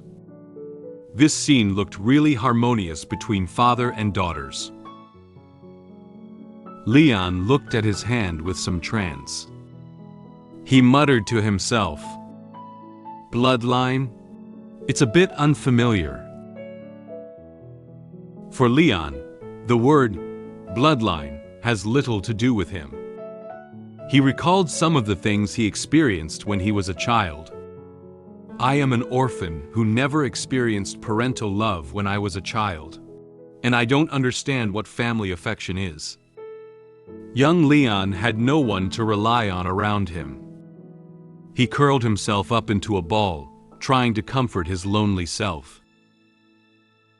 When I was 5 years old, my master and master's wife adopted me. Even though I have no blood relationship with them, they treat me like a son. Since then, Leon has a home and someone he can rely on. And that is his master and master's wife behind him. Although Leon had a home, he still felt like he lacked something. When he saw his parents and children passing by him, the laughter of the children and parents, and the harmonious atmosphere of the family made Leon envious. I have the concept of home for the first time, but occasionally, I feel a sense of loss in my heart. Leon crouched down and shrunk himself into a ball. He kept his head down, looking a little lost. If only my master and master's wife were my true parents.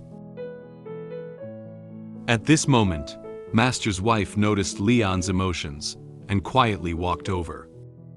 She also squatted down and touched Leon's head to comfort him. Leon, you will become father in the future. He repeated what she had said with confusion. Father?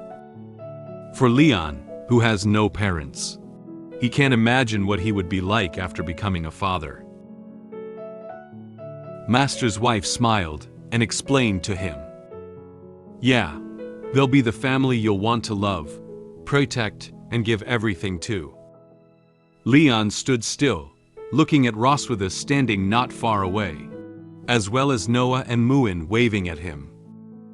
Now that Leon has grown up, he understands what his master's wife said to him at that time.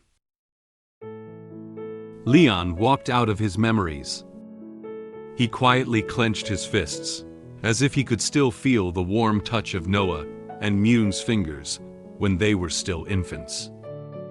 That's right, they are the family members I cherish the most now. Roswitha watched Leon stare at his hand motionlessly for a long time and kindly reminded him. What's wrong with you? We should go back. It was only when Leon heard her voice that he realized he had been lost in thought for such a long time. He stood up awkwardly and replied to Roswitha's words. Ah, well, nothing.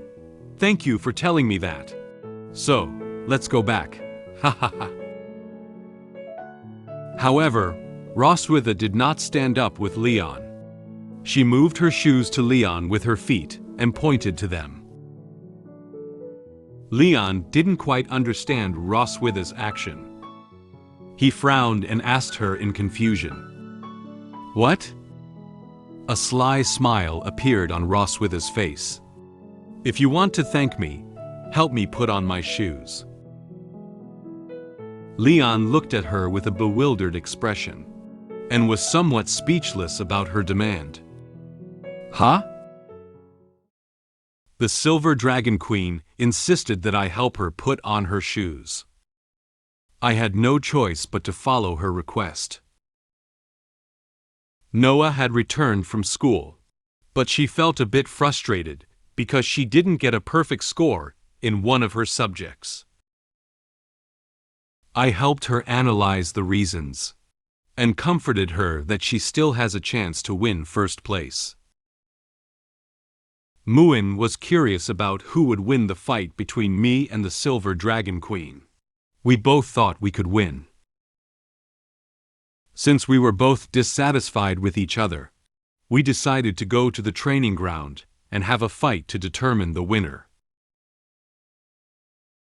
Roswitha and Leon are still on the training ground. Roswitha sat on the bench with her hands crossed in front of her chest. She pointed to her shoes with her foot, and said to Leon with a triumphant expression, If you want to thank me, help me put on my shoes. Leon stood in front of her, his hands tightly clenched into fists. He glared at her angrily and said, "Huh? Do you want me to help you put on your shoes? How is that possible?" Leon remembered the incident where Roswitha had asked him to help her wash her feet before. He approached her, bent down, with an angry expression on his face, and pointed at her with great dissatisfaction. "Helping you wash your feet last time was already humiliating enough. You still want me to put your shoes on now? Do you want to embarrass me?" Suddenly, Roswitha kicked Leon in the face, and a crisp sound echoed. Leon's face twisted, and he felt a little pain in his face. He looked at her with angry eyes, not expecting her to come up with this move. She said to him with a slightly angry tone, "I haven't avenged the kiss you gave me at the entrance ceremony yet. Can't you even help me put on a shoe now?" She was still dissatisfied with Leon kissing her during Noah's opening ceremony. She looked at Leon with an impatient expression and extended her foot in front of him. She urged him to help her put on her shoes quickly and then go back to eat. "Don't say anything else. Hurry up. Help me put it on and go back." Leon saw that there was nothing he could do about the current situation.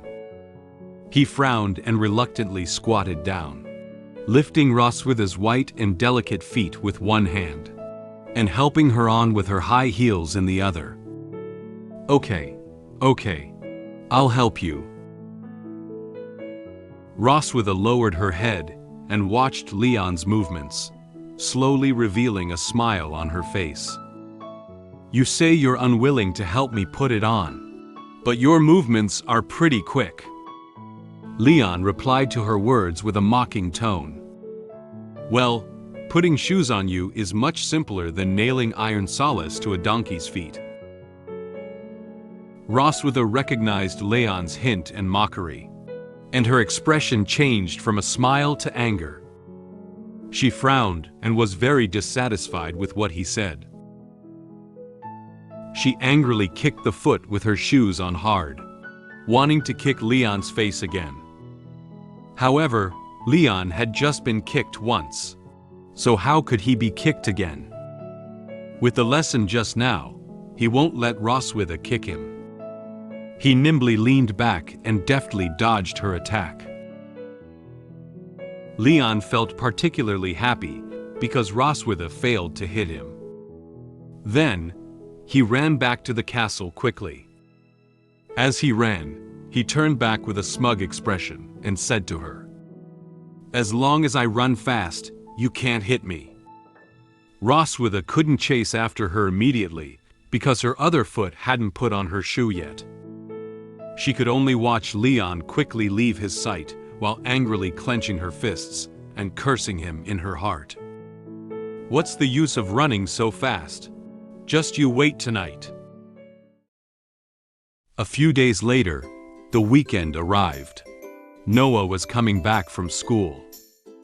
Leon, Roswitha, and Muen arrived at the lawn, not far from the entrance of the Silver Dragon Temple to greet her.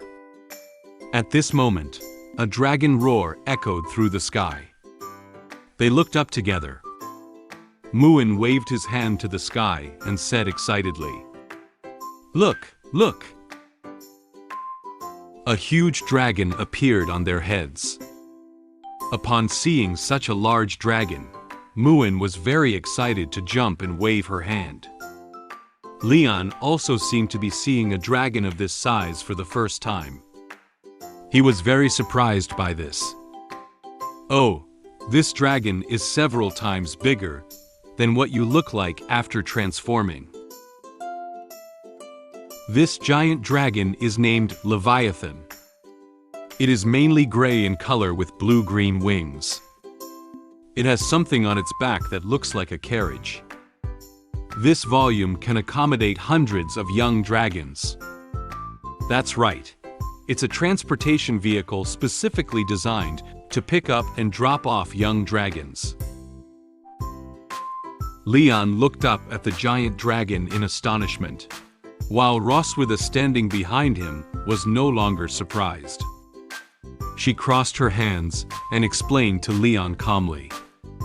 Giant dragon Leviathan, with a huge body but weak combat ability, usually plays the role of a transporter in the Dragon clan due to its exceptional endurance and emotional stability. At this moment, the giant dragon Leviathan stopped on their heads, and a blue magic beam of light descended from its body to the ground. Leon carefully observed Leviathan while raising a doubt to Roswitha. Emotional stability? She continued to explain to him. It's said that a Leviathan wouldn't even lose its temper once for thousands of years from birth to death. So the Academy used them to transport young dragons.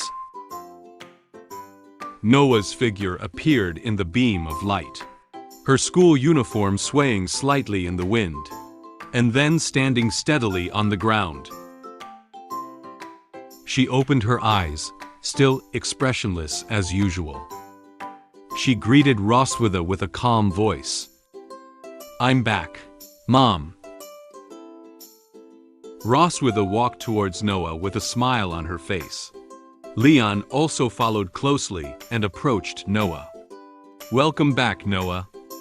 Muen rushed up and hugged Noah very happily. "Noah, I miss you so much." Noah's face was slightly flushed. She gently hugged Muen, although the joyful expression on her face was not very obvious.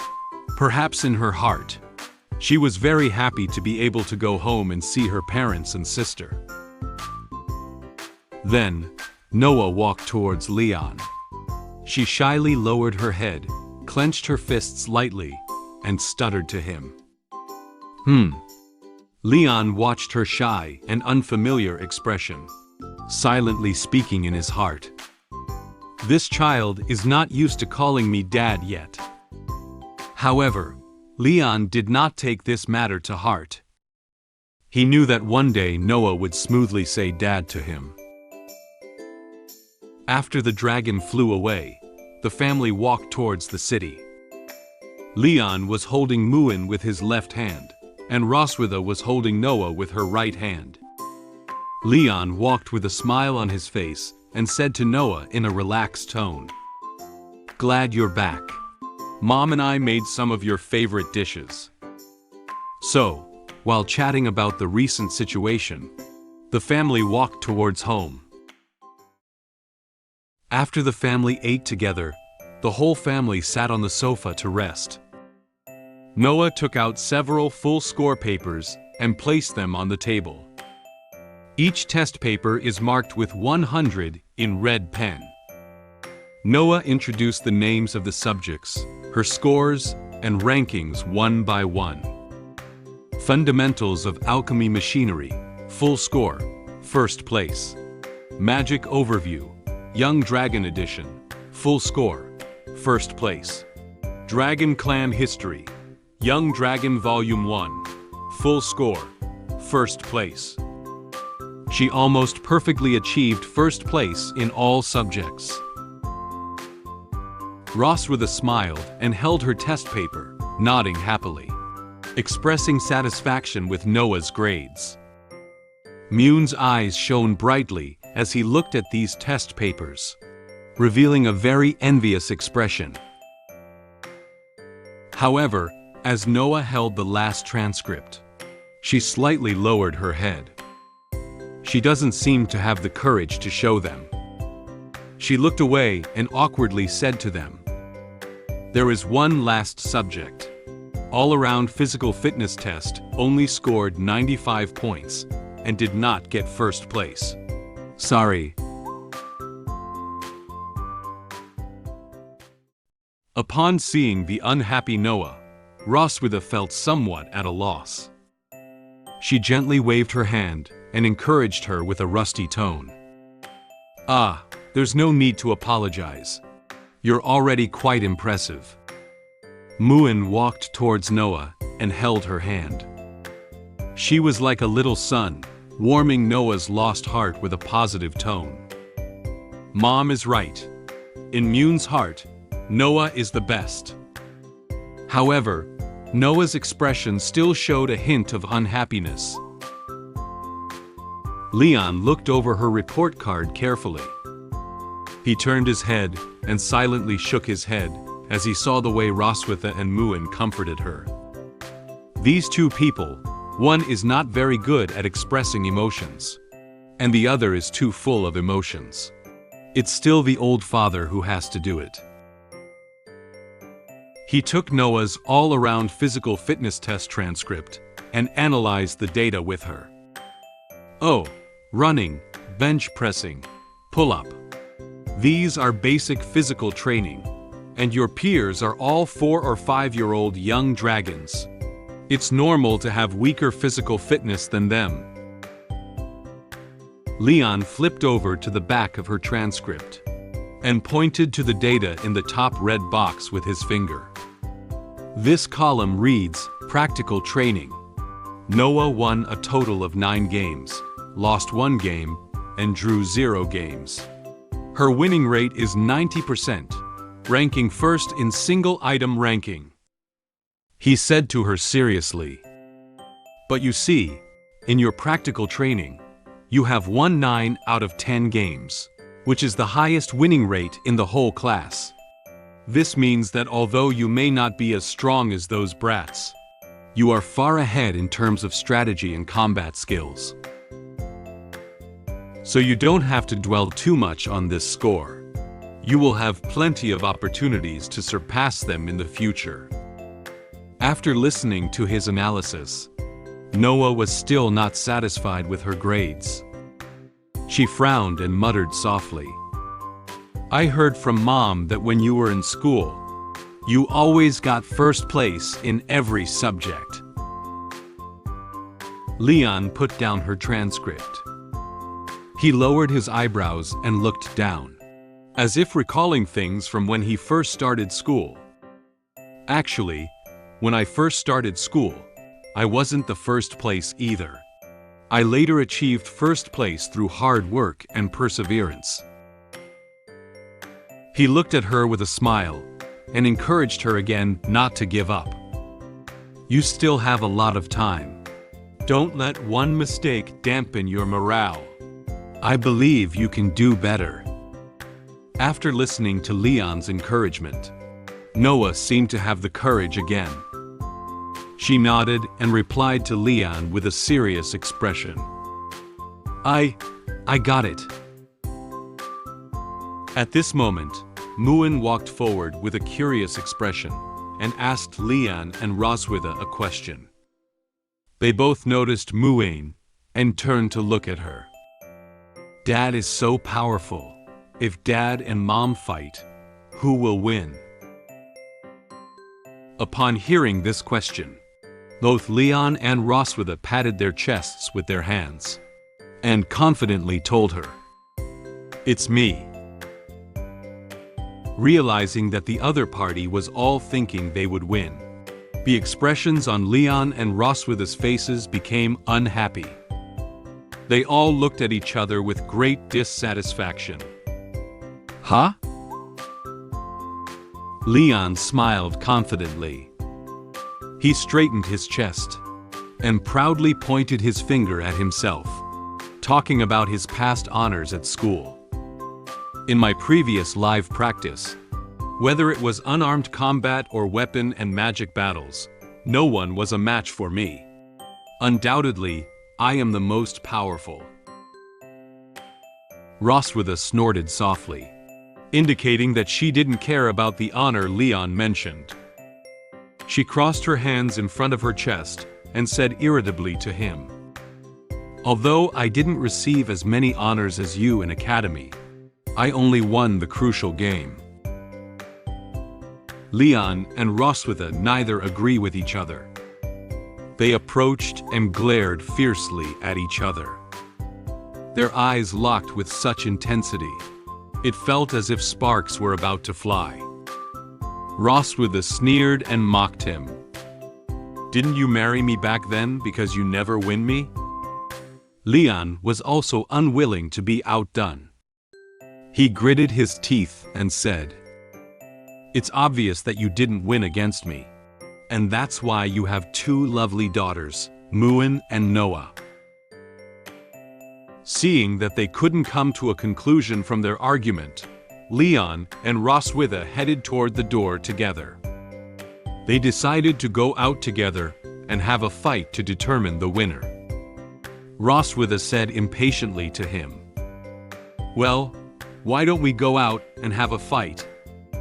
Leon rolled his sleeves up as he walked away, full of energy and wanting to fight her. "Let's go. I've been wanting to have a fight with you for a long time." Noah watched her parents walk out the door in a rage and couldn't help but feel a little speechless by their behavior. She didn't expect her parents to argue over who could win who. Muen watched as his parents' backs gradually drifted away. Her eyes suddenly lit up. She said to Noah with an expectant expression, "Are Dad and Mom going to fight?" Noah also became interested in the duel between her parents. She took Muen's hand and walked towards the door with her. "Let's follow up and take a look." Leon and Roswitha walked to the training ground. The weather is very nice today, perfect for outdoor fight. They were all stretching their bodies and doing some warm-up exercises to prepare for the upcoming duel. Noah and Muen brought their favorite snacks and sat on the bench next to the training ground to watch. While eating popcorn, Muen turned her head and asked about Noah. Noah is also curious. Who is more powerful, Mom or Dad? Noah looked intently at Leon and Roswitha and replied to Muen in a calm tone. "Teacher said that watching more masters sparring would also help us improve our fighting skills."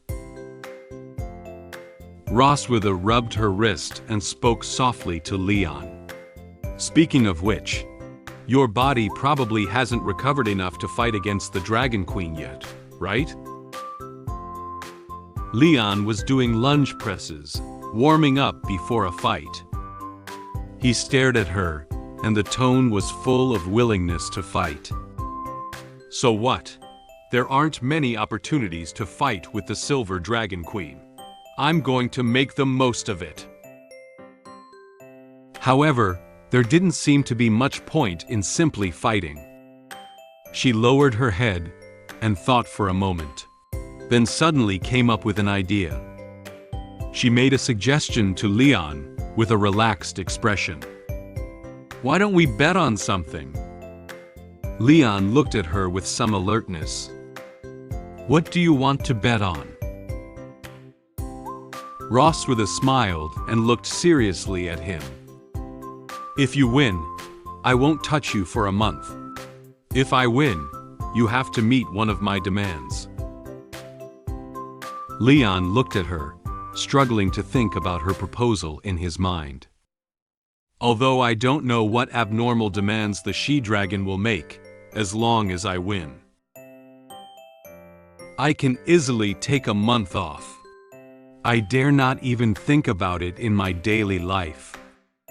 When Leon thought of not having to be in contact with Roswitha for a month, he secretly felt happy in his heart. This is a great comfort to both his body and spirit.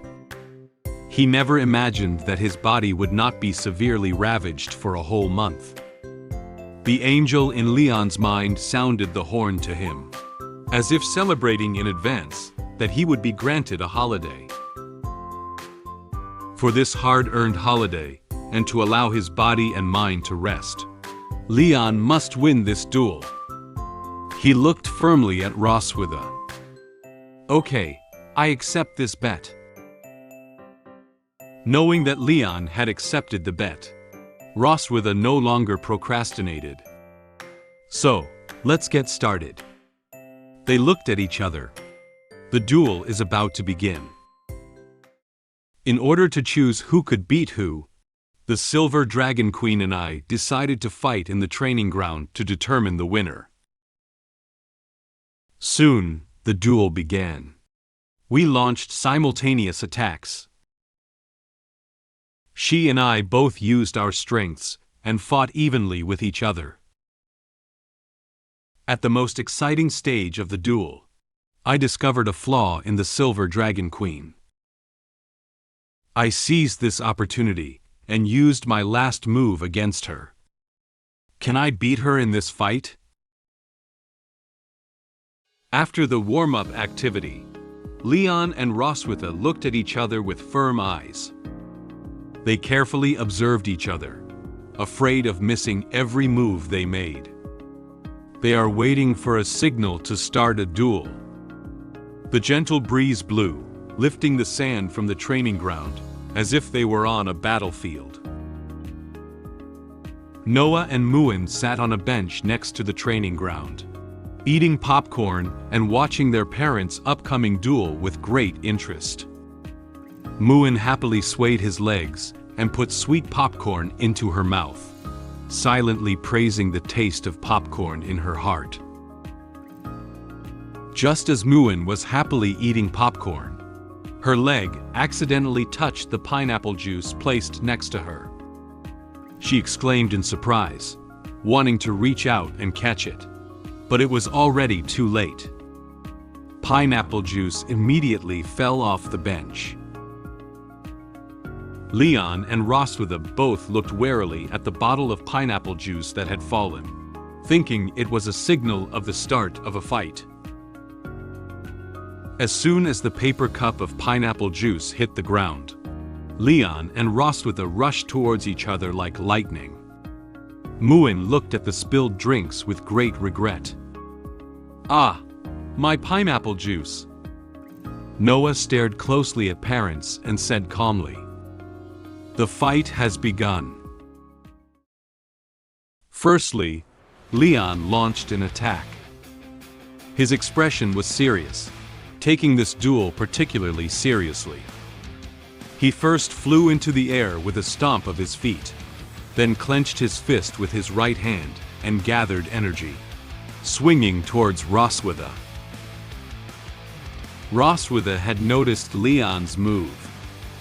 She crossed her hands and placed them in front of her to protect herself, with her feet spread apart to stabilize her center of gravity. Leon struck her crossed arms with a powerful punch, his fist charged with concentrated energy. Roswitha blocked Leon's blow, but the ground beneath her feet had already developed serious cracks. It seems that Leon's attack power is very strong. Roswitha took advantage of Leon's lack of opportunity to fight back, and extended her tail from below, sweeping towards his chin. Leon felt danger coming from below. Leon gritted his teeth and leaned back with all his strength, dodging her attack. She saw that the attack did not hit Leon, so she swung her tail and launched another attack on him. Leon leaned back and supported himself on the ground with both hands, performing a backflip and once again dodging her attack. After Roswitha's attack ended, before she could react, Leon changed from supporting himself with both hands to supporting himself with one hand on the ground, and changed his direction. He propped up one hand on the ground while extending his left foot, condensing the magic on his foot and kicking Roswitha with all his might. Roswitha reacted quickly and immediately put her hands in front of her, blocking Leon's attack once again. However, Leon's attack this time was much heavier than when he first attacked him. Although Roswitha blocked his attack, she was kicked a long distance by him. She left deep marks on the sand beneath her feet. She extended one leg backwards and gently supported the ground with her hand, barely stabilizing her balance. Roswitha furrowed her brow and cautiously looked ahead.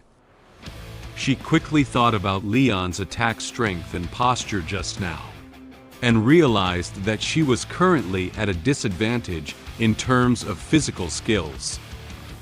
I don't have an advantage over him in terms of physical skills. I'd better pull away from him first. She decided to change her current way of attacking, and use Dragon Flame to distance herself from him first. After Roswitha stood firm, she brought her left hand closer to her right hand, and gathered a powerful purple magic. Magic raised a part of sand, as if its power was very strong. Leon chuckled softly as he watched her plan to use magic to attack him. It seems that the Queen doesn't want to play close combat with me. Roswitha didn't care at all about what Leon said to her. As long as I can beat you, that's fine. Roswitha dispersed the gathered dragon flame into several parts. She waved her hands outwards, and all the dragon flames flew towards Leon. Leon noticed these dragon flames, and quickly ran to his right, trying his best to avoid them. After Roswitha's dragon flame fell to the ground, it made a loud noise and smashed several deep pits on the ground. The sand beneath his feet was also lifted up by the dragon's flames. Roswitha kept a close eye on the direction Leon was avoiding, while quickly waving several dragon flames towards him. Noah and Muen sat beside and stared intently. Noticing that the current situation is unfavorable for father, Muen stopped eating popcorn. She looked at Leon with a worried expression on her face. Is Dad going to lose? He has been running away all along. Noah picked up a popcorn. She used the knowledge she learned in school to calmly analyze the combat methods used by parents to Muen. Not always. He used simple physical techniques to attack and dodge Mom's attacks, while Mom kept using dragon flames to maneuver and seek opportunities for sudden attacks. She put popcorn in her mouth and said the analysis results while eating. This indicates that in close combat, Mom lacks confidence in defeating him. After listening to Noah's analysis, Muen felt particularly happy that she knew so much. She approached Noah with a smile on her face and looked at her with admiration. Noah knows a lot. Noah's cheeks turned slightly red. She feels a bit shy about the praise from her sister. These are what the teacher taught in class. On this side of the training ground, Roswitha closely followed Leon while extending her right hand and flying the several dragon flames formed towards Leon. She seemed to already know that Leon couldn't exert all his strength to confront her under her magical attack. She gave a gentle smile. Leon, aren't you very fast? Come on. Roswitha kept sending out the dragon flames. Dragon flames flew over at a very fast speed and kept exploding behind Leon. Several dragon flames even almost hit him. Some of the sand and soil that were thrown up by the dragon's flames all hit his back. Leon avoided these dragon flames while looking backwards. Not only am I fast, but I'm also very tough. Roswitha gave a disdainful smile, knowing that he was just mouthing empty threats. She quickly came up with another method to strike at him immediately. So, how about this? She gathered the dragon flames in her hands and closed them together, as if trying to gather the dragon flames. The dragon flames flying behind Leon suddenly merged together becoming two relatively large dragon flames. They quickly wrapped around Leon, preventing him from hiding from both sides. Leon noticed the huge dragon flames forming on both sides of him, but he couldn't find a way to escape. Two dragon flames quickly surrounded Leon, forming a huge magic circle. Soon, there was a huge explosion from the place where Leon was just now, emitting a particularly bright purple light. The immense power of dragon flame also blew up a huge deep pit on the ground. The flying dust combined with sand to form thick smoke. This made it difficult to see what happened to Leon. Suddenly, a blue lightning bolt appeared in the thick smoke. Immediately afterwards, Leon rushed out from the thick smoke. He leaped high and left the smoke behind. He was wrapped in many blue lightning bolts. He gave a confident smile to Roswitha. "Isn't it too slow, Roswitha?" The strong wind brought by Leon, when he rushed out, scattered Roswitha's hair. She noticed the electric current on Leon's body, and couldn't help but be surprised by him. She knew Leon was using magic to force himself to get stronger again. This guy strengthened his body with thunder magic. Leon stomped heavily on the ground with his right foot, adjusted his direction, and prepared to attack in the direction of her. No one can take away my 1-month holiday. His right foot stomped hard on the ground, and he flew in the direction of Roswitha with a serious expression. There was even more lightning on his body than just a moment ago. It was obvious that Leon had strengthened his body with thunder magic again.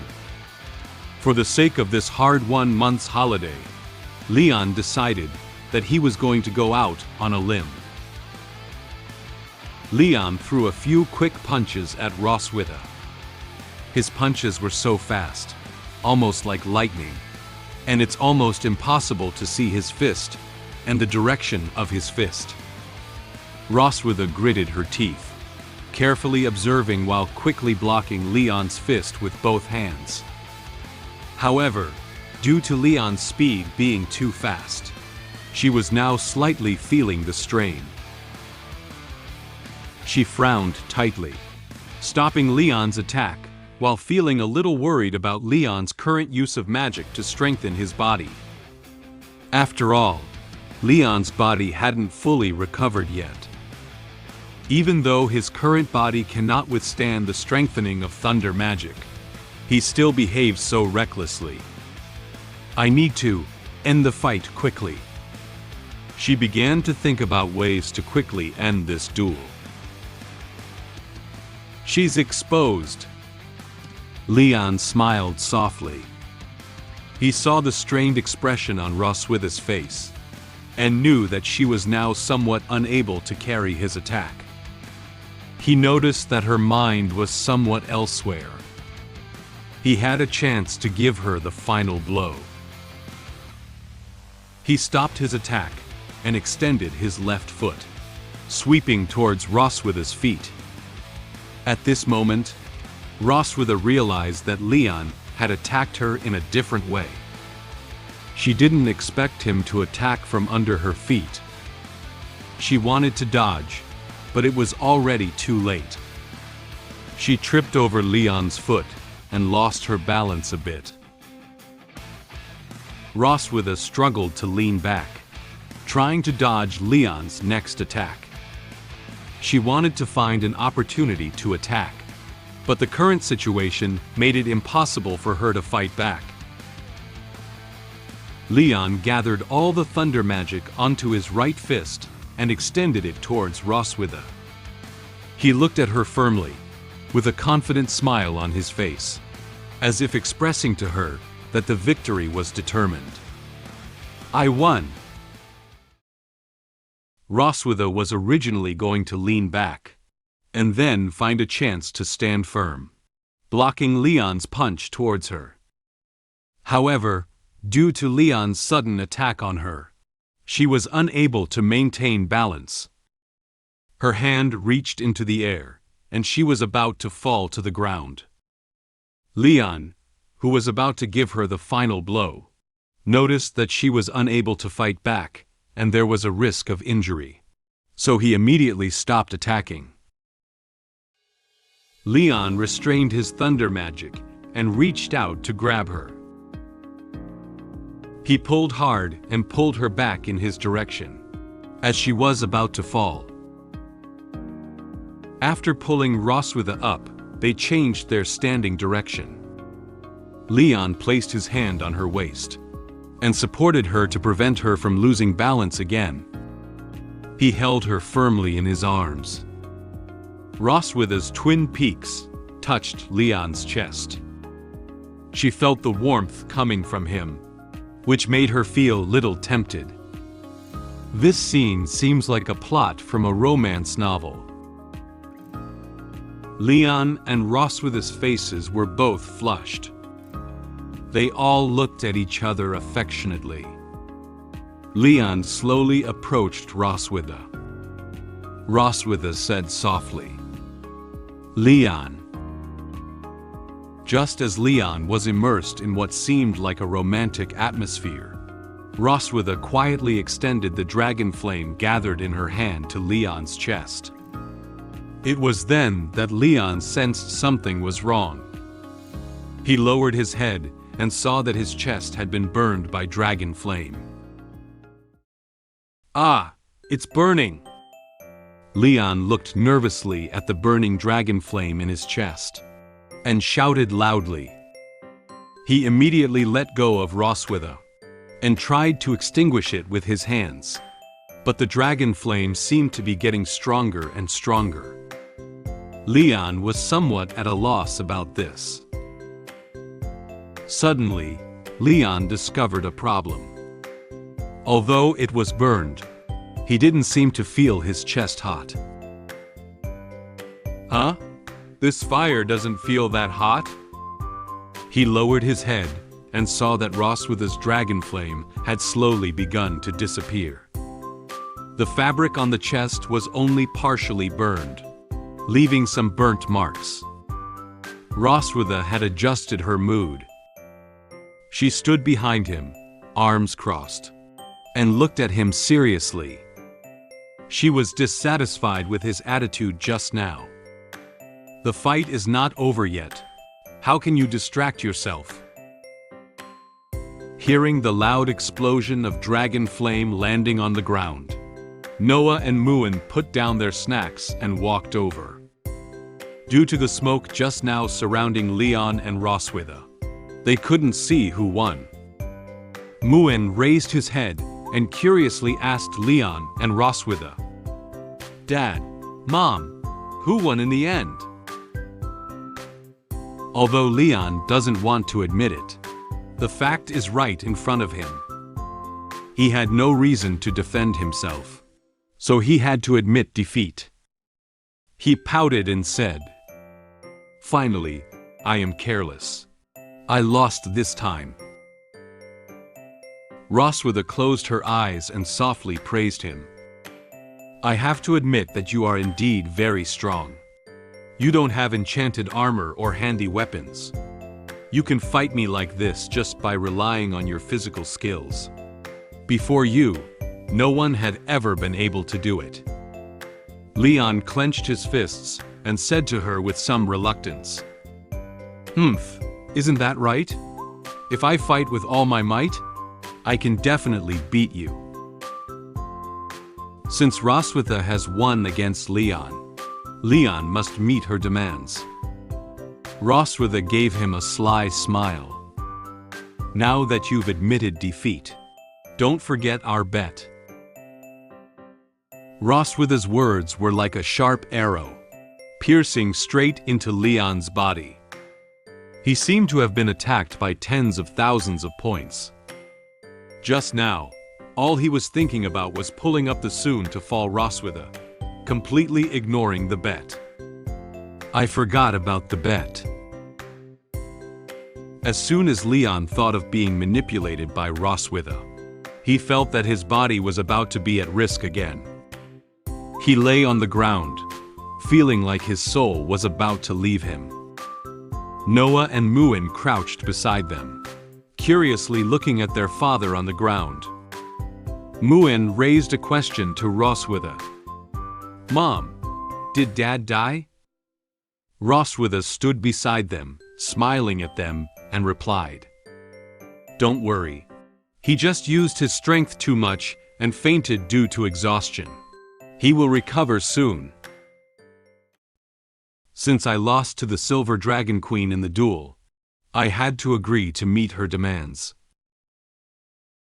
After bidding farewell to daughters, I followed the Silver Dragon Queen back to her room. I have fulfilled all the requests made by the Silver Dragon Queen to me. However, she applied the improved blood curse to me. This caused our dragon marks to be activated. Am I going to be manipulated by her again?" At this moment, it was already evening. The Silver Dragon Castle was also surrounded by night. The surroundings of the castle were quiet, except for 2 rooms where the lights had not been turned off.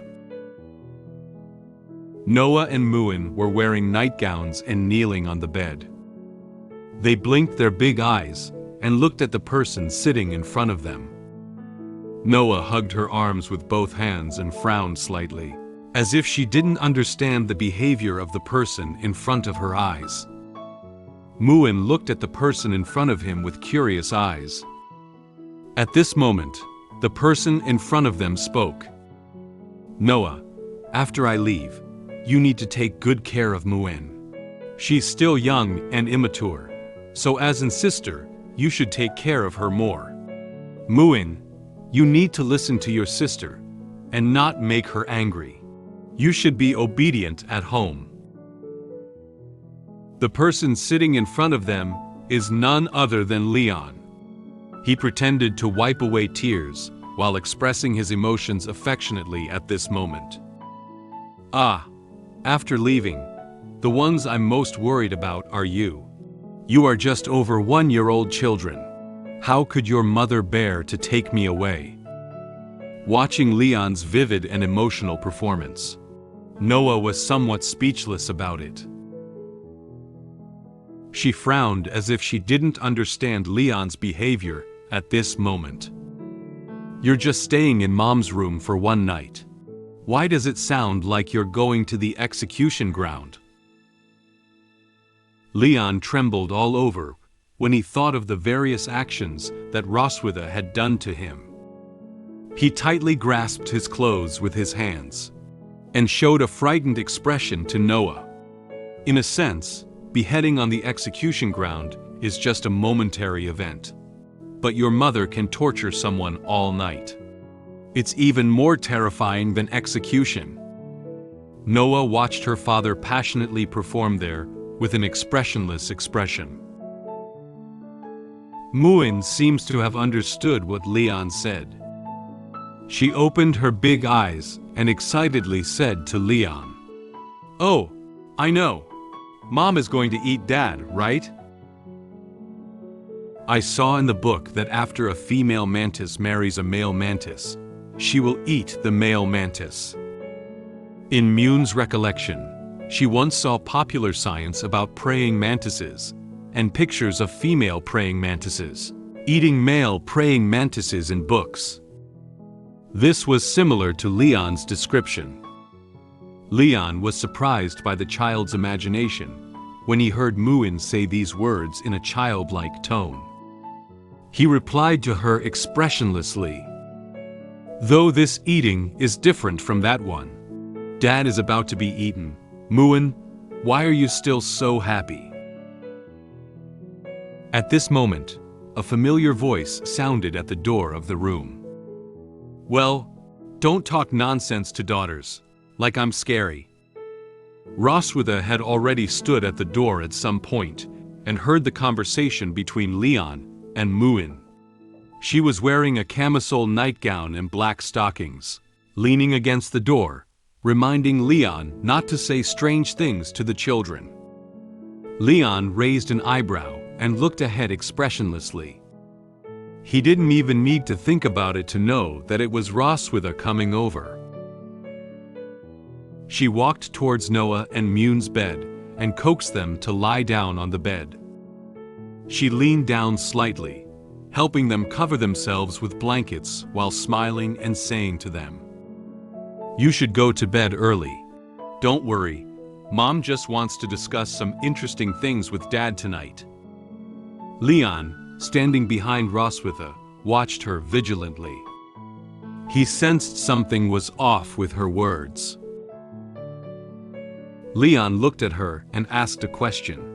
"Interesting things?" Roswitha answered leisurely. "For example, the birth of the universe." Leon refuted her. "Is it the birth of life?" Roswitha ignored him and continued speaking. "The mysteries of the world." Leon felt speechless about what she said. "Is it a mystery of the human body?" Noah and Muen watched quietly as Leon and Roswitha argued in front of them. Muen observed them with curious eyes, while Noah looked aside expressionlessly, uninterested in their topic. Roswitha watched as Leon had been staying here for quite some time, and immediately pulled Leon by the collar, wanting to drag him out of his daughter's room. "Anyway, you've said enough goodbyes. Come with me now." Leon reached out his hand to the front with a helpless expression, as if he had something else to say to his daughters. "Wait, I have some last words to say." After being dragged out of the room by Roswitha, Leon didn't forget to leave his last words for Noah and Muen. He spoke loudly in the hallway in a voice they could hear. "Noah, Muen, remember, Dad will always love you." Finally, the footsteps of Leon and Roswitha gradually faded away, and the corridor slowly quieted down. They had already turned off the lights in the room and also closed the door when they left. Noah and Muen held each other's hands and prepared to sleep. Muen opened her eyes, turned around to look at Noah, and asked curiously, "What are Mom and Dad going to do?" Noah had already closed her eyes. She didn't want to think about anything related to them. She calmly answered the questions raised by Muen. "I don't know. Let them be. Childish adults." Leon followed Roswitha back to her room. After he sat down, Roswitha took out 2 bottles of red wine and placed them on the table, along with a few glasses. She sat casually on the sofa. She took a sip of the red wine in her own glass and couldn't help but praise its taste. She looked at Leon and noticed that he hadn't taken a sip of the red wine placed in front of him. She curiously asked Leon, "Don't you want to drink?" Leon sat on the sofa next to her. He frowned, closed his eyes, and crossed his hands in front of his chest. Obviously, he doesn't want to drink, nor does he want to face the current Roswitha. He quickly rejected her. "No." Upon hearing Leon's answer, Roswitha's mood suddenly became unhappy. She won today's battle, but now he hasn't met her demands. She shook her glass and stared straight at him. She said to Leon in an unpleasant tone, "What's up? I remember you promised me that you would meet my demands after losing to me, but now you're not even willing to drink?" She held up her glass while feeling dissatisfied with him for not immediately fulfilling her request. Leon immediately sensed the mood of Roswitha at this moment. He sensed an aura of danger from her. He silently turned his head to the other side and nervously lied to her. I don't really feel like drinking right now. Although he told her so, in his heart, he silently reminded himself to protect his body. I must stay rational. I won't let you manipulate me tonight. Roswitha didn't comment too much on Leon's statement. She put down her glass and suddenly shifted the topic to the fight between the two of them today. Actually, I really hope you can win. Leon raised his eyebrows lightly, somewhat skeptical of her words. He looked up at her and asked her, "Why?" Roswitha stood up and walked towards the direction where Leon was sitting. She said to him in a relaxed tone, "If you win, I will have to give you a month's leave. You can take the opportunity to take good care of your body. Perhaps you will become more fun." Upon hearing her words, Leon's expression turned displeased. She said it as if she deliberately didn't let him win. He lowered his head and said unhappily, "Then why didn't you admit defeat today?" Roswitha gave a gentle smile. She bent down and picked up the glass of red wine in front of Leon while saying to him, "Because I have come up with a better way of playing." Leon opened his eyes and found that the red wine in front of him had been taken by her. He didn't immediately realize what she meant by what she said. He doesn't know what she wants to do next. Suddenly, Roswitha tilted her glass slightly and poured out all the red wine inside. She poured all the red wine onto her chest. Red wine flowed down her chest and even soaked her nightgown. Her clothes and body emit a strong aroma of red wine. She looked down at Leon from above, showing him a crazy expression. "My favorite thing is how you can't accept defeat after losing to me."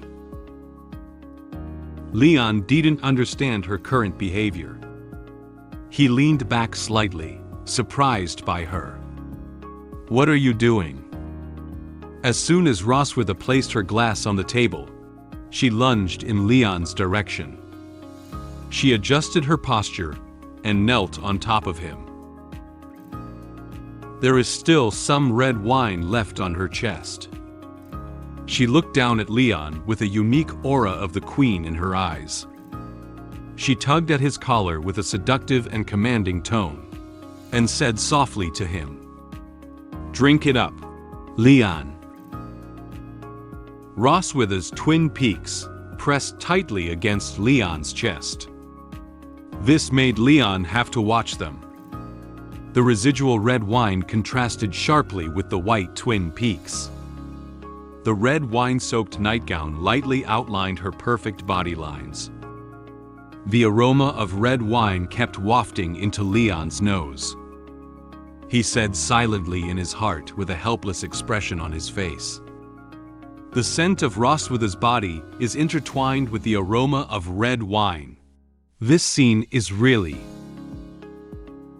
wonderful and irresistible."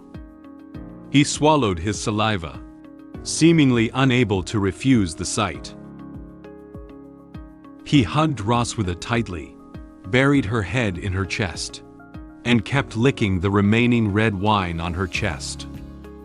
Roswitha held onto his shoulder with one hand, and gently pressed his head against her chest with the other. The feeling of being touched by the tongue on the chest was wonderful, and Roswitha enjoyed it very much. She closed her eyes, her cheeks turning slightly red, and felt her body trembling slightly. She gently twisted her body, and the straps of her nightgown slipped off. She didn't know if it was excitement or happiness. Due to the extremely comfortable feeling, she couldn't help but make a sound. Huh. As Roswitha was enjoying this wonderful feeling, Leon finished licking the red wine on her chest. He looked up at her, with a slight blush on his face, and traces of red wine lingering at the corners of his mouth. He exhaled hot air and said to her, "Is that okay?" Roswitha looked at him. It was obvious that her body and mind had not yet been fully satisfied. She pinched Leon's chin and rubbed his lips with her fingers. She raised her eyebrows lightly, revealing a mysterious and relaxed smile as she stared at his mouth. "Of course, this is not enough." She continued, speaking her next request in a commanding tone. "Open the mouth." Although Leon was reluctant, he had no choice but to open his mouth now. Roswitha secretly revealed a sinister smile, silently putting her true plan into motion. She bit down hard on her lip, causing blood to trickle from her mouth. She pressed her hand against Leon's cheek, letting her blood drip into his mouth. Blood? Leon tasted something that had fallen into his mouth with a rust smell, and then realized that Roswitha had eaten her own blood for him. He widened his eyes in surprise at what she had done. He realized that something was wrong with the current situation, so he suddenly pushed Roswitha away, who was sitting on him. "What are you doing?" He doesn't know why she did such a thing. Leon staggered up and quickly wiped his mouth with his hand. Suddenly, he remembered the magic he had used that required blood to activate. And now, Roswitha has also used the same magic on him. He looked at her cautiously. "Did you use that forbidden magic on me?" Since Leon already knew what he had done, there was no need for Roswitha to keep it a secret. She knelt on the sofa, with one hand supporting her face and licking the corners of her mouth, revealing a satisfied smile. "That's right, the blood curse. You are very familiar with it." Due to the activation of the blood curse, her eyes slowly began to turn red, and the dragon mark on her chest also shimmered with purple light. At the same time, influenced by the blood curse and dragon mark, Leon's eyes also turned red. The blood curse made Leon feel very uncomfortable in his body. His whole body was trembling, and it was difficult for him to maintain a standing position. He had to bend down, grabbing the clothes on his chest while speaking to Roswitha with difficulty. Why?" Roswitha didn't seem to care about his situation. She answered Leon's question in a relaxed tone. "Since you used this forbidden magic on me 2 years ago, I have always missed the feeling of it. Once the blood curse is activated, it will consume a person's life." Leon remembers this very clearly. He watched as Roswitha sat comfortably on the sofa, without any fear of the side effects it might bring. He endured the discomfort of his body, lifted his head with difficulty, and continued to ask her a question. "Do you know the price that must be paid for this forbidden magic?" Roswitha gave a gentle smile. She couldn't have been unaware of the side effects of this magic. So, she quietly conducted a lot of related research in places unknown to Leon, changing the impact of the blood curse on her body. She looked down at Leon and answered him. "Of course I know. I slightly modified the operation method to minimize the impact of the blood curse on the dragon clan's body, only retaining its enchanting effect." The influence of the blood curse on Leon was gradually increasing, and Leon was preparing to lose his sanity. He closed his eyes and shook his head hard, trying to keep himself awake. However, he felt his body temperature rising, and his head uncomfortable. My body is so hot. My mind is blank. At this moment, Roswitha walked over and placed her hand on the back of Leon's hand. I have always forced and threatened you, and you always look unwilling. She leaned into Leon's ear, placed her other hand on his shoulder, and spoke seductive words softly in a commanding tone. And now, I want you to coax me like a mad dog, begging me to connect with you. Stimulated by Roswitha's words, Leon couldn't hold on anymore. He suddenly knelt on the ground, lowered his head, and let out a cry of anguish. Roswitha looked at him from above, exuding a queen-like aura. Ha! The game is about to start. My delicious captive, Mr. Leon Casmid. Due to the blood curse cast by the Silver Dragon Queen, my body had become extremely uncomfortable. Then, I was manipulated by her to say what she wanted to hear. I couldn't control myself, so I had to have another night of carnival with her. After waking up, the effect of the blood curse disappeared, and I regained consciousness. However, the Silver Dragon Queen did not wake up as usual.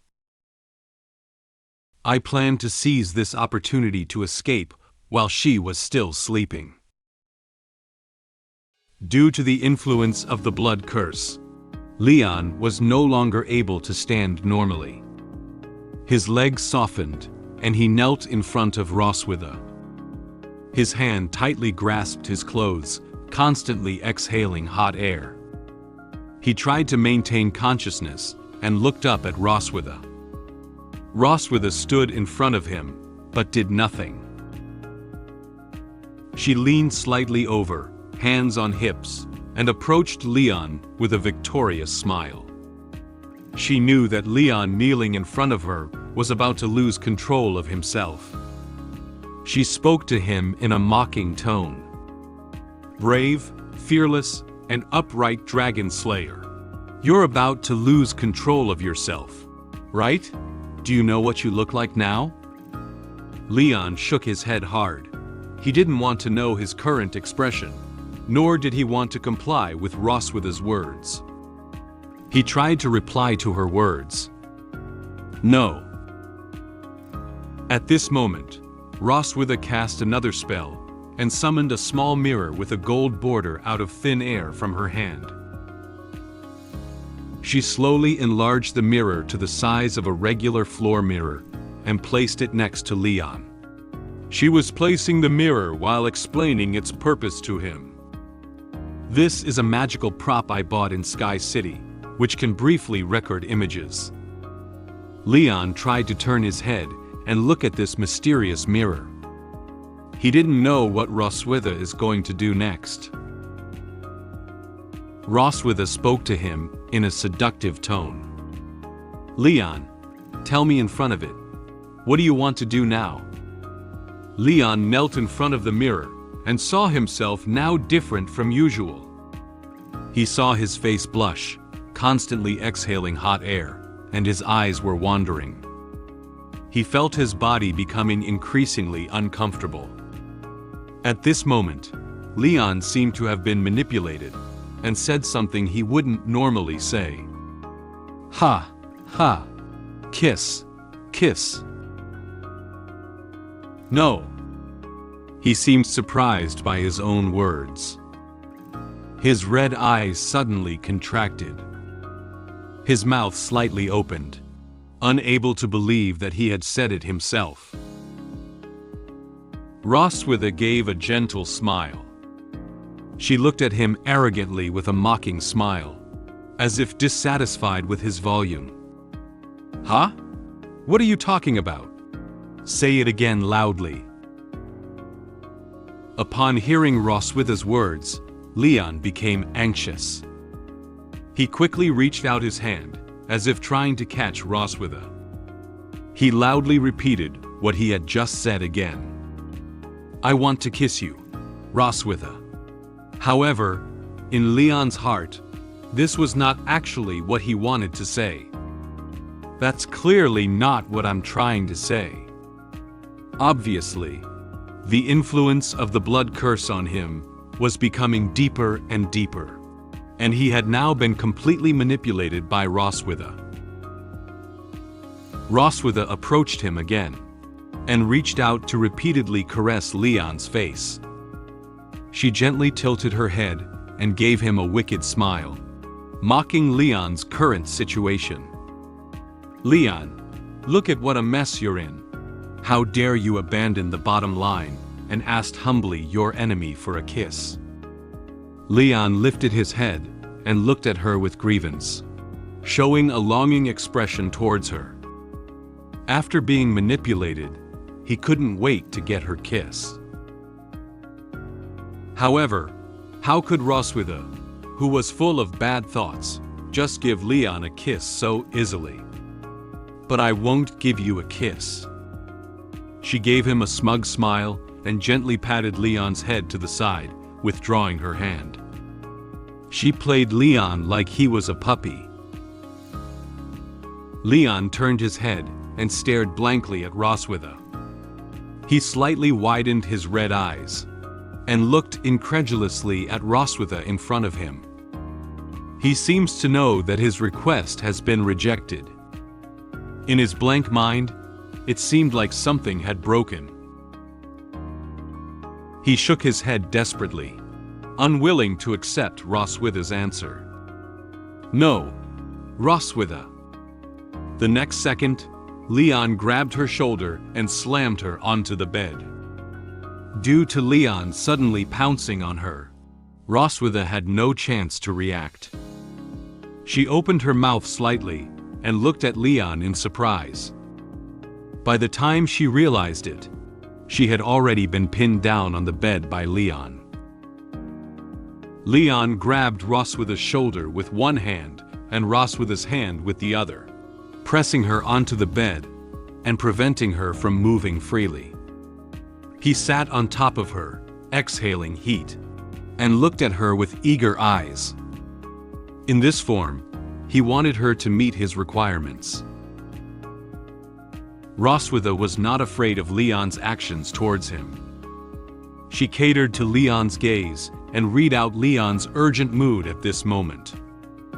She raised her eyebrows lightly, tilted her head to look at him, and joked.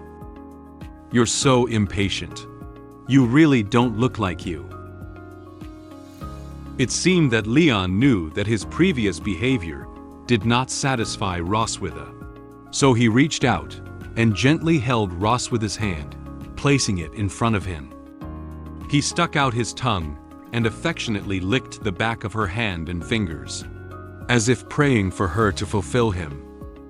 Roswitha, I want to kiss you, hug you, and be one with you. Then, Leon put down her hand and gently stroked her face, which was completely different from Leon's usual gentle treatment. Roswitha stared closely at Leon's every move, feeling somewhat surprised. She didn't expect the effect of the blood curse to be so strong. Based on Leon's current situation, she also vaguely inferred her appearance after being cast the blood curse by Leon at that time. So, this is the active look I got when I initiated the blood curse in the first place. Since he had been begging her like this, Roswitha could only reluctantly agree to his request. Well, this is what you begged me for. She reached out and wrapped her hand around Leon's neck, tightly pressing her body against him, pulling him onto the bed. She stared into his eyes, showing him all her desires. Leon heard that Roswitha had agreed to his request, and also showed a satisfied smile. Leon climbed onto the bed with the movements of Roswitha. Roswitha tightly hugged him, relaxed her legs, and handed over everything of her body to him. She allowed him to spend an unforgettable night with her. Puppy Leon, let me see your true appearance after falling into depravity. Soon, dawn broke. The scenery outside the castle changed from a starry night sky to a clear sky. The sunlight shone on the silver dragon castle, making it shine brightly. Inside the castle, soldiers also began a day of patrol activities. In Roswitha's room, the sunlight quietly shone in from outside the window. The sunlight shone on her bed, and her hair was also bathed in the sunlight. Leon and Roswitha were lying in bed without clothes on. After a while, Leon woke up, while Roswitha was still sleeping soundly. He recalled what happened last night, and felt like it was a dream. He didn't expect to be played with again by Roswitha. He rubbed his uncomfortable head, and cried out regretfully, "Ah!" As he rubbed his head, he opened his eyes and looked at Roswitha, who was sleeping beside him. "I fell into depravity again last night." He placed his other hand on the bed and supported himself to sit up. Because yesterday's activity with Roswitha was too intense, his head was still a bit dizzy. It's all the trouble caused by that blood curse. It made me let go of my pride and dignity as a dragon slayer, and beg her to have a good time with me for one night. As an excellent dragon slayer who had killed countless dragons, he was ashamed of his fall. He once again broke the bottom line he had set for himself. He gritted his teeth and turned his head to look at Roswitha. This is another shame of breaking the bottom line. At this moment, Roswitha had not yet woken up.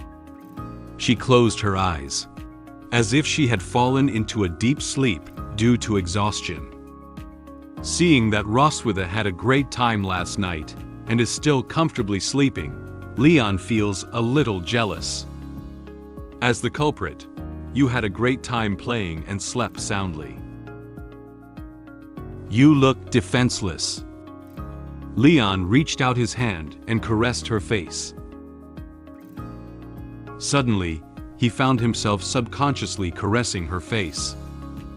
When he reacted, his face was slightly flushed. Leon immediately withdrew his hand. He was surprised by what he had just done.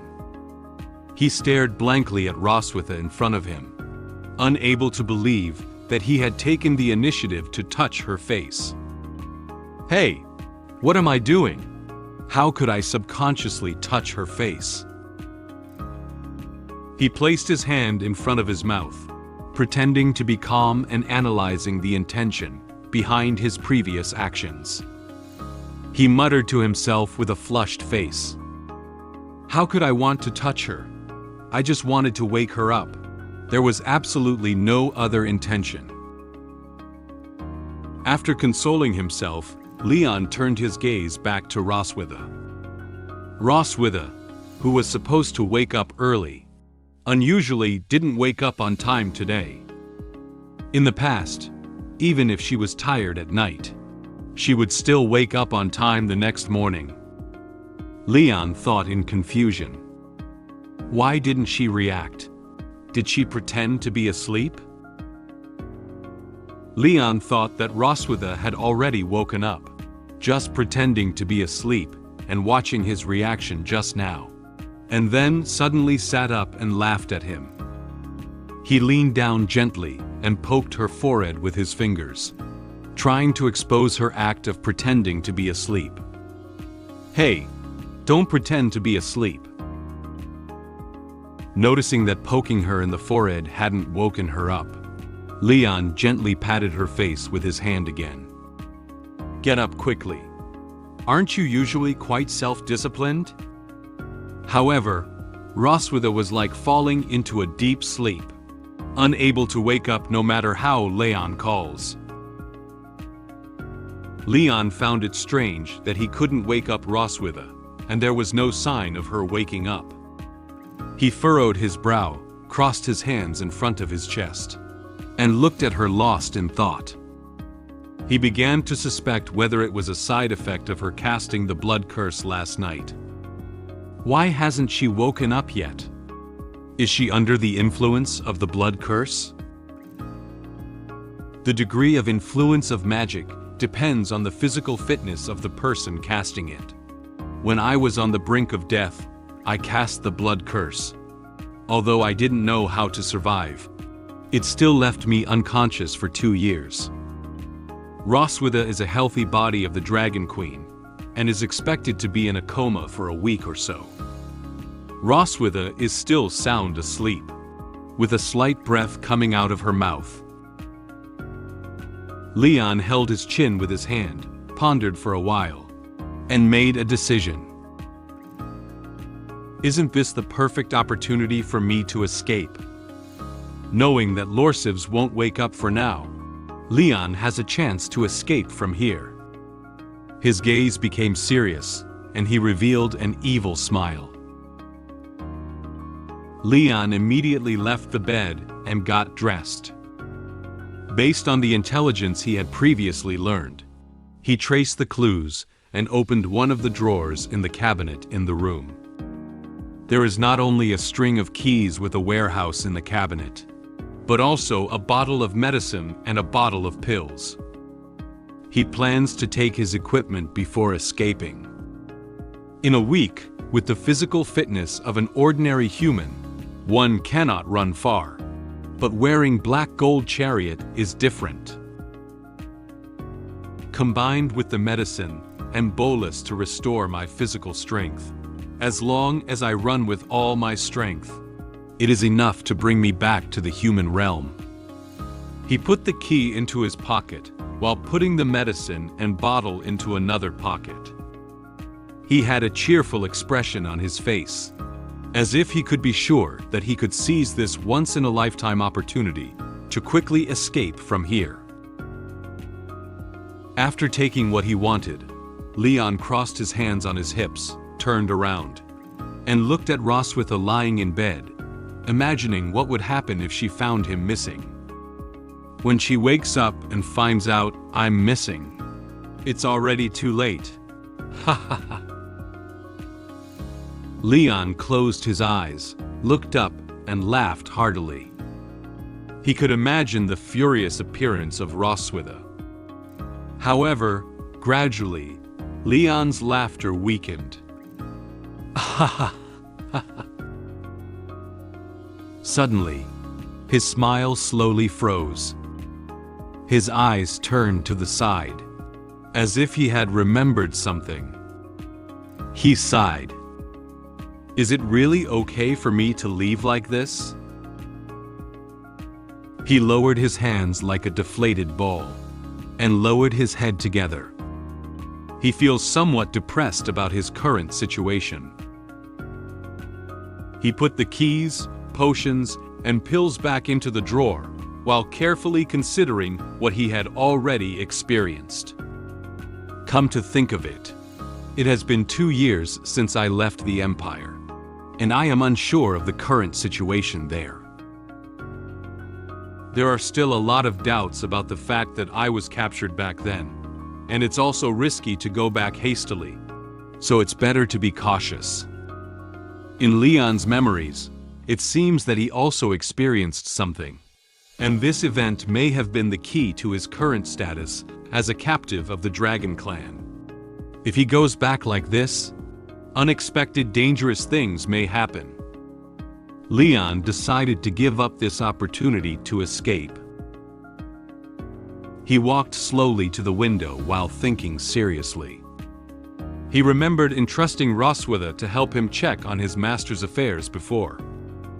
Besides, I have already asked Roswitha to investigate the master's recent situation before. Maybe I should wait for their news again. The most important thing is... Leon lifted his head and looked out the window at a lawn with gentle eyes. In the garden of the Silver Dragon Castle, Noah and Muen were playing together. At this moment, Muen saw a beautiful purple butterfly. She ran towards the butterfly and reached out her hand, trying to catch it. She excitedly said to Noah standing behind her, "Noah, catch it quickly." Noah calmly followed behind Muen and spoke slowly to Muen running ahead of her. "Slow down, don't fall." Watching these lovely daughters playing and frolicking on the lawn with a happy smile, Leon knew he couldn't leave them behind anymore. "I can't leave them now." Leon closed his eyes and smiled lightly, then shook his head and sighed. "Ah, sure enough. I still have to stay in the Silver Dragon Castle now." He turned around and walked towards the bedside. Roswitha still sleeps soundly. He looked at her and whispered, "After all, I haven't had my revenge yet. Wouldn't you say, Roswitha?" Leon smiled and looked at her, while Roswitha lay in bed, breathing evenly. It's been a whole day, and the Silver Dragon Queen still shows no signs of waking up. Noah suspected that I had done something to her. I just smiled, but it was inconvenient to say anything to her. After sending my daughters out of the door, I looked at the Silver Dragon Queen and pondered for a while. To get back at her for what she did to me before, while she wasn't awake, I dressed her up according to my idea. However, at that moment, the dragon mark on my chest suddenly lit up. By now, it was evening. Roswitha was lying on the bed, still showing no signs of waking up. Her eyes were tightly closed, and her expression looked relaxed, as if she was sleeping as usual. After learning that Roswitha hadn't woken up, Noah and Muen both went to her room to visit her. Even the usually cheerful Muen showed a rare expression of sadness at this moment. She grabbed the edge of the bed with both hands, lowered her eyebrows, and looked at Roswitha on the bed with a worried expression. Noah stood next to Muen, her brow slightly furrowed. "Is Mom okay? She has been sleeping for a whole day now." Noah turned her head, crossed her hands in front of her chest, and looked at Leon standing next to her with a serious expression. She suspected that he did something bad to Mother last night. "What did you do last night?" Leon turned his head and didn't look directly into Noah's eyes. He scratched his head, but couldn't tell her about the activity between him and Roswitha last night. He lied to her nervously. "Ah, haha. Well, we were chatting on the balcony last night. Maybe she caught a cold in the cold wind at that time." After listening to the explanation, Noah looked at him with a skeptical expression on her face, as if she didn't quite believe what he was saying. Leon seemed to feel Noah looking at him with skeptical eyes. He realized that such an explanation could not dispel Noah's doubts, so he turned to Anna for help. "There's no big problem. Do you think so, Anna?" Noah and Muen looked at Anna together, wanting to know something from her. Anna nodded lightly and explained to Leon expressionlessly about the current situation of Roswitha. "Prince, please rest assured.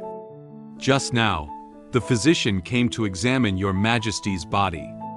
Except for a slight weakness, everything else is normal." Thanks to Anna's help, Leon breathed a light sigh of relief. Then Anna told Leon about her personal work schedule for the next steps. "I will temporarily handle matters within the clan on behalf of your majesty in the next few days. If there's nothing else, Prince, I'll take my leave and get back to work." Leon nodded and replied to her, "Oh, okay." At this moment, for some unknown reason, Roswitha suddenly broke out in a lot of sweat. Her eyebrows were furrowed and her expression looked somewhat uncomfortable. Muen seemed to notice that his mother was very uncomfortable. She reached out and gently touched her mother's head, trying to ease her discomfort. "Mom, hurry up and get better. Muen won't make you angry anymore."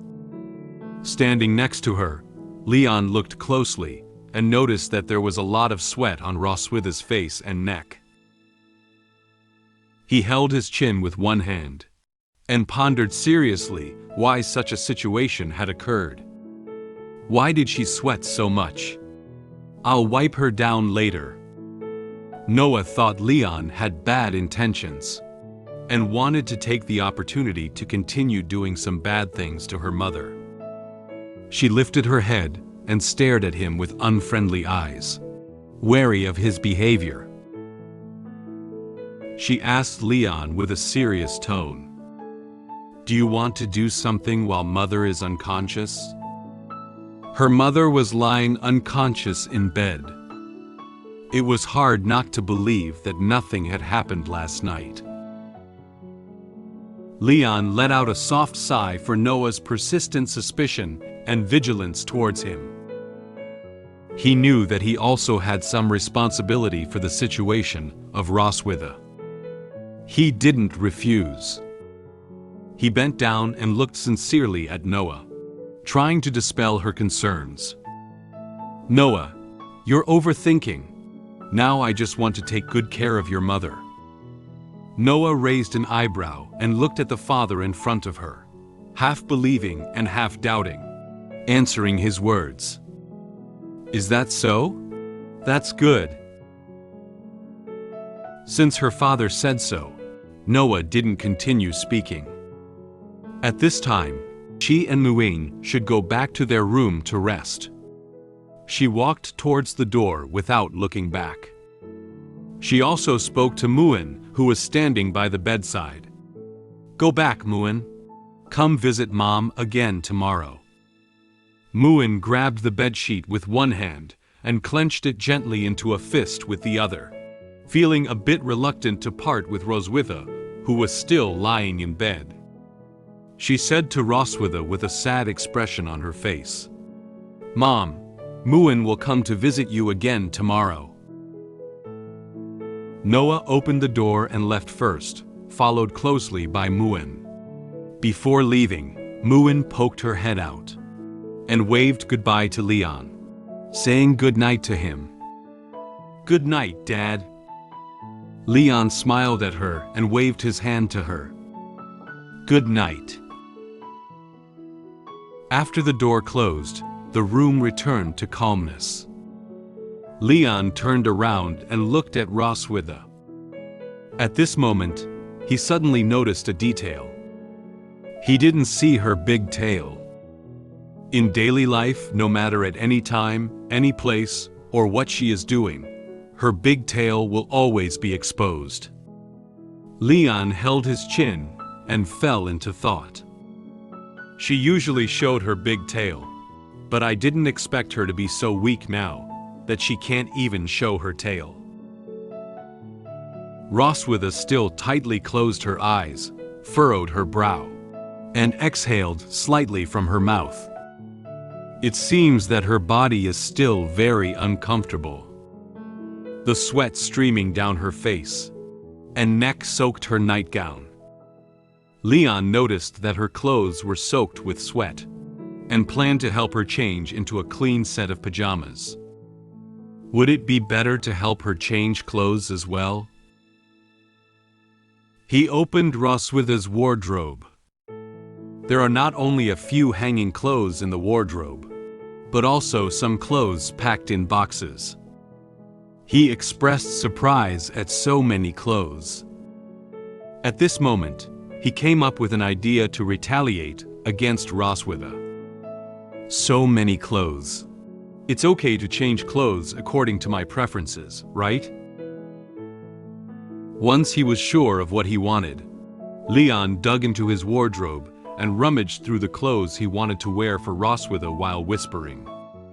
Shoulder-bearing, low-cut, tie, black stockings.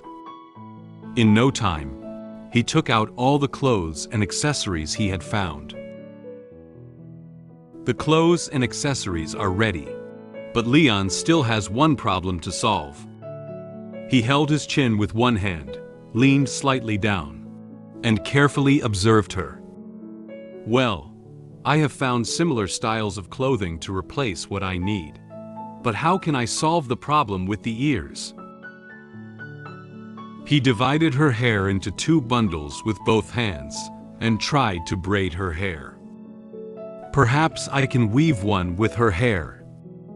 Discovered that her hair could be styled into the shape he wanted. He decided to solve the problem of not having ears in this way. Leon took off Roswitha's wet nightgown and put on the clothes and accessories he had just prepared. After a while of busyness, she put on the clothes that Leon had prepared for her. Upon seeing Roswitha wearing this outfit, Leon blushed slightly and couldn't help but show a silly smile. It's done. Roswitha, Bunny Girl Limited Dress Up. A part of Roswitha's hair was tied into the shape of 2 rabbit ears. She wore a black tie around her neck, a low-cut bodysuit, and black stockings over her legs. Her clothes have been changed from the purple nightgown she wore earlier to the current Bunny Girl outfit. Her lying posture on the bed was even posed like a little rabbit. This is Leon's clothing preference. Leon's face blushed even redder when he saw the current Roswitha dressed up as a beautiful and charming little rabbit. He wanted to turn his face away, but his eyes couldn't help but glance down. He scratched his cheek with his hand and shyly evaluated her. I didn't expect it to be quite suitable for you. The dragon mark on Leon's chest seemed to sense his inner calling, and suddenly emitted a dazzling purple light. It flickered, as if expressing his inner emotions at this moment. Leon noticed the flickering light on his chest, and nervously lowered his head. Sure enough, this is his dragon mark shining up. He looked flustered and hurriedly tugged at his clothes, saying in great surprise, "Wow! Why did the dragon mark suddenly light up at this moment?" Leon recalled the words that Roswitha had said to him. At that time, the dragon mark on her chest was also in a glowing state. She crossed her hands in front of her chest, her eyes filled with the queen's unique arrogance. She looked down at him and said to him, "Oh, I forget to mention. When 2 people bear the dragon mark, it reacts whenever one of them wants to connect with the other." Roswitha's words were recalled in his ears, and memories related to dragon mark also surfaced in front of him. He vigorously waved away the memories in front of him with both hands, trying to drive them away. He was still searching for reasons for himself. Go away, go away. How could I have such thoughts about Roswitha when I am sober? It must be due to the bunny girl costume. In order to calm himself down and make the dragon mark disappear, Leon decided to do something. I'd better calm down by reading the 3 honors and 3 shamas of the Dragon Slayer 10 times first. He closed his eyes, clasped his hands together, and whispered something. The 3 honors and 3 shamas of the Dragon Slayer. Proud of being loyal to the Empire. Ashamed of colluding with the Dragon Clan. Proud of shedding blood on the battlefield. Ashamed of fleeing in the face of battle. proud of slaughtering dragons and guarding the home, ashamed of betraying and defecting to the enemy. The 3 honors and 3 shamas of the Dragon Slayer are a few sentences he himself composed to remind himself of the responsibilities of the Dragon Slayer. After quietly reciting the 3 honors and 3 shamas of the Dragon Slayer, Leon's heart slowly calmed down. The dragon mark on his chest also slowly disappeared. He breathed a sigh of relief. Luckily, he suppressed the dragon mark. Otherwise, the same thing would have happened again as last night. That was a close call. Leon turned his head again to look at the sleeping Roswitha, and then at the clothes he had carefully dressed for her, lost in thought. If he helps her take it off like this, it feels like he won't achieve the goal of revenge. However, it's rare to dress up Roswitha like this, and it would be a pity if I didn't record it. Leon thought for a moment, and suddenly came up with another idea. I remember she had a household camera. Based on his previous memories, he found the cabinet where Roswitha stored the camera. He bent down, pulled open each layer, and reached in to carefully search for a while. At this moment, his hand seemed to touch a rectangular object. He took it out and saw that it was indeed the home camera used by Roswitha herself. He raised the black camera and said very happily, "Ha! I found it." Leon held up his camera and stood at different angles frantically taking photos of Roswitha wearing a bunny girl costume and lying in bed. He walked back and forth on both sides and at the foot of the bed, and the sound of the camera taking pictures never stopped. Roswitha may not have been aware that Leon was doing such a thing to her. Leon was secretly laughing while taking photos. "Ha ha ha, you have today too, Roswitha." He even forced her mouth to smile with his hand. He maintained the smile on her face, while holding up the camera to take several continuous shots. "Come on, wife, smile." After taking photos of Roswitha, he carefully examined the photos he had taken from various angles in the camera.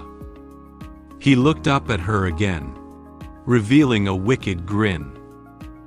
"I will definitely help you preserve these embarrassing photos properly."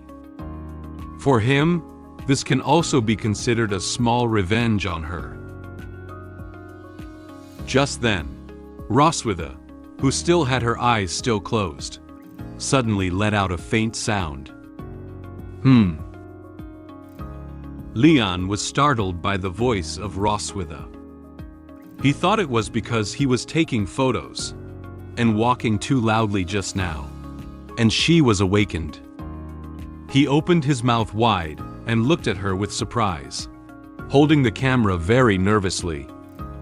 He called out softly, "Damn it, is she about to wake up so soon?"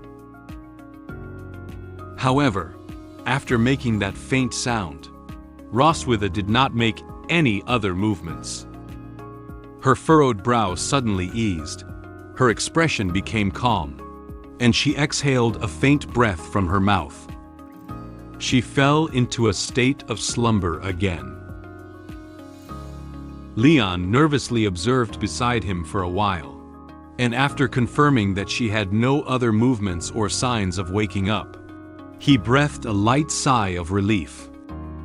He closed his eyes and repeatedly touched his chest with his hand, trying to ease his tension. False alarm. In order to prevent the frightening situation from happening again, Leon decided to help Roswitha switch back to regular pajamas first. "I'll help her switch back to regular pajamas first. Tomorrow I will proceed with the next revenge plan." Time slowly went from night to morning. The silver dragon castle draped in night, and stars was also gradually illuminated by the morning sun. Noah left the room and walked down the hallway, wanting to visit her mother. Suddenly, she heard a rapid sound of running. Muen ran quickly behind her. She ran while urgently calling out to Noah. "Noah! Noah!" Noah heard something wrong with Muen's shout, so she quickly turned around and looked at her. Seeing Noah stop, Muen also stopped to catch her breath. Noah looked at her with a gentle expression and asked her what had happened. "What happened? Take your time." Muen was holding a Rubik's Cube in her hand, but her expression looked a bit worried. She held up the Rubik's Cube to show to Noah, and said with some grievance, "My Rubik's Cube broke, and I wanted to go find Dad to fix it, but I couldn't find him anywhere." Noah furrowed her brow, as if the thing she was most worried about had happened. Could it be that he wanted to escape while Mom was unconscious? She had long suspected that Leon would do something while his mother was unconscious, but she didn't expect him to abandon her and run away alone. At this moment, Muen felt a pulling force. She lowered her head and saw that Noah was holding her hand. Noah wanted to accompany her to find their father. She comforted Muen. "Don't worry, I'll go find him with you." They held hands together and ran in the hallway, planning to go to other parts of the castle to find Leon. Muen ran while shouting in the hallway, "Dad, where are you?" Noah and Muen searched for me in every corner of the castle, but they couldn't find me. Noah began to analyze the reasons and justifications for my stay here, even suspecting that I might have already fled this home. Muen felt very sad about the current situation of her parents, and Noah comforted her not to be upset. They decided to hold a farewell ceremony for me to commemorate me who had already left. Meanwhile, I am still in the back mountain, planning how to retaliate against the Silver Dragon Queen. The sunlight shone into the Silver Dragon Castle, making the corridor shine brightly. Due to Muen's inability to find Leon, skeptical Noah decided to accompany her to various places in the castle where he would go to search for him. They walked hand in hand along the corridor of the Silver Dragon Castle. Muen looked around and spoke. "Dad, where are you?" They first arrived at Roswitha's room, thinking that he would come to visit her. However, when they pushed open the door and entered, all they saw was their mother lying unconscious in bed. Muen looked around the room carefully and didn't find Leon here. She whispered to Noah, "He doesn't seem to be here." Perhaps Leon had just left and now returned to his room to rest. So they went back to Leon's room. However, when they opened Leon's door, the room was empty. Muen looked around the room carefully this time, but couldn't see Leon's figure. She said a little disappointed, "There's nothing here either." Perhaps Leon went to the kitchen to cook, so they went to the kitchen to look for it.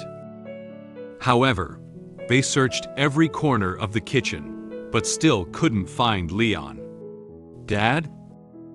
Muen even opened the kitchen trash can and poked his head in to see if Leon had fallen into the trash can. She reached out again and searched through the garbage, trying to find him. However, in reality, she won't stay in the trash can.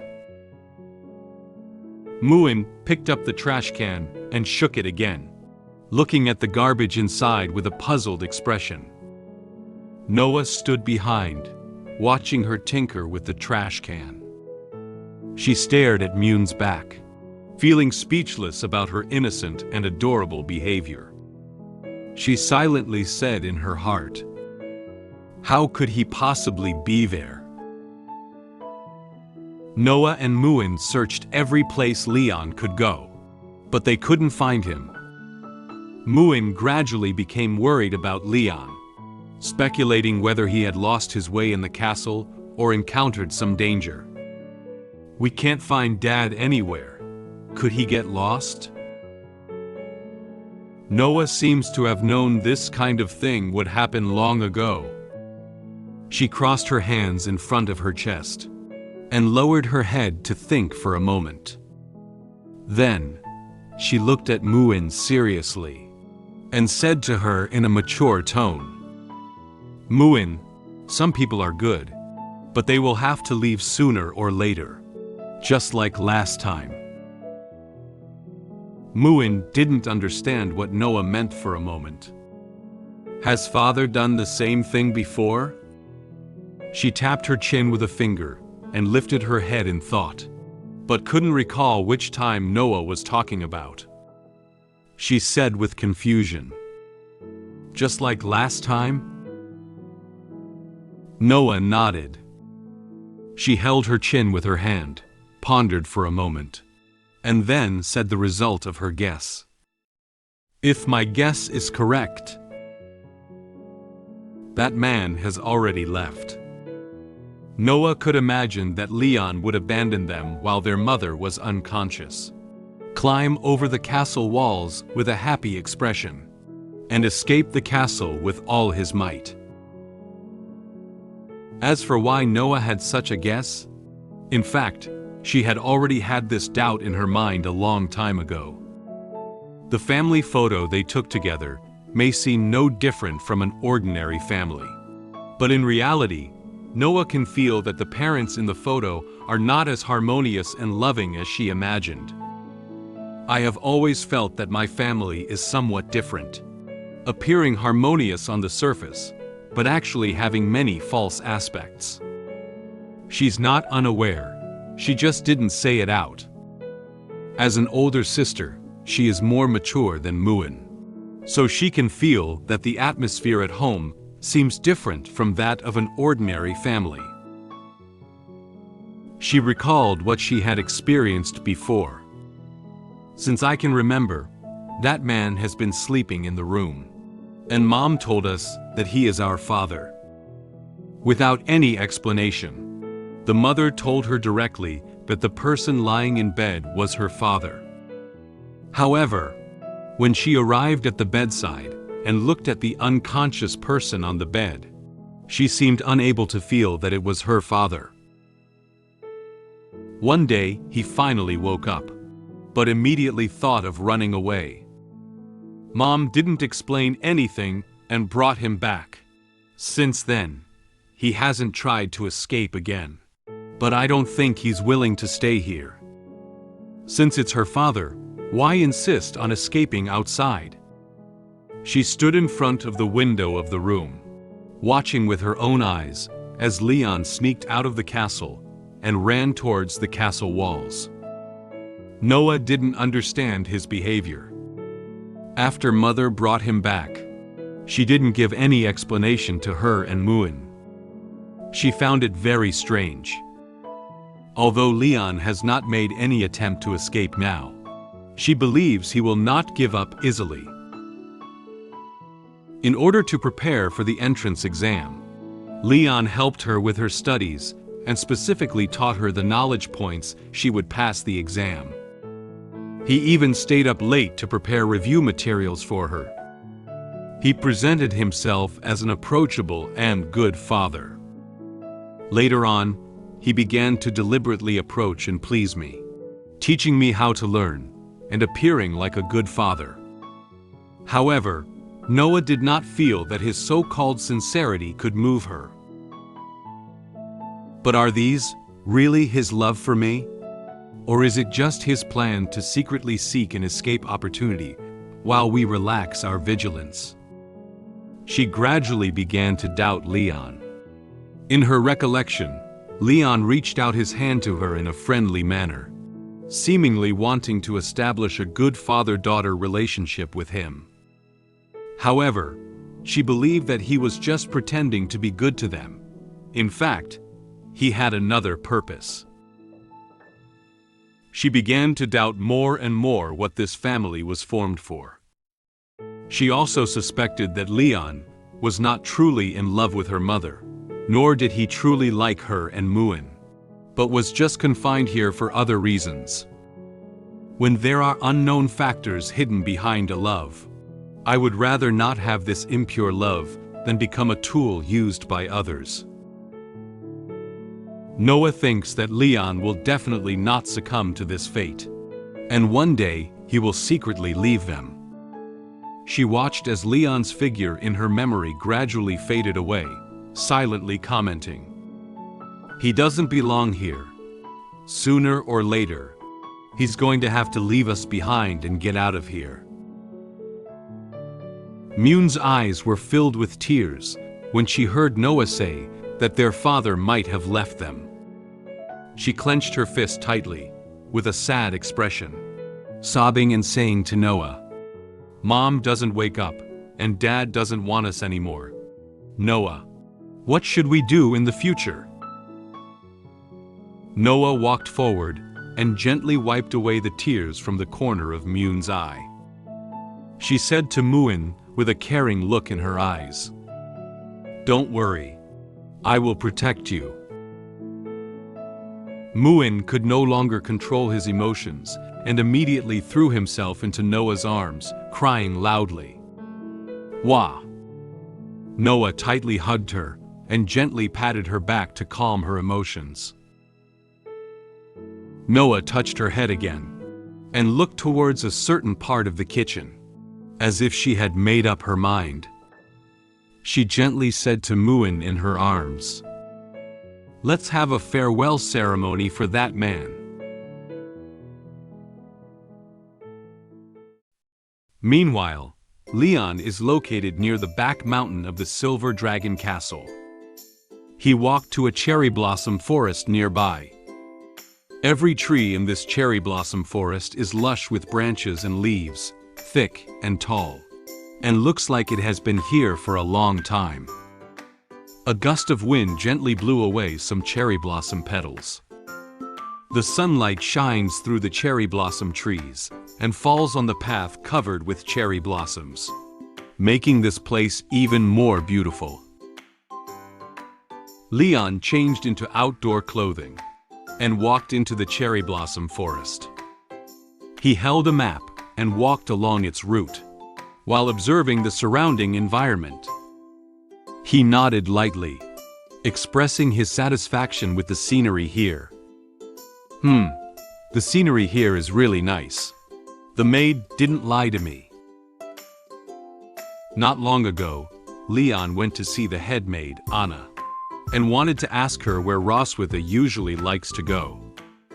Anna heard someone calling her and looked up in confusion, meeting Leon's gaze. "Prince, would you like to know where your Majesty usually likes to go?" He nodded and replied to Anna, "That's right. I want to go for a walk today." Anna seemed uneasy about Leon going out alone, so she kindly gave him a suggestion. "If Prince wants to go, I will send someone to accompany you." Leon waved his hand, indicating that he did not need anyone to accompany him. He also took out the map and asked Anna to help circle out the places that Roswitha liked to go to for him. "No need, I'll go by myself. Just circle it on this map for me." Leon held the map in both hands, looking at some of the locations circled on the map and muttering to himself, "My usual range of activities is limited, so I only have the opportunity to come out and take a look when the she-dragon is unconscious. take the opportunity to investigate the surrounding terrain and give her a surprise when she wakes up. He clenched his fist, a wicked grin creeping across his face. He came here not just for a walk. He has already made a plan and is ready to retaliate against Roswitha.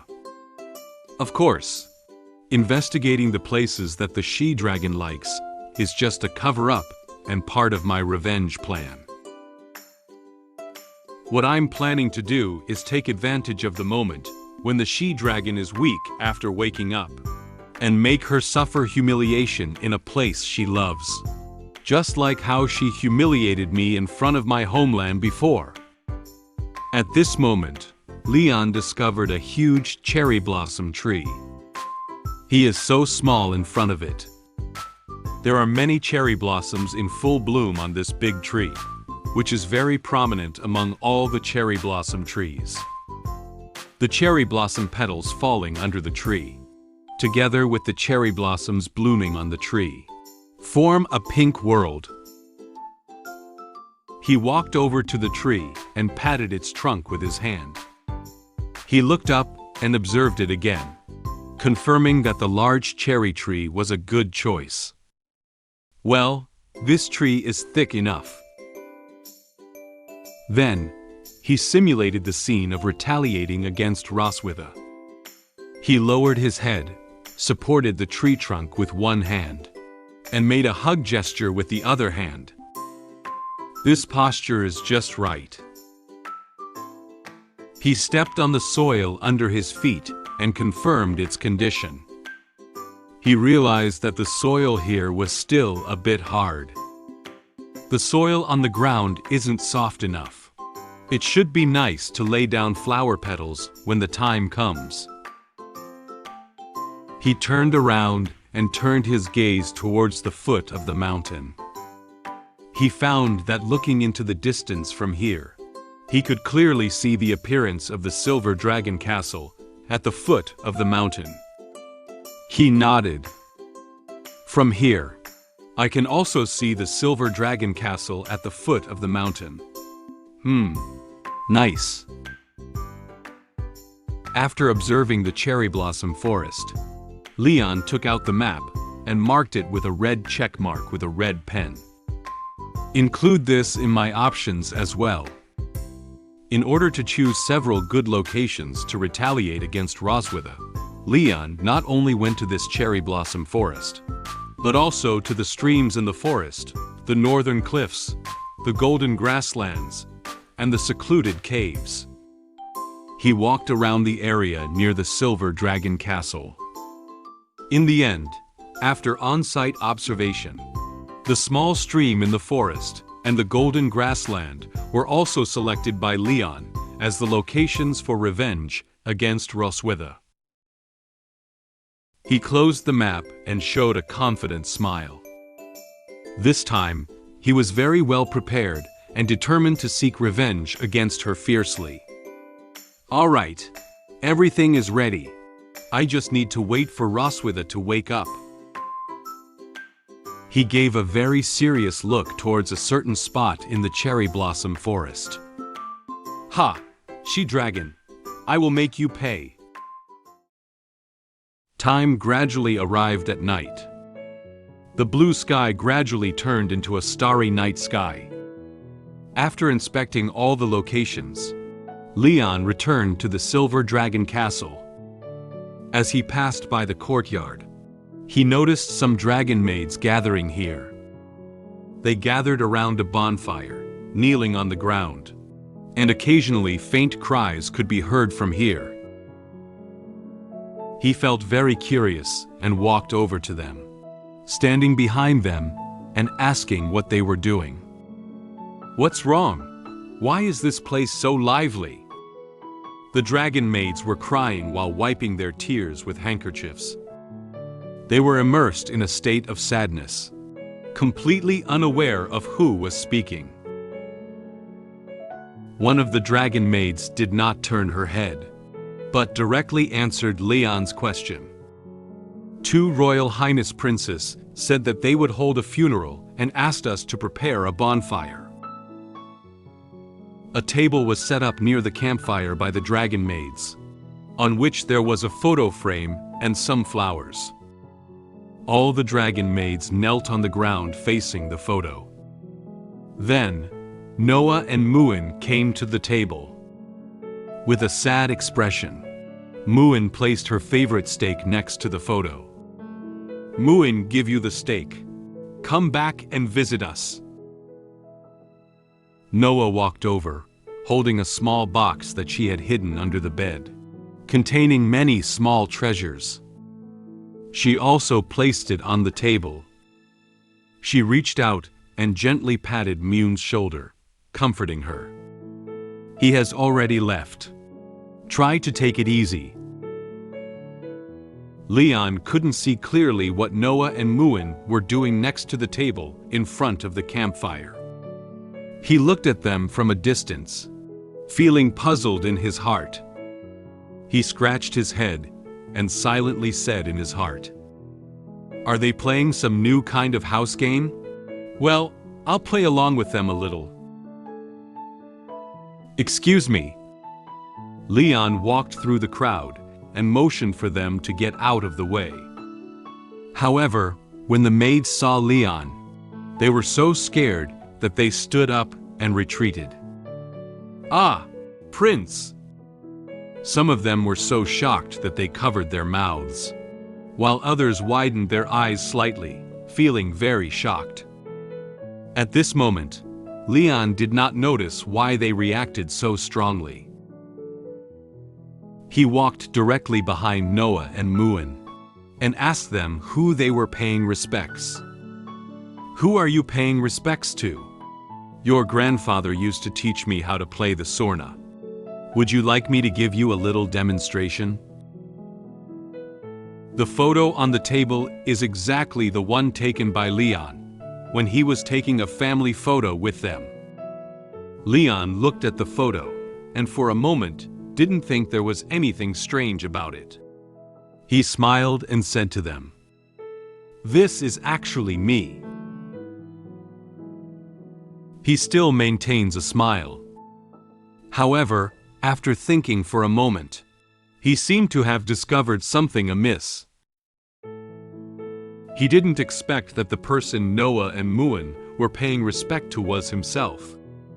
He instantly opened his eyes and looked at the photo in front of him with a shocked expression. He was so scared that he shouted loudly, "Wait, wait, wait! Why?" I went to the back mountain for on-site inspection, but when I came back, I found that my daughters were holding a funeral for me. After inquiring about the reason, it turned out to be just a misunderstanding between them and me. 2 days later, the Silver Dragon Queen woke up, but she felt her body was very tired. When she thought I had already escaped, my appearance surprised her. After seeing Muen off the room, I decided to explain my plan to her. Upon hearing the familiar voice, Noah and Muen immediately turned their heads and found their father standing behind them. They looked at him with surprise on their faces. Leon, Noah and Muen looked at each other in disbelief. Muen pointed his finger at Leon and said in surprise, "Ah, Dad has appeared." Leon stood behind Noah and Muen, shocked to see his black and white photo placed on the table. He looked down at them awkwardly and asked what was going on. "My dear daughters, I just went out for a day. Is it too hasty to hold my funeral now?" Muen looked carefully and confirmed that the person in front of her was her father. Her eyes couldn't help but be filled with tears. She said to him with a crying tone, "Dad." Then, Muen pounced directly into Leon's arms. She burst into tears while tightly embracing his body, reluctant to let go of him. Wah! Dad is back! Wah! Leon was at a loss for words at Muen's sudden crying and clinging to him. He wondered what had happened this day to make her feel so sad. I thought Dad didn't want Muen anymore. Muen looked up at him with tears in her eyes, feeling aggrieved. She thought she would never see her father again. He reached out and gently touched Muen's head, soothing her emotions. He looked at her with a smile and said, "What nonsense are you talking about? How could Dad ever not want you?" When Noah saw Leon standing in front of her, she seemed to know that she had done something wrong. She misunderstood that Leon would abandon them and run away. She dared not look up at him. She looked away from him and awkwardly said to him, "Muen and I searched for you several times in the castle, but we didn't see you. I thought you had already left." Leon lifted his head and explained to Noah with a smile, "Haha, how could Dad leave? I just went for a walk in the back mountain today." Noah silently took down the small box placed on the table and held it in her arms. She lowered her head and looked at the box, feeling an indescribable emotion in her heart. She silently said in her heart, "So, I misunderstood him." The dragon maids were still surprised by Leon's sudden appearance. Some of them were looking at him in silence, curious as to where he appeared from, and some of them seemed to have realized that it was just a misunderstanding. As soon as Leon picked up Muen in his arms, he comforted her while addressing the dragon maids around him. "It's all right. Everyone can leave now." After receiving Leon's order, all the dragon maids left the lawn one after another. Without much explanation, they also realized that this was actually just a misunderstanding. Once the mood had stabilized, Muen pointed to the steak on the table and whispered to Leon, "Dad, you're back. Can Muen eat your tribute?" Leon didn't know what to say for a moment. Although he didn't really leave them, nor did he really pass away. This passage from Muen made him feel like he had been resurrected from the dead. He said helplessly to her, Of course." "Yeah." After obtaining Leon's consent, the expression on Muen's face changed from sadness to joy. She came out of Leon's arms and happily rushed to the table. She brought the steak down and ate it with relish. Watching her happily eat her favorite food, Leon secretly laughed in his heart. "Muen is so greedy. She definitely isn't like me." At this moment, Noah, who had been quiet for a long time, said to Leon expressionlessly, "Next time you go out alone, remember to tell us." Leon turned his head and looked at her with some confusion. He had just been so busy comforting Muen that he now realized that now he hadn't figured out exactly what had happened tonight, or why everyone had gathered around to give him what looked like a funeral. Noah lowered her head and dared not look into his eyes. Her face seemed to blush with embarrassment. She muttered awkwardly, "Muen, she's very worried about you." Leon heard something from Noah's words. Although she said that Muen was worried about him, he actually knew that Noah also cared about him, but he didn't dare to directly express his own feelings to him. He smiled helplessly, reached out and scratched his head, apologizing to her. Sorry for making you. Making Muen worry. He silently evaluated Noah's behavior in his heart. This child looks worried about me, but still feels embarrassed to say it out. Noah slowly lowered her head. She frowned, as if thinking about something. Then, she lifted her head and looked at Leon with serious eyes. Anyway, this is my fault. It's because I didn't trust you. Sorry. Noah slightly bowed to Leon, apologizing for her series of doubts about him. Since it's her own fault, she must have the courage to admit it. Leon was startled by her movements and took a small step back. This is the first time he has seen Noah apologize to him so solemnly. She kept looking down at the ground like this, as if she wouldn't raise her head without Leon's forgiveness.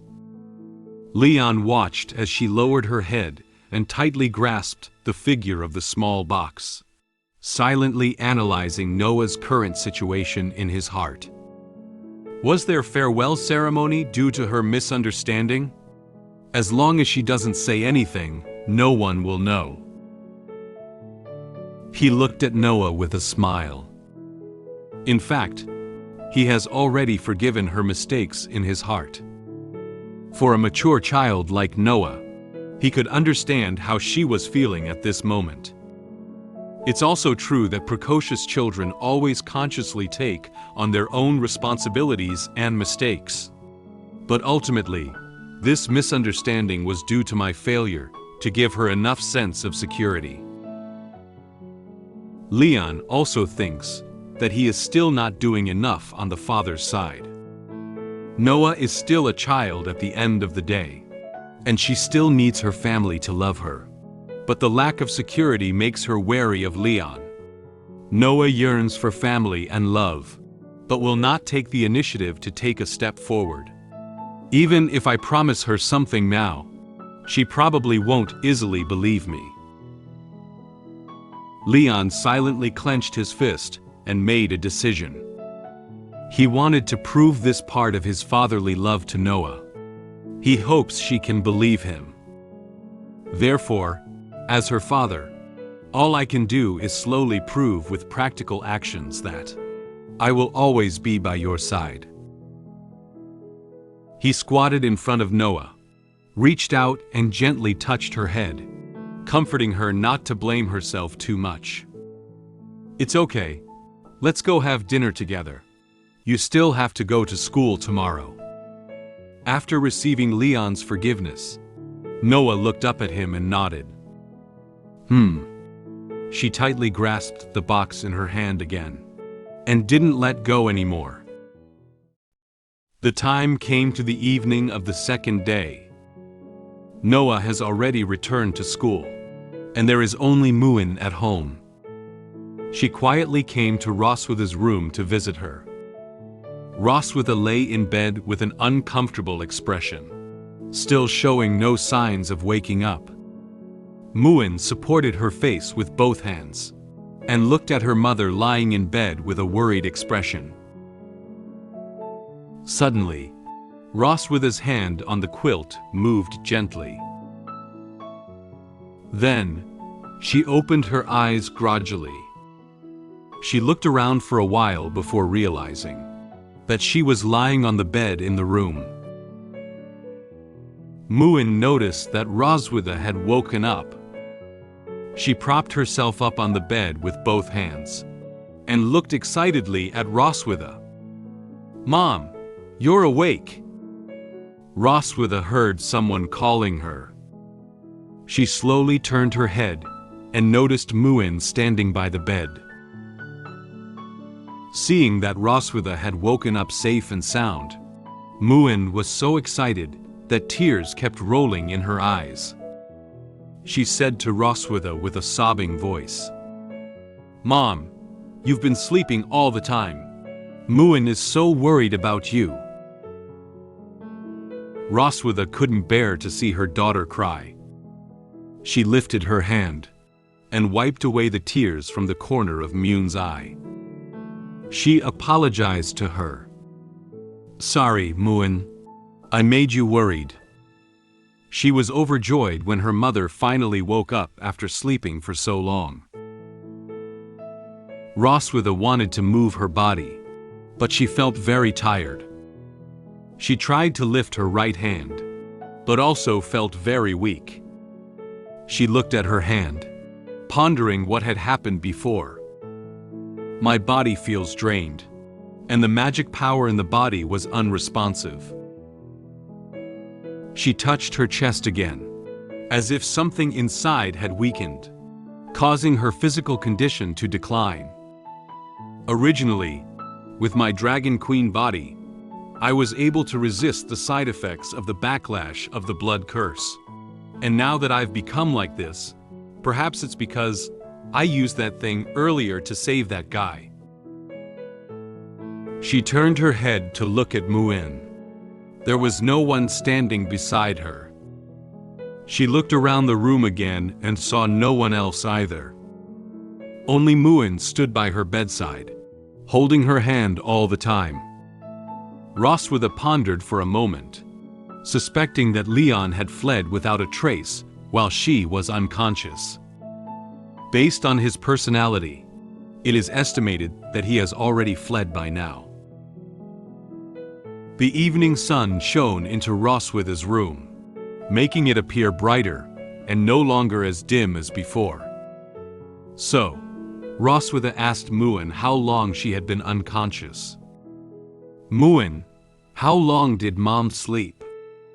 Muen thought for a moment and then said to her, 2 days. Roswitha frowned slightly. She hadn't realized she had been asleep for so long. Leon must have run a distance by now. However, due to her physical condition, she is unable to personally go out to capture him, and can only send soldiers to bring him back for her. He can't run far in 2 days. It should not be too late to send someone to catch him. Just as she was about to call someone over to the room, a familiar voice came from outside the door. "Muen, how about having fish for dinner tonight?" Leon, dressed in a lightweight outfit, pushed open the door of the room. He crossed his waist with one hand and lifted a big red fish to show to Muen. This fish is almost half its body length. He happily said to her, "I just caught a big fish in the back mountain." Muen cheered excitedly when he saw such a big fish. "Yeah." Roswitha turned her head and found that the person she had just wanted to catch was right here. She felt a little surprised. Leon doesn't seem to have noticed Roswitha yet. He closed his eyes and proudly boasted to Muen about his fishing ability. "Haha, Dad is great, right?" Muen ran up to Leon and looked up at the big fish that was even taller than her, saying happily, "Yep, Dad is very amazing." Roswitha couldn't say anything, just watched them quietly. It seems that she, like Noah, misunderstood that Leon would abandon them and run away. Leon seemed to feel a pair of eyes staring at him. He opened his eyes, turned his head, and only then did he realize that Roswitha had already woken up. He grabbed the fish with one hand, and the decoration at the end of Roswitha's bed with the other, bending slightly down to look at her. "Oh, you're awake." Roswitha felt somewhat embarrassed about Leon's appearance. She turned her head and whispered, "Why are you here?" Leon shook the big fish in his hand and said to her in a relaxed tone, "Otherwise, where else could I be? I just went to the back mountain to breathe fresh air, and also caught a fish for my dear wife to supplement her nutrition." Upon hearing Leon's words, Roswitha's face blushed slightly. She lowered her head, wanting to bury her face in the blanket. She complained softly to Leon. "Who is your dear?" Muen, standing beside, seemed to understand what Leon was saying. She said helplessly to him, "Dad doesn't feel ashamed." After seeing that Roswitha was okay, Leon turned around. He bent down slightly and showed the fish in his hand to Muen. Muen clenched his hand slightly and excitedly wagged his tail, watching the big fish. He said to her, "Muen, Dad has entrusted you with a glorious task. Can you take this fish to the kitchen?" Upon hearing that Leon was going to hand over the fish to her, Muen immediately agreed. She raised one hand, indicating that she would definitely be able to complete the task. Don't worry, Dad." She dragged a bigger fish with one hand and walked happily towards the kitchen. Leon watched her receding figure and waved goodbye to her. "Oh, by the way, Mom and Dad have something to deal with. You can have dinner first." Muen responded without looking back, and then disappeared at the corner of the corridor. After sending Muen out of the room, Leon returned to Roswitha's room. Due to her doubts about Leon just now, Roswitha didn't dare to look at him directly. When he walked up to her bedside, she looked away from him and whispered, "I thought you would leave daughters and escape while I was unconscious." For Leon, he still remembers what Roswitha did to him. He hasn't retaliated against her yet. So, he won't easily escape like this. He took off his gloves and said to her with a smile, "There are still many things between us that have not been resolved. How could I escape?" "Between us?" Roswitha looked at him with some surprise. She suddenly felt something was wrong. He could feel what Leon was going to do to her next. Leon slowly approached her and gave her a mischievous smile. He leaned down to look at her and mentioned something that happened over a month ago to her. "Do you remember what you did to me when I woke up over a month ago?" Roswitha didn't think about it for a moment. She recalled what she had done to Leon over a month ago. "What I did before." Suddenly, she seemed to remember something. But now it's too late. Leon's shadow has already been reflected on her face. She looked at him in surprise. "Did you want to?"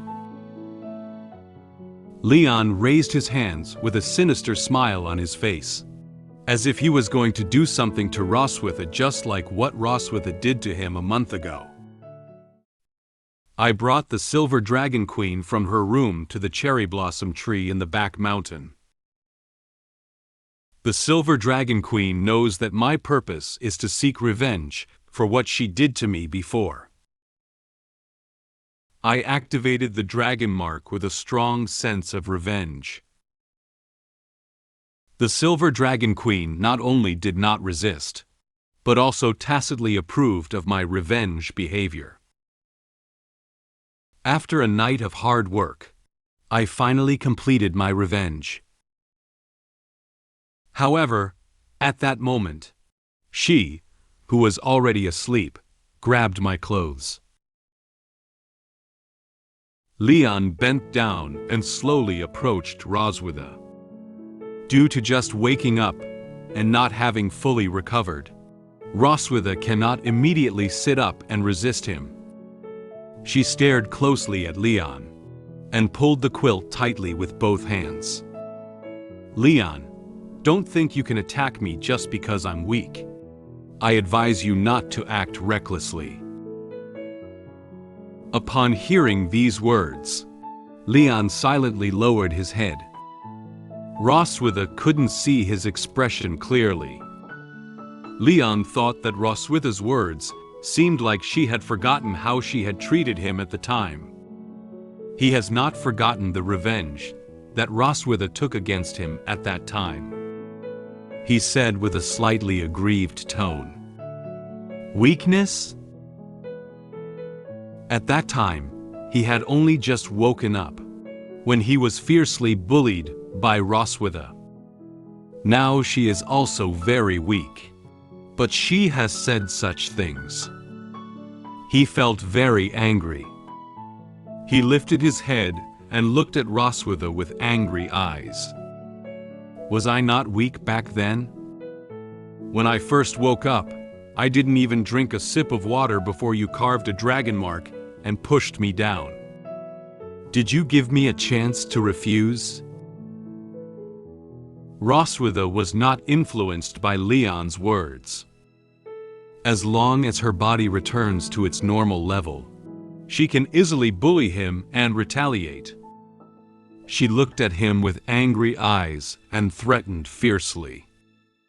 Do you know what will happen to you when I recover? So, don't do anything that you will regret. Leon had already grabbed her quilt with his hand, as if he was going to do something to her next. He was not intimidated by the threat of Roswitha. He had already made sufficient preparations. He approached her face, looked at her with a victorious expression, and said to her in a relaxed tone, "Regret? No, no, my dear wife." Roswitha suddenly felt her body leave her bed. She didn't know what Leon was going to do next. This is the most correct decision I have ever made in my life. Then, Leon pulled the quilt over Roswitha, picked her up, and walked towards the door. Roswitha wrapped herself in a quilt and looked at him with surprise, almost falling off him. She instinctively tightened her quilt. Leon turned his head to look at her, with a mischievous smile on his face. He knew that she was still weak and unable to resist him, so he took her out in this position. He spoke confidently to her. This time, it's your turn to be a prisoner of war. So, Leon began his revenge plan. The time has swiftly turned to evening. The sky was orange-red just now, but now it has turned into a starry night sky. The moonlight illuminated the somewhat dim cherry blossom forest. Leon followed the route on the map and carried Roswitha to the cherry blossom forest in the back mountain. He walked on the road covered with cherry blossoms, and occasionally cherry blossoms blown down by the wind floated onto him. However, Roswitha was still struggling hard in his arms. She didn't expect Leon to bring her out directly. She struggled while trying to push him away with her hands. However, due to insufficient strength, she couldn't immediately push him away. She angrily said to him, "Let go of me." Leon casually let her push his head. When he saw her struggling so hard, not only did he not put her down, but he held her tighter. He tightened his hands slightly. "Don't move, otherwise you might fall." Roswitha knew that in her current physical condition, she wouldn't be able to break free from Leon's embrace no matter what. Although she was very unwilling, she had to give up temporarily. She frowned and complained silently in her mind. "If it weren't for my lack of strength, I would have beaten this guy up long ago." After walking for a while, Leon carried her to the huge cherry blossom tree that he had come to before. Since this cherry blossom tree was very large, Whenever the wind blew, it would have a lot of petals floating down to the ground. Some time ago, when he came here to investigate, he had collected a lot of petals and spread them on the ground. He patted the quilt on the petals and put down Roswitha. Roswitha knelt on the ground and looked around, realizing that this was the place she liked to go for walks on a regular basis. However, she wasn't sure what Leon was bringing her here for. She looked at him angrily and said, "What are you bringing me here for?" Leon thought to himself that Roswitha had absolutely no idea what he had done during her coma. Leon stood in front of her, straightened up, and raised a finger to shake, smiling and explaining to her. "During your coma, I thoroughly investigated your favorite places to go, and this is the first stop tonight." At this moment, Roswitha had no mood to admire cherry blossoms. She felt uneasy as she listened to what he was saying. She frowned and expressed her speculation. "The first stop? So you still need to take me to other places?" Leon did not directly answer Roswitha's question. Leon turned around and held out his hand in the distance, gesturing for Roswitha to look his way. Standing at this angle, they could clearly see the silver dragon castle shrouded in night. He said to Roswitha, "Do you see it? That's your castle. Here, you can have a panoramic view of it all." Through Leon's prompting, Roswitha recalled the time long ago when she had taken him to the borders of the human territories and bullied him severely in front of his homeland. She crossed her arms over her chest and spoke her own conclusion. "Are you trying to avenge the incident in your hometown?" Leon still vividly remembers that experience to this day. He couldn't forget the humiliation and bullying that Roswitha had inflicted on him at that time. Leon slowly unbuttoned his shirt. The dragon mark on his chest emitted a dazzling purple light. That's right. Give someone a taste of his own medicine is not exclusive to your dragon clan. Roswitha cautiously lowered her head and looked at her chest. Sure enough, her dragon mark also appeared. Then, she felt an abnormality in her body. She slumped down on the quilt, one hand covering her uncomfortable chest, and her face instantly flushed. A faint whimper escaped her lips. "Huh." Leon stood next to her in a pleasant mood as he watched her struggle to tolerate the dragon mark. He said to her, "Although I am human, I also have a strong sense of revenge and ceremony." Leon walked up behind Roswitha, reached out a hand, lifted her chin, and forced her to look forward towards the silver dragon castle in the distance. Although Roswitha was reluctant, she had no choice but to raise her head now. He whispered in her ear, "Roswitha, look ahead carefully." Roswitha was forced to look forwards.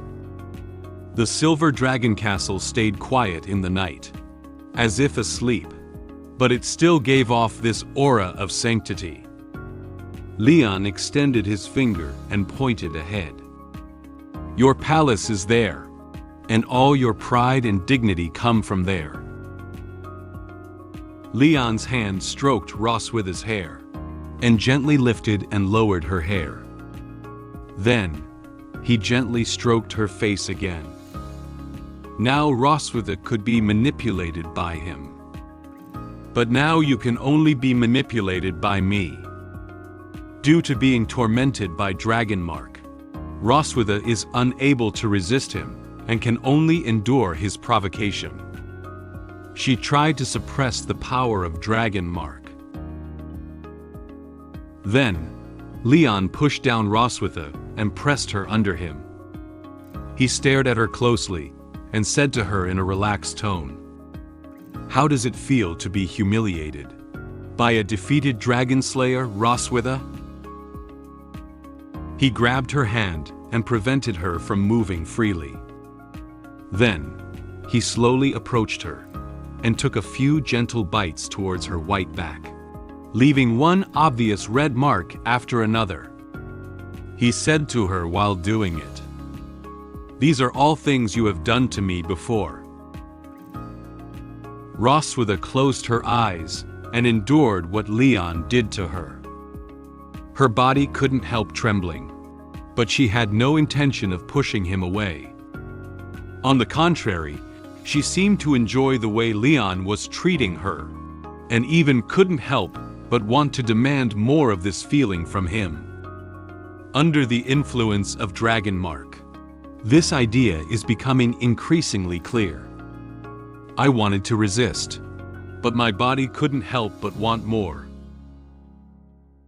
In that case, at this moment, Roswitha suddenly opened her eyes. She extended her tail and gently wrapped Leon's arm around it. Leon was startled by her sudden movement. He looked at his arm and felt somewhat surprised. The current Roswitha is tormented by Dragon Mark, and her body has not yet recovered, so she should not still have strength. He furrowed his brow slightly, thinking cautiously. Tail? Why does she still have strength? Roswitha turned back to look at Leon behind her, with a determined gaze, as if she had made up her mind. While you are still in control of the situation, do your best to make me feel ashamed and unwilling. Because after this, I will seek even more brutal revenge against you. She looked at him very seriously, and her eyes seemed to appear as if they were blazing with anger.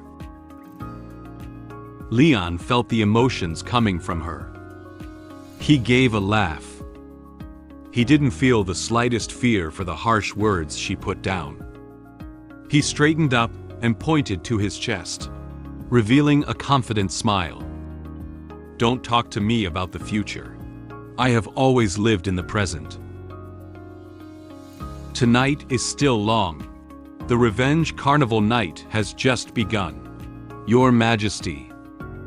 After speaking, Leon bent down again and began to take revenge seriously.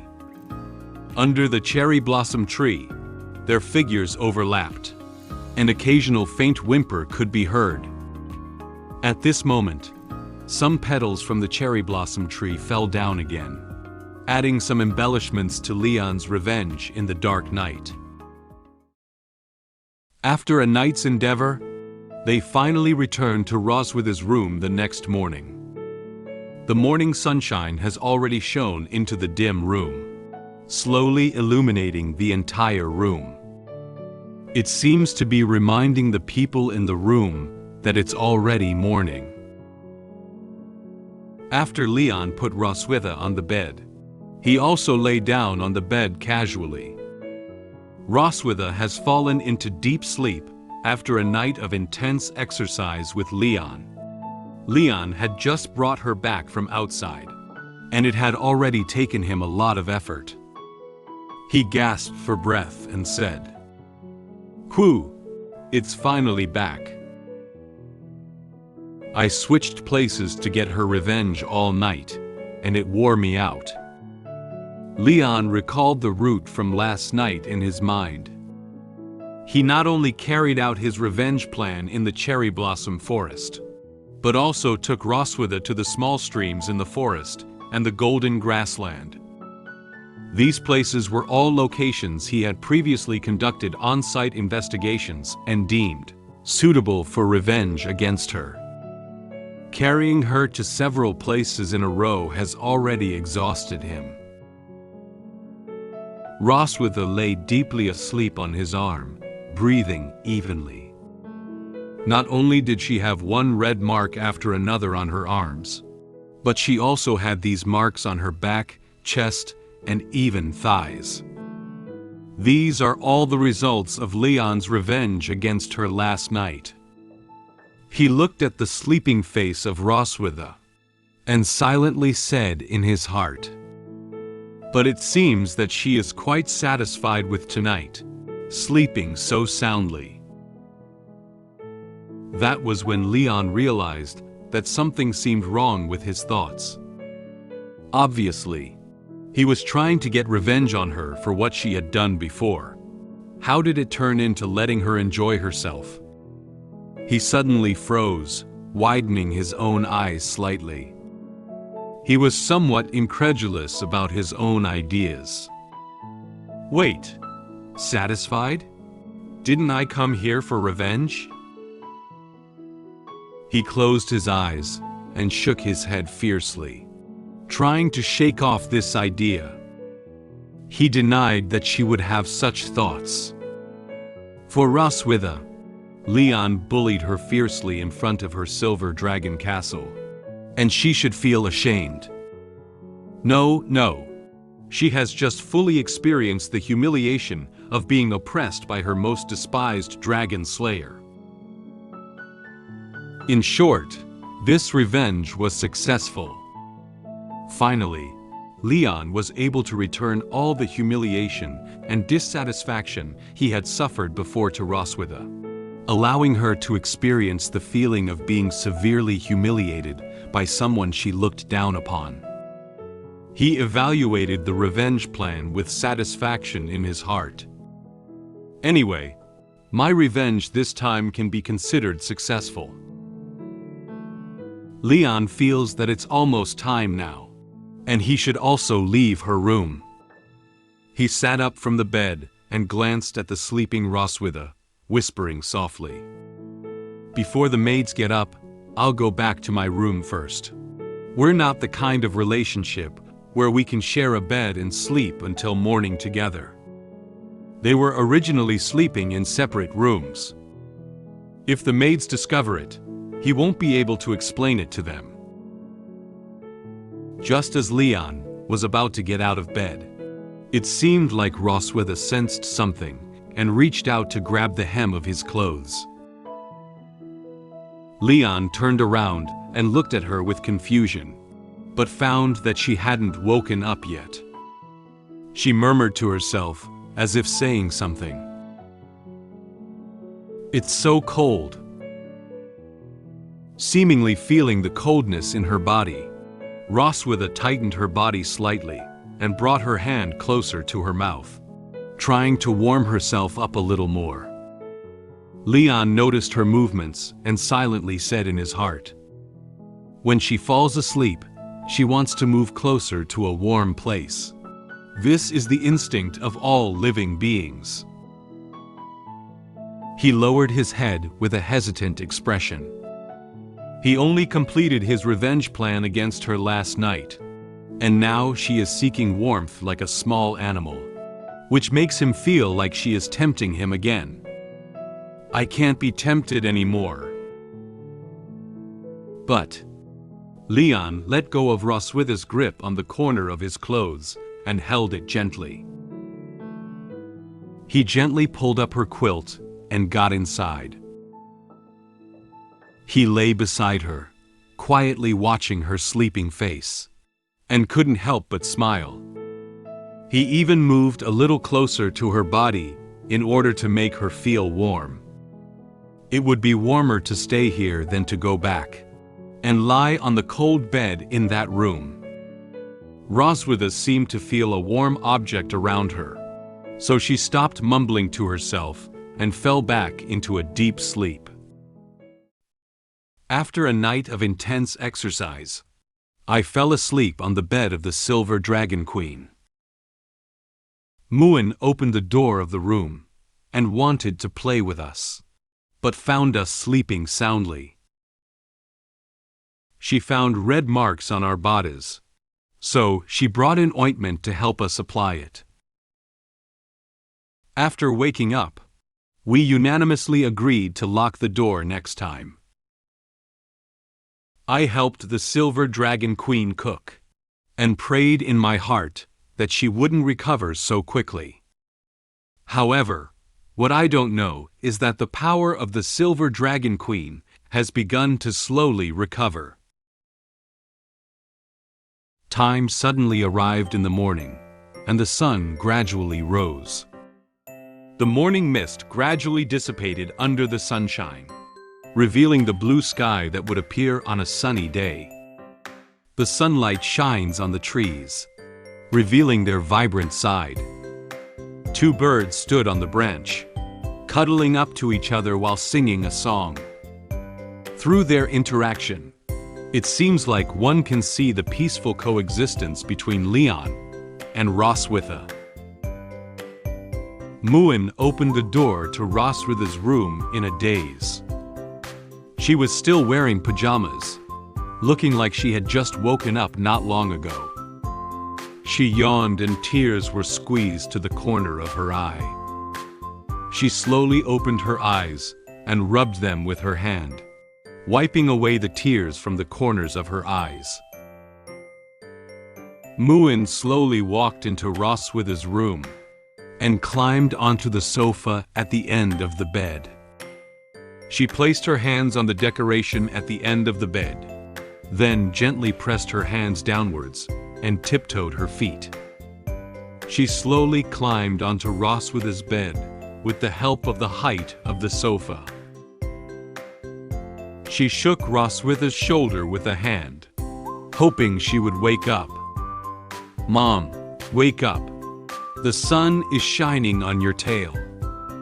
After being shaken by Muen a few times, Roswitha whispered a few words softly. She frowned lightly, as if she didn't want to wake up yet. Muen shook a few more times, but Roswitha still didn't get up.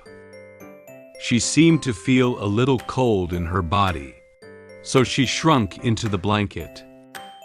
She placed her hand near her mouth, as if to warm it up. She said to Muen in a daze, You go play with Dad."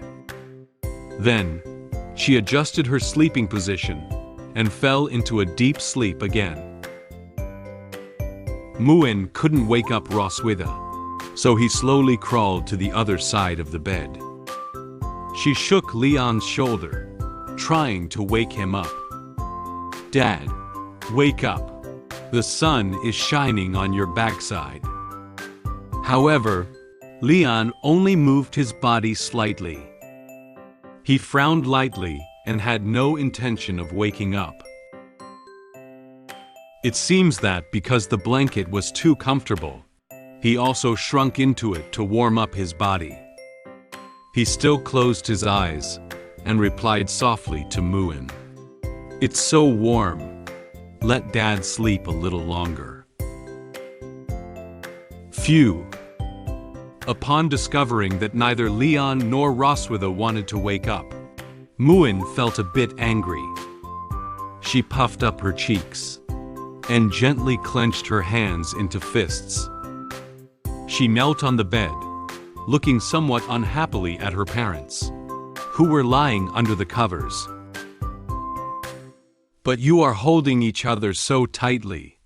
Who can play with Muen?" Muen got up early and ran to Roswitha's room, wanting to wake them up and play with her. However, Leon rested his head on top of Roswitha's head and used one hand to protect her head.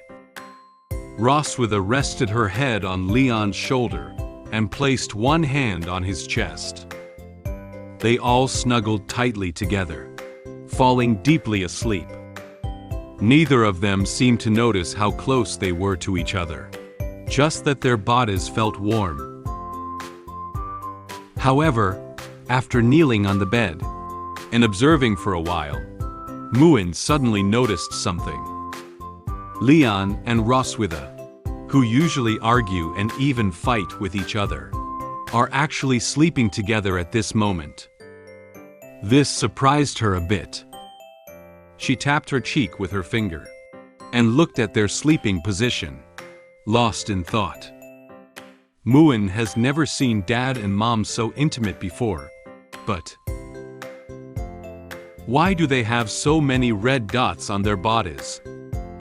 At this moment, Muen noticed that both Leon and Roswitha had large and small red marks on their bodies. These marks are not only on the body, but also on the neck. Muen, who is still a child now, doesn't know what these traces represent. She pondered what might have caused these traces to appear. She quickly figured out the reason based on the size of these traces. Oh, this must be bitten by a bug. A big mosquito appeared behind her. Muen may have noticed that Leon and Roswitha had a large area of exposed skin, coupled with not being able to fully cover themselves with blankets while sleeping. Some insects took advantage of the situation and secretly stung them while they were asleep, which is why these traces were left behind. Muen quickly jumped out of bed and ran to find a medicine. She remembered that when she was bitten by a mosquito before, Roswitha had given her a piece of knowledge. Mom used to teach me that if I get bitten by a bug, I need to apply medicine. She found a cabinet containing some medicines, opened the drawer, and excitedly searched while recalling the appearance and names of the medicines. In no time, she found a bottle of green ointment specifically designed to treat mosquito bites. She lifted it up and said happily, "Find it." Then, Muen climbed onto the bed again. She stood on the bed, holding the bottle of ointment in one hand and placing the other on her waist, looking down at her parents who were still asleep. She showed a very confident smile and whispered to herself, "Don't worry. Noah is not here. Muen will take good care of you all." Eliminating mosquito bits for Mom and Dad is a piece of cake for Muen. Muen believed that she had worked so hard to help them, and they would definitely praise her when they woke up. Muen climbed up to Leon first. She dipped her hands in some green ointment and applied some to Leon's back. Then, she applied some ointment to his chest. Upon discovering that there were more red marks on Leon's body, Muen decided to apply more to him. "I'll apply more ointment to Dad." Leon felt a slight itch behind him, but he didn't open his eyes. He smiled and then continued to sleep. After applying the ointment to Leon, Muen climbed up next to Roswitha and also applied some ointment to her body and face. After a while, Leon vaguely heard someone calling him. "Leon, wake up." He opened his eyes gradually, wanting to see clearly who was calling him. He reluctantly sat up from his bed and found out that it was Roswitha calling him. She woke up earlier than him and was already sitting in bed. He was just about to greet her when he suddenly felt a cool sensation on his face, as if something was stuck to it. He said in confusion, "How do I feel like my face is wet?" Then, Leon turned his head and found that Roswitha's face and body had been painted with some green things. Not only her, but Leon also noticed that he had been coated with a lot of ointment, even on his face and near his mouth. Leon and Roswitha looked at each other in confusion. The air suddenly quieted down for a few seconds. Leon couldn't hold back any longer when he saw the current appearance of Roswitha. He held his belly and burst out laughing. He laughed heartily while pointing at her face and saying, "What's going on with your face?" Roswitha didn't know what to say about the current situation. She could only silently close her eyes and be speechless about their appearance. At that moment, Muen, who had already gone to her room to finish changing, came running in. She climbed onto the bed and excitedly raised her hand, indicating that she had helped apply the ointment on them. "I do it." Muen saw that Dad and Mom were bitten by insects and had many red marks on your bodies. So Muen helped you apply medicine. Red mark. Ah. Upon hearing Muen mention the red marks on their bodies, both Leon and Roswitha awkwardly turned their heads to the side. Leon pretended to cough a few times, trying to conceal his embarrassment at the moment. Roswitha closed her eyes and remained silent, but the blush on her cheeks could no longer be concealed. They couldn't explain to Muen that these red marks were actually caused by their intense exercise outside last night. Leon thought silently in his heart.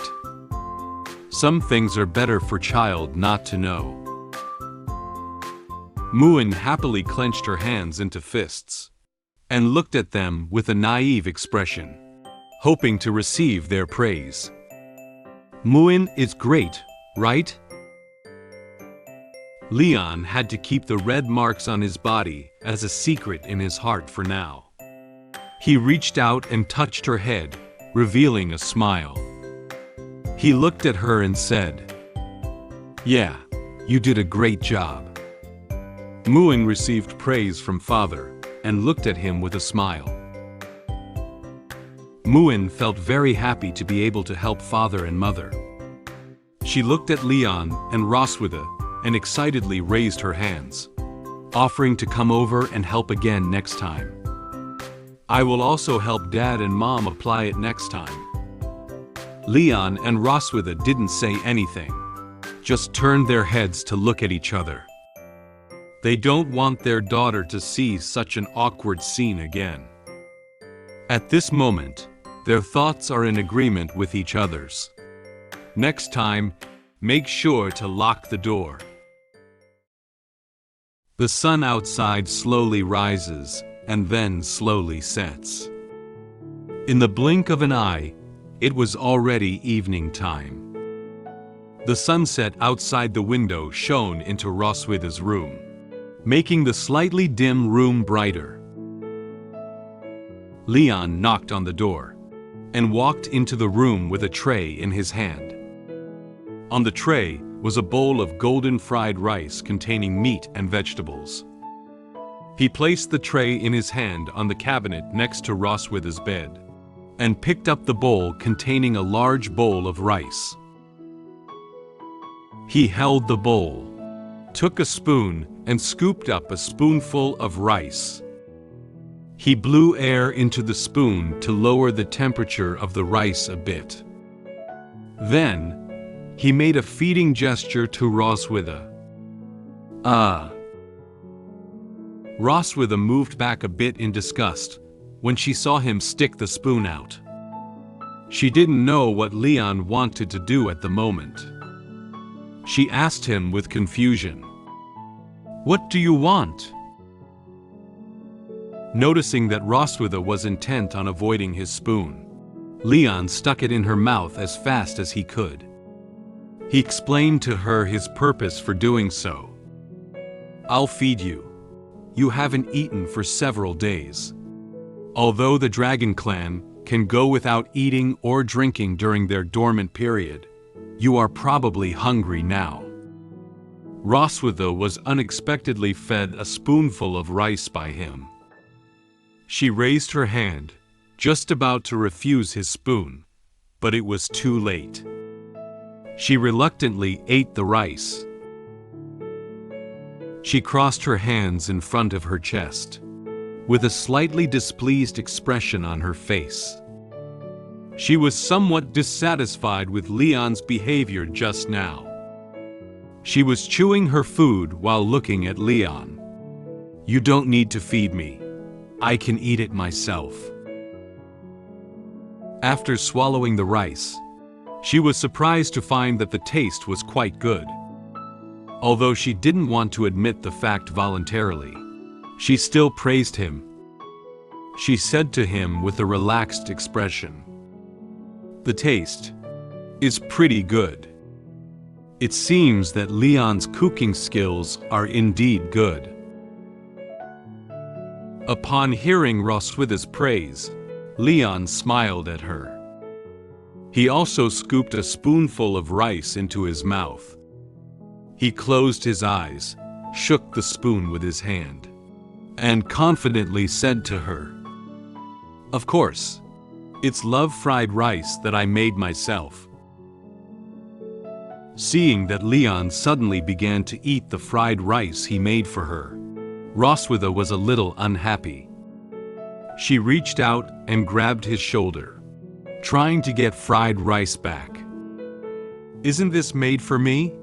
Why did you eat it yourself?" Seeing how hard she tried to reach out, Leon deliberately took fried rice far away from her, so that she could not get it immediately. He knew that with her current physical condition, she didn't have much strength to grab it. He played a joke on her. "Aha, I'm afraid you won't be able to finish eating, so I'll help you share the burden." Roswitha was clearly getting a bit anxious. "Who said I couldn't finish eating? Take another spoonful." In a short time, Roswitha finished the bowl of fried rice. Leon took the empty bowl handed over by Roswitha and placed it on the nearby tray. Roswitha's stomach bulged slightly when she was full. She gently rubbed her stomach to help it digest faster. Under Leon's careful care in these few days, Roswitha's mental state has also begun to slowly recover. After placing the bowl on the tray, Leon turned his head and said something to her. "These past few days, you have been weak and unable to move around. So I have been taking care of your bathing and cooking and feeding you. How good I am to you." Roswitha couldn't help but feel a little unhappy when she heard him say such sincere words. She knew that what he described was different from what he actually did. She furrowed her brow slightly and explained his words. "Humph, do you mean torturing me after taking a shower or torturing me in bed after dinner?" No matter what they are doing, in the end, it all turned into doing that kind of thing. How could Leon let go of such a good opportunity to retaliate against Roswitha? He held the tray and prepared to leave the room. He turned around and looked at her with a smile on his face. How could it be torture? This is the husband's loving care. Roswitha could never tolerate Leon's repeated torment on her. She watched his departing figure and laid down her harsh words loudly.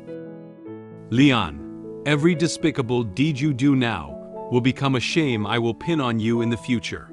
Remember this well." Leon didn't feel afraid of what Roswitha said, and didn't even take her words to heart. He waved his hand and said goodbye to her. "Ha ha ha, see you tomorrow morning, my beloved wife." Seeing Leon take her so lightly, Roswitha felt furious. However, given her physical condition, she was also unable to leave the bed and give him a punch. She clenched her fists tightly and spoke through gritted teeth. "Damn Dragon Slayer.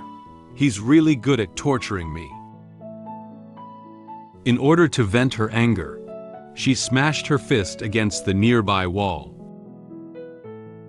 After she withdrew her fist, several cracks suddenly opened in the wall. Immediately afterwards, A hole about the size of a fist was left on the wall. Roswitha leaned forward curiously, and was somewhat surprised to see the marks she had just left on the wall. She raised her hand and observed that her strength seemed to have been restored. My strength has returned. At this moment, Leon is still in the kitchen. He hummed a song while washing dishes. Brush, brush, brush, brush. He stared at the plate in his hand, smiling as he thought about his plan to continue bullying Roswitha. She-Dragon, please don't recover so quickly. I still want to bully you for a few more days. However, knowing nothing about it, he surely didn't realize that Roswitha had slowly regained her strength under his care. The Silver Dragon Queen has regained her strength, but she told the maid not to tell me this news. I am currently teaching Muen how to use magic, and am not aware of the situation of the Silver Dragon Queen.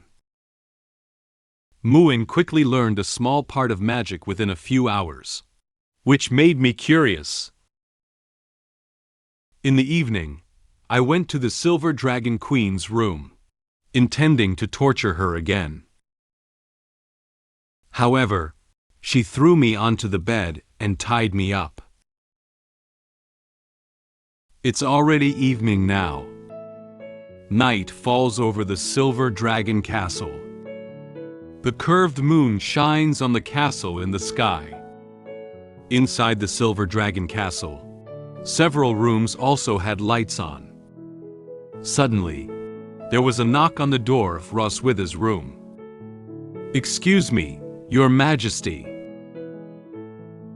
Anna pushed open the door and entered. She walked in carrying a tray with a bowl of steaming medicinal soup on it. At this moment, Roswitha was sitting on the bed, focused on reading a book. After hearing the knock on the door, she looked up at Anna. Anna said to Roswitha, "This is the medicine prescribed by the doctor, which can help you recover your strength." Roswitha turned her head to look at the bowl of medicine and said calmly to Anna, "My body has recovered. It's okay not to drink." Anna didn't go on when she heard that Roswitha had regained her strength. She placed the bowl of brown medicine on a nearby cabinet. At this moment, Anna lifted her head and noticed that the walls seemed a bit different from before. There is a hole with several cracks on the wall next to Roswitha's bed. She said to Roswitha with confusion, "Your Majesty, this is..." The hole that was punched out by Roswitha is a bit deep, and even the crack next to it has cracked very wide. Roswitha glanced aside, because she didn't know she had regained her strength just now, and Leon said some derogatory words to her. She punched the wall directly to vent her anger. She awkwardly said to Anna, I didn't control the force just now. Find someone to fix it tomorrow." Anna nodded, indicating that she had received her instructions. "I understand." After putting the medicine on the cabinet, Anna held the tray and prepared to leave Roswitha's room. Roswitha seemed to suddenly remember something. She put down her book and called out to Anna, "Wait." Anna turned around and wanted to know if there was anything else Roswitha had instructed her. Roswitha whispered to Anna, "Don't tell Leon beforehand that my body has recovered. I want him to take care of me for a few more days." After speaking, her face turned slightly red, and her eyes looked to the side. She even picked up a book and gently covered her face, as if the words made her feel shy. Anna looked at Roswitha with some surprise upon hearing these words. She seemed to have never heard Roswitha say such words, nor had she seen Roswitha's shy face. Anna thought that Roswitha was satisfied with Leon's careful care these days, and didn't want him to leave so soon. In the Silver Dragon clan, Roswitha is the queen who leads her people forward. But here she is, a girl who wants to spend more time with her lover. At the thought of such a happy scene, Anna couldn't help but chuckle softly. She put her hand to her mouth, trying to conceal her smile. Okay, I know. After Anna left the room, Roswitha's expression suddenly changed from a shy smile to a sinister one.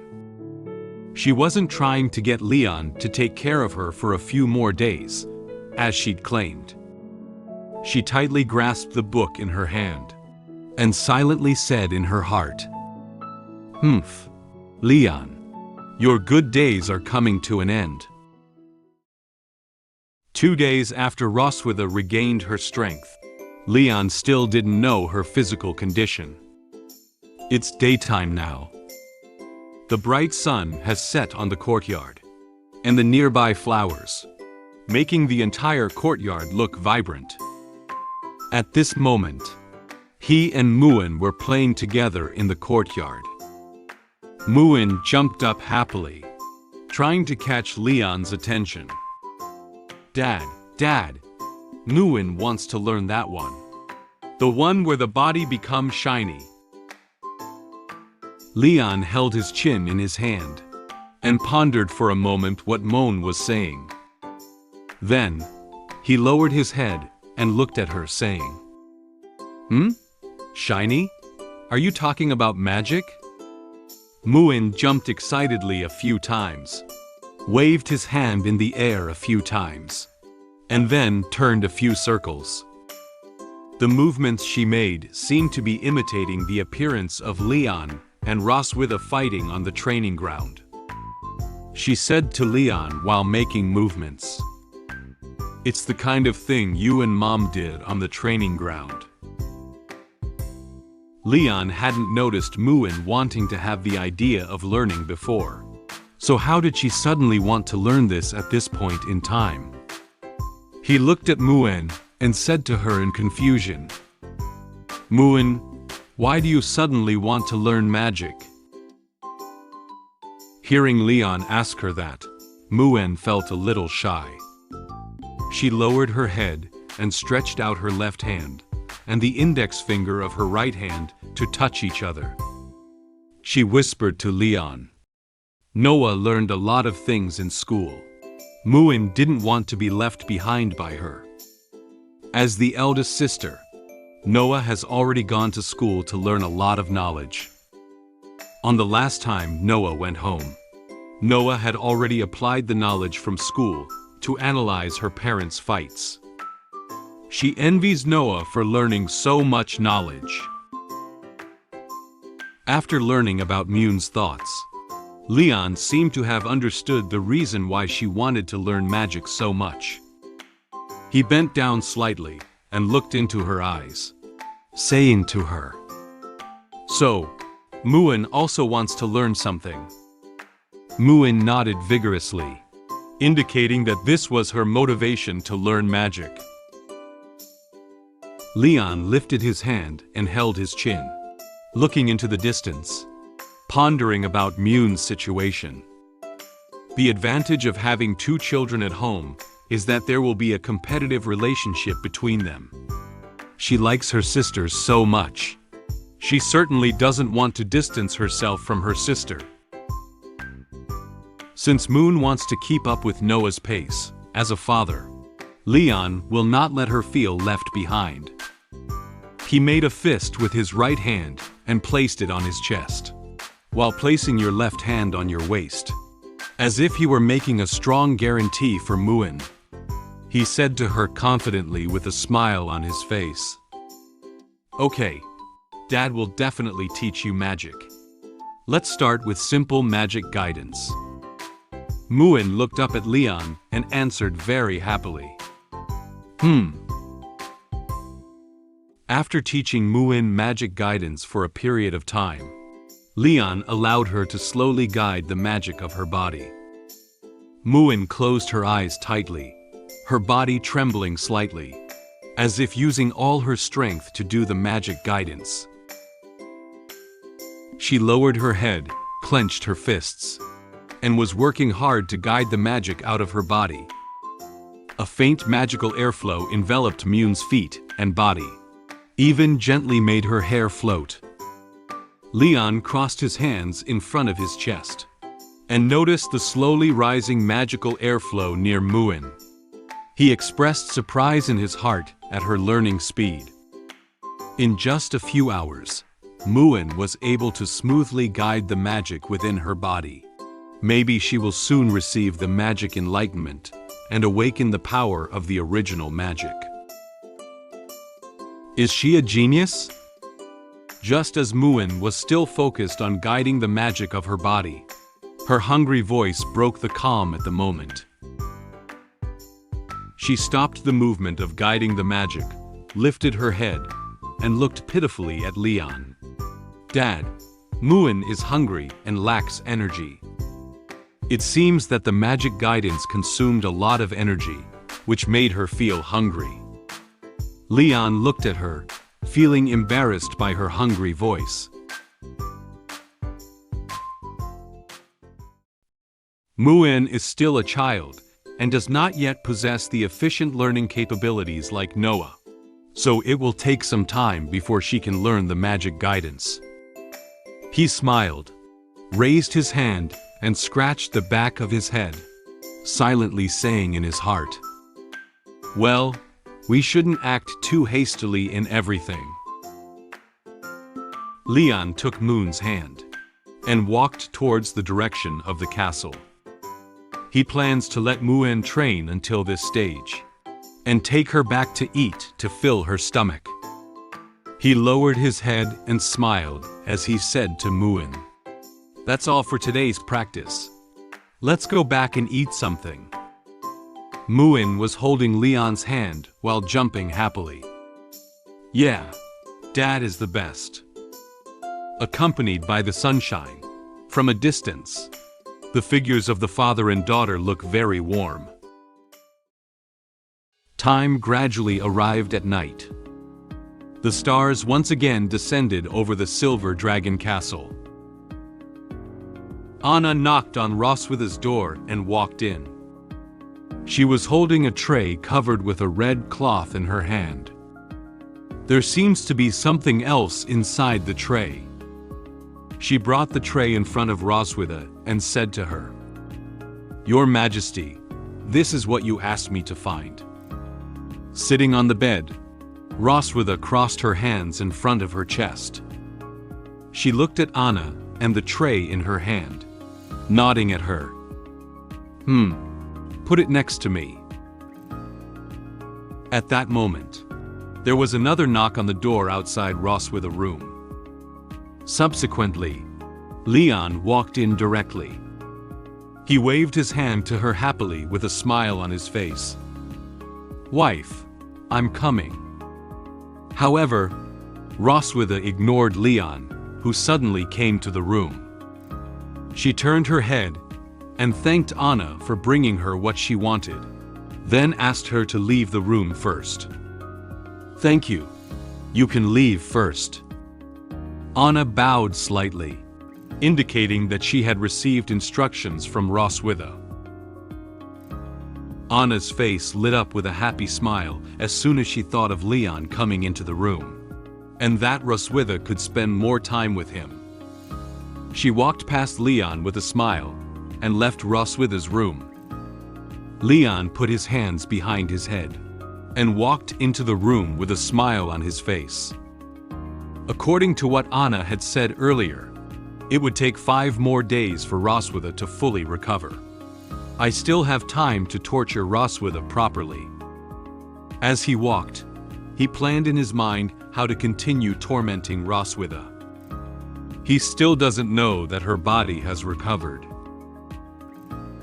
He stood in front of Roswitha, his hands slightly bent, and he said to her with a caring expression, "Where else are you feeling unwell today?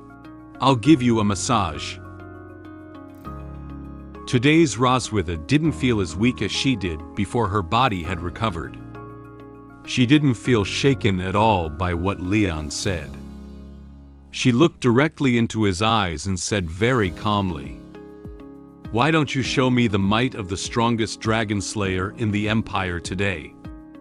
Only 2 days, you're already giving up? You're not as powerful as I thought."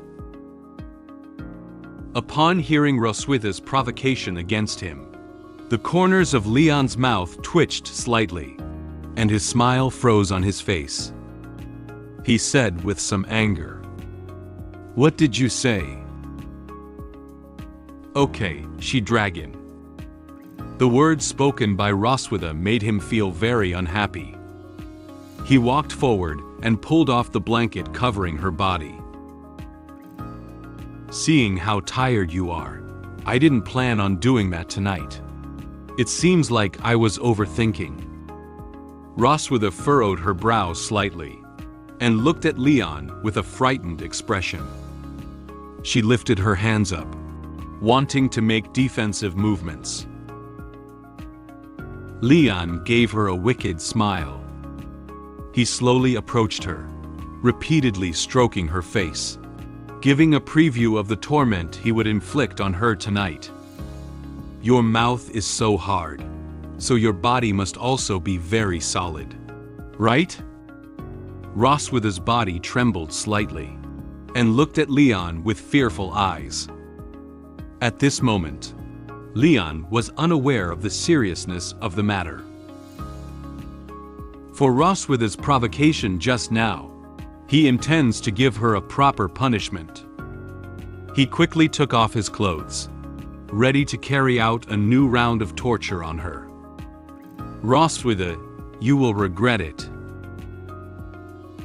Suddenly, Roswitha's expression changed from fear to a sinister smile. She looked at Leon with a firm gaze and confidently said to him, "I have never regretted it." She quickly wrapped her tail around Leon's body and tightly grasped him. Before Leon could react to what had happened, he was caught by Roswitha. He lowered his head in confusion, looking at her tail, feeling a bit at a loss.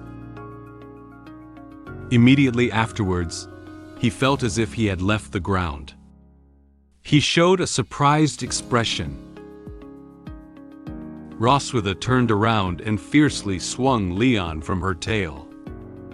Leon was thrown so hard by her tail that he was thrown directly onto her bed. He closed his eyes tightly and his back hit the pillow hard. Just as Leon was about to get up, Roswitha quickly climbed onto the bed, pressed his body with her hand, and sat directly on his body.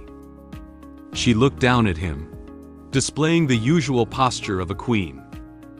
Leon lay motionless in bed. He gradually realized that her strength was different from a few days ago. She has such great strength. Leon shouted loudly at Roswitha. "Roswitha, have you recovered?" At this moment, Leon realized that her body had recovered. Her behavior and expression just now were all illusions created for him. In fact, she wanted to take this opportunity to retaliate against the torture he had inflicted on her a few days ago. Roswitha placed her index finger in the middle of her mouth and made a gesture to silence him. "Prisoner should be quiet, my dear dragon slayer." Subsequently, she reached out and uncovered the red cloth placed on the tray. There are 2 pairs of handcuffs, a whip, and a crystal ball on the tray. Leon looked at the tray next to him and was surprised by what was placed on it. These days, Roswitha's body hasn't recovered, so she probably doesn't have the time or energy to prepare these things. He thought in confusion. When did she prepare these things? In order to prevent Leon from escaping, Roswitha handcuffed his hands and feet separately. Leon thought nervously. Am I just giving myself up for grabs? She also found a black cloth to cover his eyes, and even took off his remaining clothes. He sat on the bed struggling hard, his hands and feet trying hard to break free from the handcuffs. However, unfortunately, he did not succeed. Roswitha gave a wicked smile.